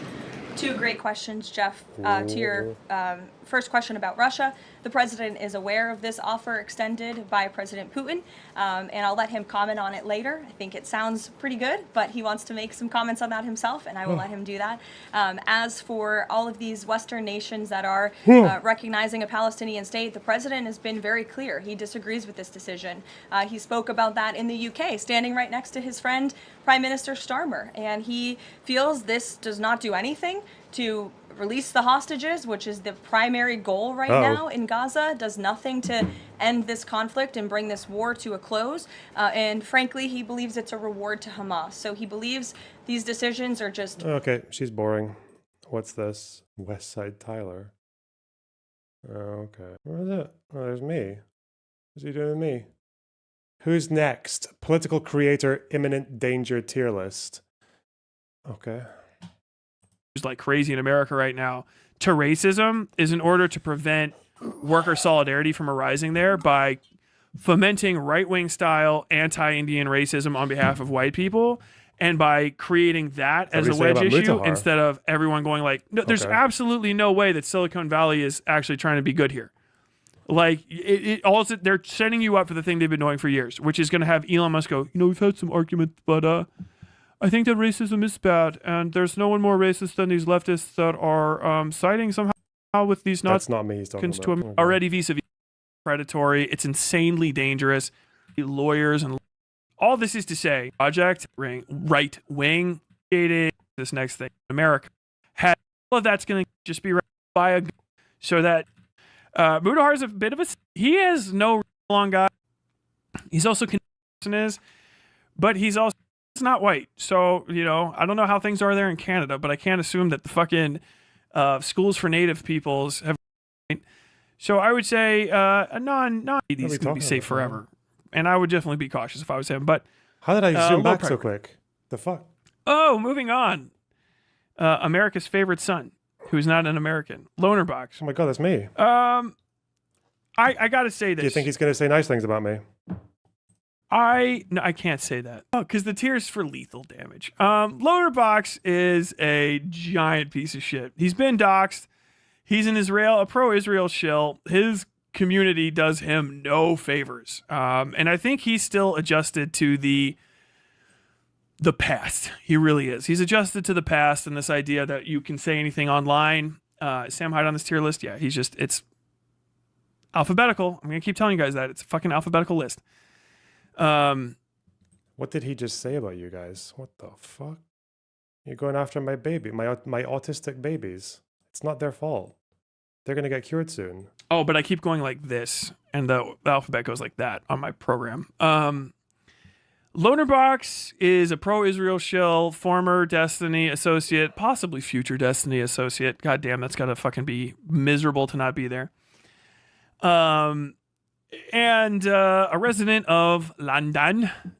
He's not white, so he automatically gets a little bit of a bump. His real name's, I think, Nassim or Nassif. I can't remember because I said it wrong. Okay. Nassim Poo Cream. So I think it's Nassif. His real name's Nassif. Why not? Nassif Yoon. You said it properly. Oh, almost. Almost. He is a worm and a rat boy.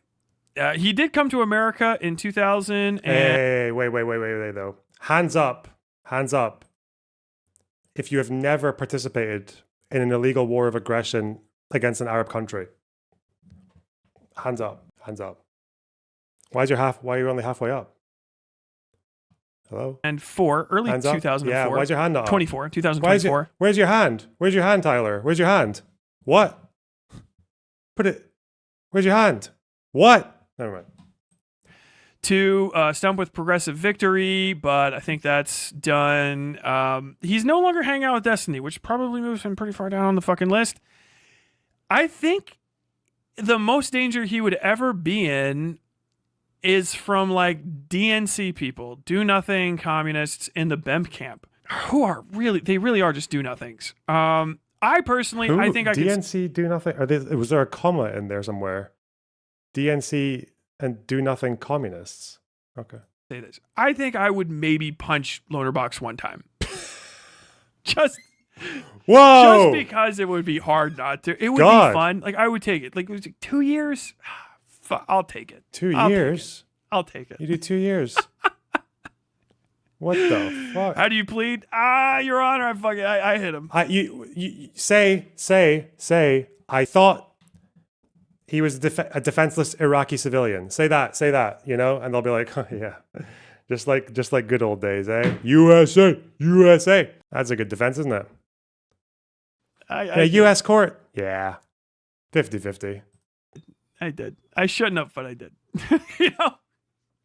But he's in London. He's in the UK. He doesn't fucking live here, so who gives a shit? I shouldn't really. Is that reportable? Probably. Nah. I feel bad for him because he does suffer from like fucking brain leprosy, unfortunately.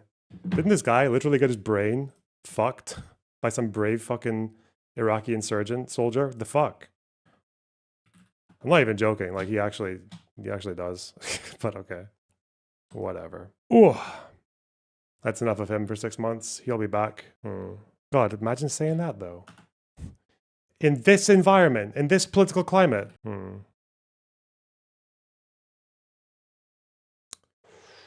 Ooh. Is there... Okay, there's still maybe... What else do we have? The fuck is this? Oh no.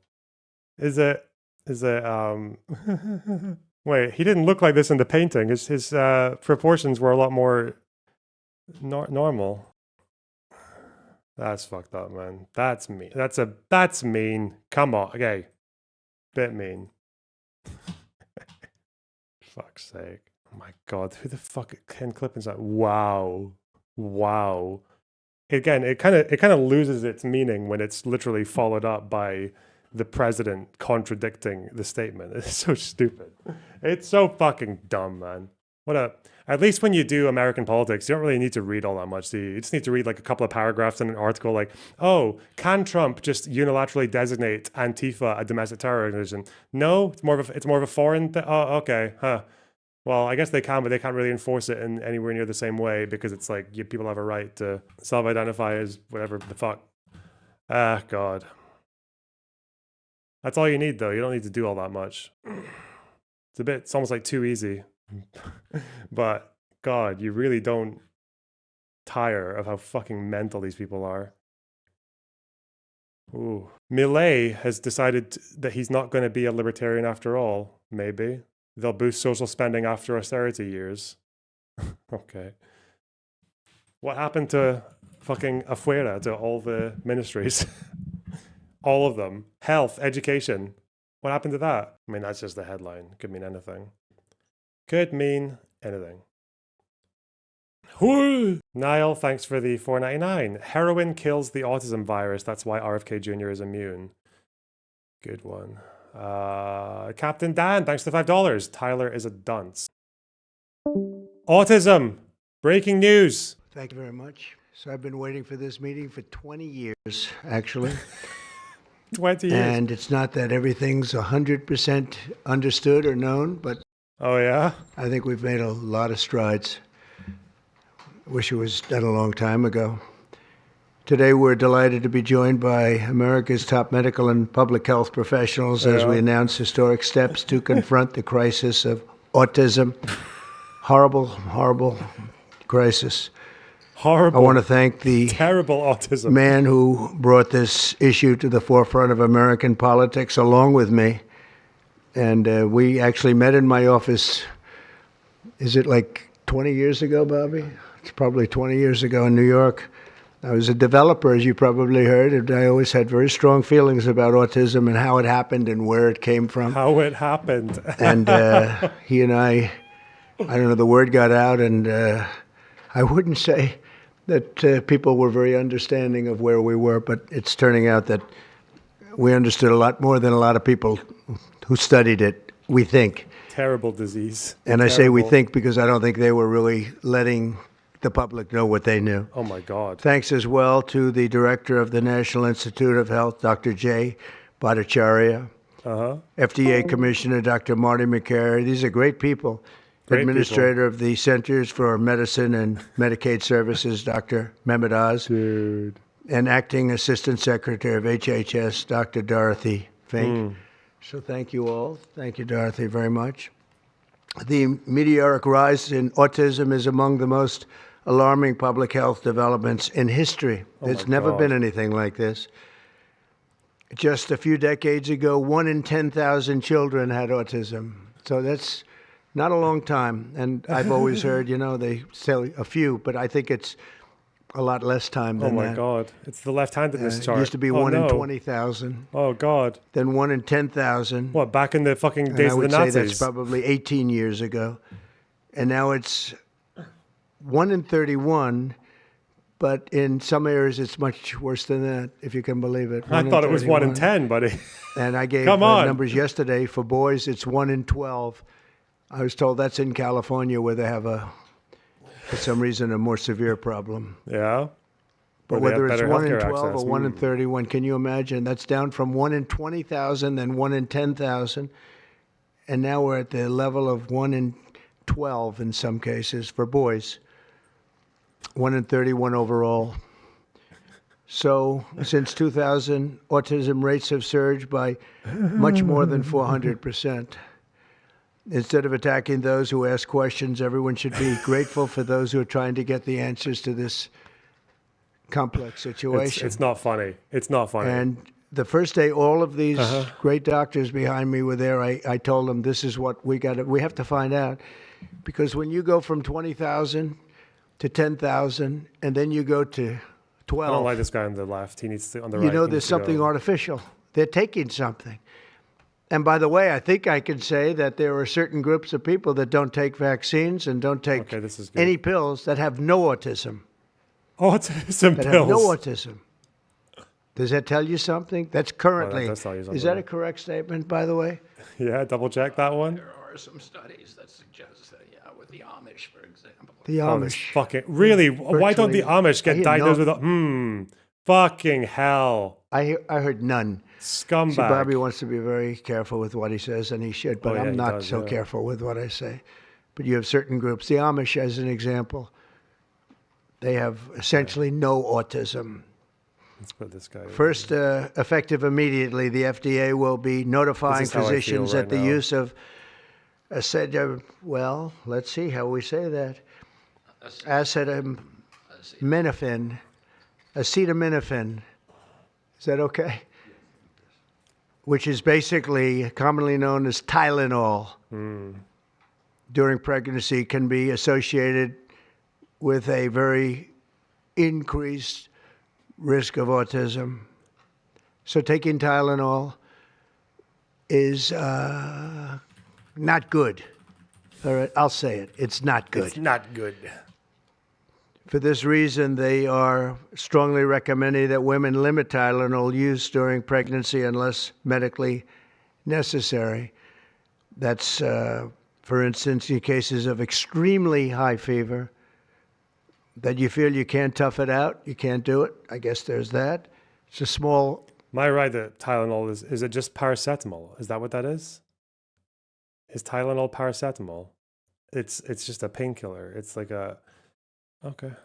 Number of cases, I think. But if you can't tough it out, if you can't do it, that's what you're going to have to do. You'll take a Tylenol, but it'll be very sparingly. It can be something that's very dangerous to the woman's health. In other words, a fever that's very, very dangerous, and ideally a doctor's decision, because I think you shouldn't take it. And you shouldn't take it during the entire pregnancy. They may tell you that toward the end of the pregnancy, you shouldn't take it during the entire. And you shouldn't give the child the Tylenol every time he's born and he goes and has a shot. You shouldn't give a Tylenol to that child. all pregnant women should talk to their doctors for more information about limiting the use of this medication while pregnant. So ideally, you don't take it at all. But if you can't tough it out, if there's a problem, you're going to end up doing it. The other thing that I can tell you that I'll say that they will maybe say at a little bit later date, but I think when you go for the shot, you do it over a 5-time period. Take it over 5 times or 4 times, but you take it in smaller doses. And What do you mean a shot? What the fuck is he talking about, a shot? Like, do they inject people with paracetamol in America? What? Who the fuck is giving paracetamol to like an under 5? You ever tried to swallow a pill when you're like less than 10 years old? It's like trying to lift a bus. You spread it out over a period of years, and they pump so much stuff into those beautiful little babies. It's a disgrace. I don't see it. I think it's very bad. They're pumping. It looks like they're pumping into a horse. You have a little child, little fragile child, and you get a vat of 80 different vaccines, I guess, 80 different blends, and they pump it in. So ideally, a woman won't take Tylenol. And on the vaccines, it would be good instead of one visit where they pump the baby, load it up with stuff, you'll do it over a period of 4 times or 5 times. I've been so into this issue for so many years just because I couldn't understand how a thing like this could happen. And it's artificially induced. It's not like something that when you go from all of those, healthy babies to a point where I don't even know structurally if a country can afford it. And that's the least of the problems. To have families destroyed over this is just so terrible. I also, and we've already done this, we want no mercury in the vaccine. We want no aluminum in the vaccine. The MMR, I think, should be taken separately. This is based on what I feel. God, it's the Andrew Wakefield shit. He believes mumps, the MMR. Measles, and that was Andrew Wakefield, right? He was the fucking fraud spiv cunt who decided that MMR caused autism, even though he was also, wasn't he getting funded or trying to promote some alternative MMR vaccine? Dude. The 3 should be taken separately. And it seems to be that when you mix them, there could be a problem. So there's no downside in taking them separately. In fact, they think it's better, so let it be separate. The chicken pox is already separate because when that got mixed in, I guess they made it 4 for a while, it really was bad. So they make chicken pox. Individually, they're okay. When you mix them, something maybe happens. Maybe. So there's no downside in doing it. It's not like, if you do it, bad things. No, it's only good side. And it may not have that much of an impact, but it may have a big impact. So let those be taken separately. And then hepatitis B is sexually transmitted. There's no reason to give. Oh, he's such a fucking retard. Oh, God. In the UK, you get this as well. You get like a 6-in-1 vaccine when you're born. And they're like, oh, no, don't give it why they need hepatitis B? Because you can get fucking hepatitis B from like sharp objects, dude. Fucking hell. It's not just STI. Almost just born hepatitis B. So I would say wait till the baby is 12 years old and formed and take hepatitis B. 12 years old, because then Trump might fuck them. Yeah, okay. And I think if you do those things, it's going to be a whole different, it's going to be a revolution in a positive sense in the country. The FDA will be updating the label of an existing drug to reflect potential benefits in reducing some autism symptoms. This gives hope to the many parents with autistic children that it may be possible to improve their lives. That's one of the things that I'm very, very happy about. I mean, this was mostly going to be on how not to have the child affected, but we've learned some pretty good things about certain elements of genius that can be given to a baby, and the baby can get better. And in some cases, maybe substantially better. Not going to be easy, but be a lot easier if it didn't happen in the first place, as these great parents fully understand, right? They fully understand. And I he's feel saying so that previous terribly administrations knew about this, but they I didn't. have so many they friends didn't with show. autistic children. It's just Terrible, it's a tough situation. Terrible, terrible. Finally, autism. to help reach the ultimate goal of ending the autism fever, the NIH will be announcing 13 major grant awards from the Autism Data Science Initiatives. And to be honest with you, to me, that's the least important. It's not even a money thing at this point. There's so much money, but they have to do, and they have to move quickly.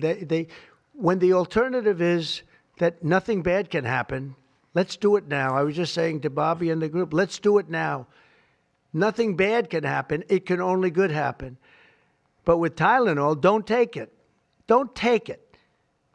And if you can't live, if your fever is so bad, you have to take one because there's no alternative to that. Sadly, first question, what can you take instead? Is Tylenol the thing where you're from? Yeah, it's paracetamol. That's what it is in the UK and I think Europe as well. Or Panadol, one of those. There's not an alternative to that. It's just a painkiller. And as you know, other of the medicines are absolutely proven bad. I mean, they've been proven bad with the aspirins and the Advils and others, right? And they've been proven bad. So I'd like to ask Bobby to get up to the podium and say a few words, and then Dr. Bhattacharya and Dr. McCary, Dr. Oz, Dr. Fink, followed by two incredible mothers that have experienced firsthand what this country is going through, what parts of the world are going through. And I will say there are parts of the world that don't take Tylenol. Yeah. I mean, there's a rumor, and I don't know if it's so or not, that Cuba, they don't have Tylenol because they don't have the money for Tylenol, and they have virtually no autism. Okay, tell me about that one. Tell me and there are about other that parts one. of the world where they don't have Tylenol, where they don't have autism. That tells you a lot. A lot. And I want to say it right now. And you know the way I look at it? There are a lot of countries that don't have clean water, and they also don't have autism. What's that about, boys? What's that about? Fluoride, that's what that is. Tells you a lot. A lot. Don't take it. Don't take it. There's no downside in not taking it. So I'd like to ask Bobby to come up and say a few words. I hope I didn't ruin his day, but that's the way I feel. I've been very strong on the subject for a long time. You know, life is common sense, too. And there's a lot of common sense in this, and I wish things like this were brought up, and this group has worked so hard on it, but I'd like to be a little bit more, a little speedier in the process of a recommendation, because there's no harm in going quicker. There's absolutely no harm. At worst, there's no harm. Thank you very much. Bobby, please. Thank you, Mr. President. And to meet the President's challenge, I ordered HHS to launch an unprecedented all-agency effort to identify all causes of autism, including toxic and pharmaceutical exposures. At President Trump's urging, NIH, FDA, CDC, and CMS are turning over every stone to identify the etiology of the autism epidemic and how patients and parents can prevent and reverse this alarming trend. We have broken down the traditional silos that have long separated these agencies, and we have fast-tracked research and guidance. Historically, NIH has focused almost solely on politically safe and entirely fruitless research about the genetic drivers of autism. And that would be like studying the genetic drivers of lung cancer without looking at cigarettes. And that's what NIH has been doing for 20 years. As a result, we don't have an answer to this critical question, despite the cataclysmic impact of the epidemic on our nation's children. We are now replacing the institutional culture of politicized science and corruption with evidence-based medicine. NIH research teams are currently testing multiple... I thought he was saying a different word there. Did he actually say ideology of... Did he say ideology? Are you fucking kidding me? Okay. Hypotheses with no area off limits. We promise transparency as we uncover the potential causes and treatments, and we will notify the public regularly of our progress. Today, we are announcing two important findings from our autism work that are vital for parents to know as they make these decisions. First, HHS will act on acetaminophen.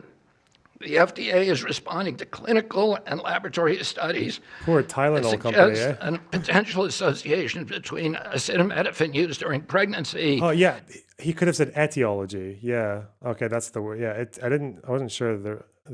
Yeah, okay, okay. and adverse neurodevelopmental outcomes, including later diagnosis for ADHD and autism. Oh, no. Scientists have proposed biological mechanisms linking prenatal acetaminophen exposure to altered brain development. We have also evaluated the contrary studies that show no association. Today, the FDA will issue a physician's notice about the risk of acetaminophen during pregnancy and begin the process to initiate a safety label change. Actually, fucking HHS crazy. will launch a nationwide public service campaign to inform. It's like this entire country is just getting its fucking health directives and research given to them by a fucking toilet scientist, like a toilet seat scientist. He just sits there in the shitter at 2 a.m. reading fucking random ass snake oil salesman websites. And it's just the fucking government. God. Families and protect public health.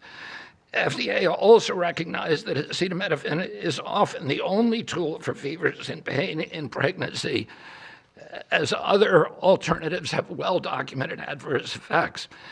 HHS wants, therefore, to encourage clinicians to exercise their best judgment in the use of acetaminophen for fevers and pain in pregnancy by prescribing the lowest effective dose for the shortest necessary duration and only when treatment is required. Furthermore, thanks also to the politicization of science, the safety of acetaminophen against the risk of neurodevelopmental disorders in young children has never been validated. Wow. Prudent medicine, therefore, suggests caution and acetaminophen. Is he just saying don't take too many painkillers? That's a fairly normal... Is that just not what people are told anyway? You shouldn't really fucking take too much paracetamol or ibuprofen? The fuck? Is this just... But we're also talking about vaccines and like recommending against MMR and getting rid of the Hep B vaccine and the 1 in 6. Acetaminophen use by young children especially, since strong evidence also has associated it with liver toxicity. Some studies have also found the use of acetaminophen in children can potentially prolong viral illnesses. FDA will drive new research to safeguard mothers, children, and families. In addition to a possible acetaminophen connection to autism for pregnant women, infants, and toddlers, our research has revealed that folate deficiency in a child's brain can lead to autism. We have also identified an exciting therapy that may benefit large numbers of children who suffer from autism. Oh no. Peer-reviewed literature has documented that up to 60% of folate-deficient children with ASD can have improved verbal communications if given leucovorin. I have instructed NIH, FDA, and CMS to help doctors treat children appropriately. Jay will help tell that story, which started with sound science, the kind that restores faith in government. The announcement of this announcement. This guy wants to give drugs to autistic kids. It says that they have what? Poor brain development, backwards brain. Okay. Also represents a historic collaboration between NIH, FDA, CDC, and CMS. We expect this to be the first of many announcements over the coming years that deliver actionable information to parents on underlying cause of autism and the potential paths for prevention and reversal. Finally, Kiwi, thanks for the 5 New Zealand dollars. God damn it, autism used to mean something in this world. Now anybody whose mum had a rough trimester gets the membership. Play Little Dark Age. Autism is a complex disorder with multifactorial etiology. We are continuing to investigate a multiplicity of potential causes with no areas of taboo. One area that we are closely examining, as the president mentioned, is vaccines. Some 40 to 70% of mothers who have children with autism believe that their child was injured by a vaccine. President Trump believes that we should be listening to these mothers instead of gaslighting and marginalizing them like prior Anti-Vax moms, administrations. yeah, okay, nice. Some of our friends like to say that we should believe all women. Some of these same people have been silencing and demonizing these mothers. No, when they're telling you that a vaccine made their kid autistic, dude. Fuck me. He's crazy. He's a complete... Don't underestimate... This guy is fucking insane. Okay? He's fucking mental. It's like... Hang on. It's like putting a fucking clown in charge of a demining operation. This guy is mental. What the fuck? 3 decades.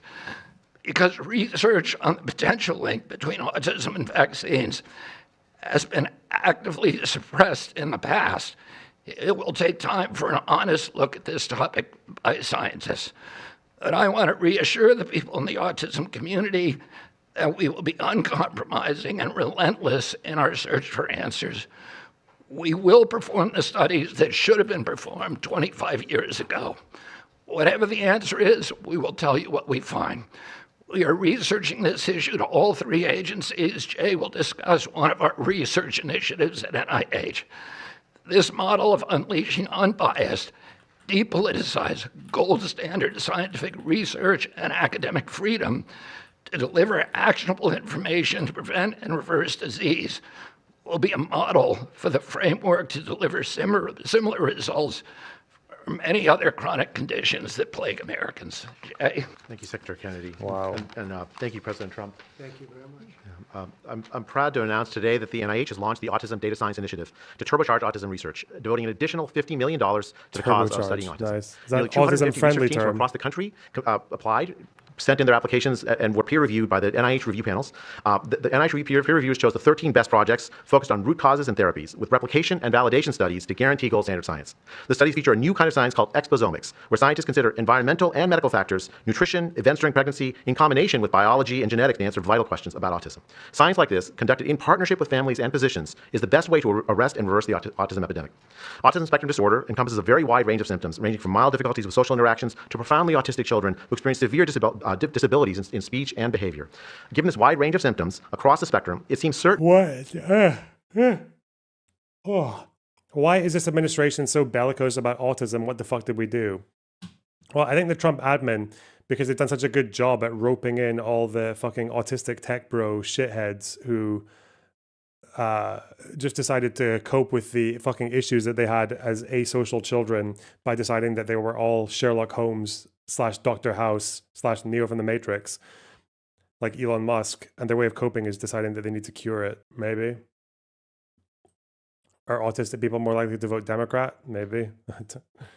that there will be a wide range of biological contributors to explaining the cause. The great thing about the new NIH initiative on autism is that scientists will use rigorous advanced methods in causal inference, machine learning, organoids, and other fresh approaches to the problem. The sharp rise in the prevalence of autism deserves an urgent response by the scientific community.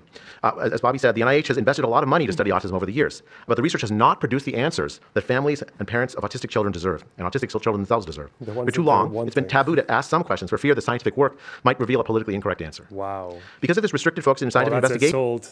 Everyone's buying that one. The answers for families have been similarly restricted, often pointing families to behavioral therapies that don't work for every kid or suggest non-modifiable genetic factors as the cause. But genetics alone can't explain such a sharp rise in autism prevalence over just a few decades, as the president said. In coming months and years, as NIH scientists learn more that can help autistic children and their families, we won't delay.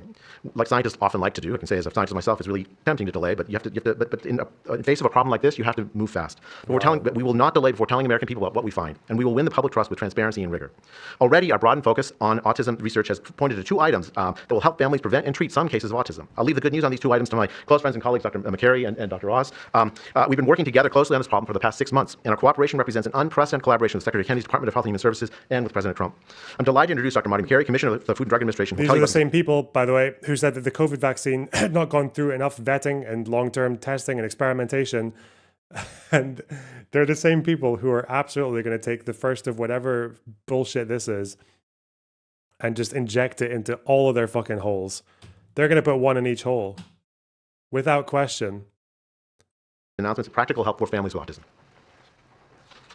Great, thank you, Dr. Bhattacharya. Mr. President, this is the start of a historic shift in medical culture. This administration is working together to ask big questions about why our nation's children are getting sick so fast. Too often, medicine is doing small little studies, giving us answers we already knew. But we've got to make a difference. You've given us a charge to identify root causes, and we are not going to stop so that we can end the suffering we are watching. And if you've seen a kid with autism, with severe autism, it's hard to watch. Kids get frustrated, they get angry, they can be crying because they want to speak and they can't speak. It's hard to watch. And it may be entirely preventable. For an epidemiologist, that child is an expanding statistic. But for a child, it can be brutal to have autism. Today, the FDA is taking action to update the label on acetaminophen and sending a letter to all U.S. doctors letting them know about the risks in pregnancy. We now have data we cannot ignore. There's a very large study, the Boston Birth Cohort, with researchers that have, from Johns Hopkins, my former institution, and Boston University, found quote-unquote consistent associations between acetaminophen in pregnancy and autism. And the Nurses' Health Study with researchers from Yale, Columbia, and Harvard looking at 9,000 kids found that acetaminophen use in pregnancy was associated with neurodevelopmental disorders. And 4 weeks ago, a Mount Sinai Harvard study reviewed all the existing literature and found the overwhelming body of evidence points to an association. Sure, you'll be able to find a study to the contrary. That's how science works. But to quote the dean of the Harvard School of Public Health, there is a causal relationship between prenatal acetaminophen use and neurodevelopmental disorders of ADHD and autism spectrum disorder. We cannot wait any longer. And honestly, there's been this perfunctory, reactionary, mindless practice in medicine. I learned it in medical school and residency. Just treat all fevers, low-grade fevers, treat them with acetaminophen. Why? What are we doing? A study out of Hopkins actually showed that treating a fever can prolong the duration of illness in a young kid. Maybe that's because a fever is a body's natural way of ridding an infection. When my wife was pregnant and delivered our son a few months ago, they pushed her to take acetaminophen for a low-grade fever. She said no, and then they looked at me and I said, absolutely new. I'm also here to announce good news. Today, the FDA is filing a Federal Register notice to change the label on an exciting treatment called prescription leucovorin so that it can be available to children with autism. You know, autism may also be due to an autoimmune reaction to a folate receptor on the brain, not allowing that important vitamin to get into the brain cells. It's a fairly established, mature pathway. Again, we have a duty to let doctors and the public know we are going to change the label to make it available. Hundreds of thousands of kids, in my opinion, will benefit. One study found that with kids with autism and chronic folate deficiency, 2/3 of kids with autism symptoms had improvement, and some marked improvement. Mr. President, you told us to do what's medically right, to go bold, and not worry about the corporations and the lobbyists, so that's what we're here doing today. Thank you, Mr. President. Good, thank you. Thanks, Marty. I think you all appreciate the passion in the President's voice. We've been hearing that since the inauguration. In fact, even before the inauguration, the President was upset about what he spoke to today. And so together with Secretary Kennedy, who's made it his life's work to address some of these challenges with autism, they challenged us. In fact, they were harsher than that. They wanted no silos to break down what the NIH would do, what the FDA would do, what CMS would do. They insisted that the physician leaders bust through the clutter because their agencies had the power if we didn't do what every other prior administration had done, which is to let people function within their siloed environments. Because of that, in historic fashion, in a very accelerated manner, we have a response today to the autism crisis. It is the first of several chapters, but this is breaking news. You've heard some of it. The response to the autism crisis is going to continue to come to you under Secretary Kennedy's leadership, and the President wouldn't have it any other way. As you've heard, the FDA, based on NIH research, is approving prescription leucovorin for treatment of autistic children. Now, if you're following the script, there should be two questions that you have, two questions that should come to your mind. The first is, how will patients and parents get access to the treatment? I'll tell you how. Over half of American children are covered by Medicaid and CHIP, government health insurance, over half. Therefore, because they're covered in Medicaid and CHIP, upon this label change by Marty, state Medicaid programs in partnership with CMS will cover prescription leucovorin around the country. It's yours, but you have to go to a doctor to get a prescription because they know your child, they know you, and they know the medication. States will also have tools to monitor its use and ensure appropriate utilization. That's important for a bunch of reasons because we want the right kids getting the right prescription medications. We believe private insurance companies will rapidly follow our lead if they have not already done so. And again, to make sure that this is safe and effective treatment, you need a physician to prescribe the medication because it's on prescription. Second big question. How are we going to collect clinical data to answer the big questions that the President's asking and Secretary insists that we offer? CMS is also issuing guidance to convene states and existing research networks to support NIH. Did you cover the study they're referring to? No, but I do know that there's this. So the one thing that they're talking about here, this leucovorin, is it leucovorin? I don't know. It's from last year, and it's based on, these are referring to studies from 2020, 2022, is from autistic children who specifically have whatever the fuck this is, like correlated with changes in autism severity. But I think this is when people, I think this is when, let me double check what that means. Yeah, this is for people who are at a stage where they have issues with like certain, I think, proteins or whatever, getting to their brain. I think that's what this is to do. It's the lack of like something. I think it's folate receptor working in your brain, but it doesn't seem like this is a new revelation. This is an old thing they're talking about. Maybe they're making it sound like a revelation, but I don't think this is for all fucking autistic people. But I don't know. Fuck. Captain Dan, thanks for $5. Dr. Oz, the guy who promoted crackpot remedies to all kinds of ailments. Hey, let's go. FDA in their research efforts on prescription leucovorin, while also maintaining the privacy of all patients, all health information of our beneficiaries, collecting real-world data. I didn't even think about that. If you're a pregnant mother and you're taking a shitload of Tylenol, like, why? Why are you taking so much? Do you have something else going on already? Like, normally you're not going to take a lot of paracetamol, or you're not going to take a lot of painkillers, or more than the average person would when they're pregnant, unless there's something wrong with you, right? Are we gonna have to are we gonna have to read studies about fucking painkillers and autism? Let's go. Ugh.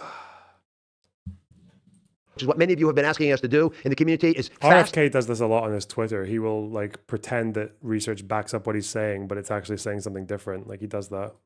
It is life-saving, and we'll get answers based on what happens over the next few months with this approach. The aggressive approach, and it is aggressive, demanded by the president and by the secretary, have already identified risk factors and opened the door for the first FDA-recognized treatment pathway for autism. It is the first of its kind, and it wouldn't have happened without the leadership of the president and the secretary. The fivefold increased prevalence of autism over the past 25 years demands a rapid response. The average clinician, researcher, we spoke to many, thought it would take 5 years to get this data. Parents are unwilling to wait 5 years. The president is unwilling to wait 5 years for these results. So the president and secretary are acting today with this tri-agency move. The administration's bold actions investing in groundbreaking research follow the science. They restore trust, which has been lacking, and they will change the trajectory for millions of American families. Mr. President, God bless you for being brave. Let me introduce Dr. Fink, who's acting administrator. And after Dr. Fink, we've got some wonderful women, Jackie and Amanda. I know it's going to be tough, but if you can make some comments about this historic day, God bless you. God bless you. Thank you, Mr. President, for this opportunity to speak with all of you today. As a pediatrician and mom, I'm here today to talk about what this announcement means for the millions of moms and dads who are faced with the choice of whether to take acetaminophen during pregnancy. It's hard to hear information that challenges the status quo. We are sharing this information not to confuse, but to empower parents to make the best choices when taking medications during pregnancy. The status quo is load the fuck up on paracetamol when you're pregnant. I'm sure that's what the status quo is. Yes. We are all concerned about the rising rates of neurodevelopmental disorders, including autism. President Trump and Secretary Kennedy are dedicated to radical transparency so that patients have the best, most up-to-date information. We are also sharing this information with our nation's doctors, and we encourage you, as always, to consult with your doctor to make the best decision for you. All too often, it's easy to think that medicines we buy without a prescription pose little to no risk for the mom or the baby. As you heard today, pregnant women who need high fever or pain reduction during pregnancy should take the lowest... Like this is going to be the beginning of a war, apparently in the United Kingdom. Besides the instructions that say don't overuse it, but they say paracetamol is the first choice of painkiller if you're pregnant, commonly taken during pregnancy, and does not harm your body or your baby. Uh-oh. We're going to war, baby. British Empire. Ew, thanks to the $4.99. Can we get an RFK warning before he speaks? A fork in the disposal who's obsessed with vaccines. Effective dose of acetaminophen for the shortest possible duration. Most women will not meet these indications during their pregnancies. I am encouraged by these developments today because it is another example of our commitment to the American people to leave no stone unturned in improving the health of our nation's children. Next, I'm going to turn it over to some incredible mothers who are going to share more about their stories, and we're so grateful to have you here today. Oh, fuck no. No, I don't want random, no way. It's going to be, I know what it's Autism Speaks, right? It's going to be mothers who fucking hate their autistic kids and really just need to cure it. Because otherwise they're like too embarrassed to show their kids to other human beings. Like, fuck that. Fuck that. No.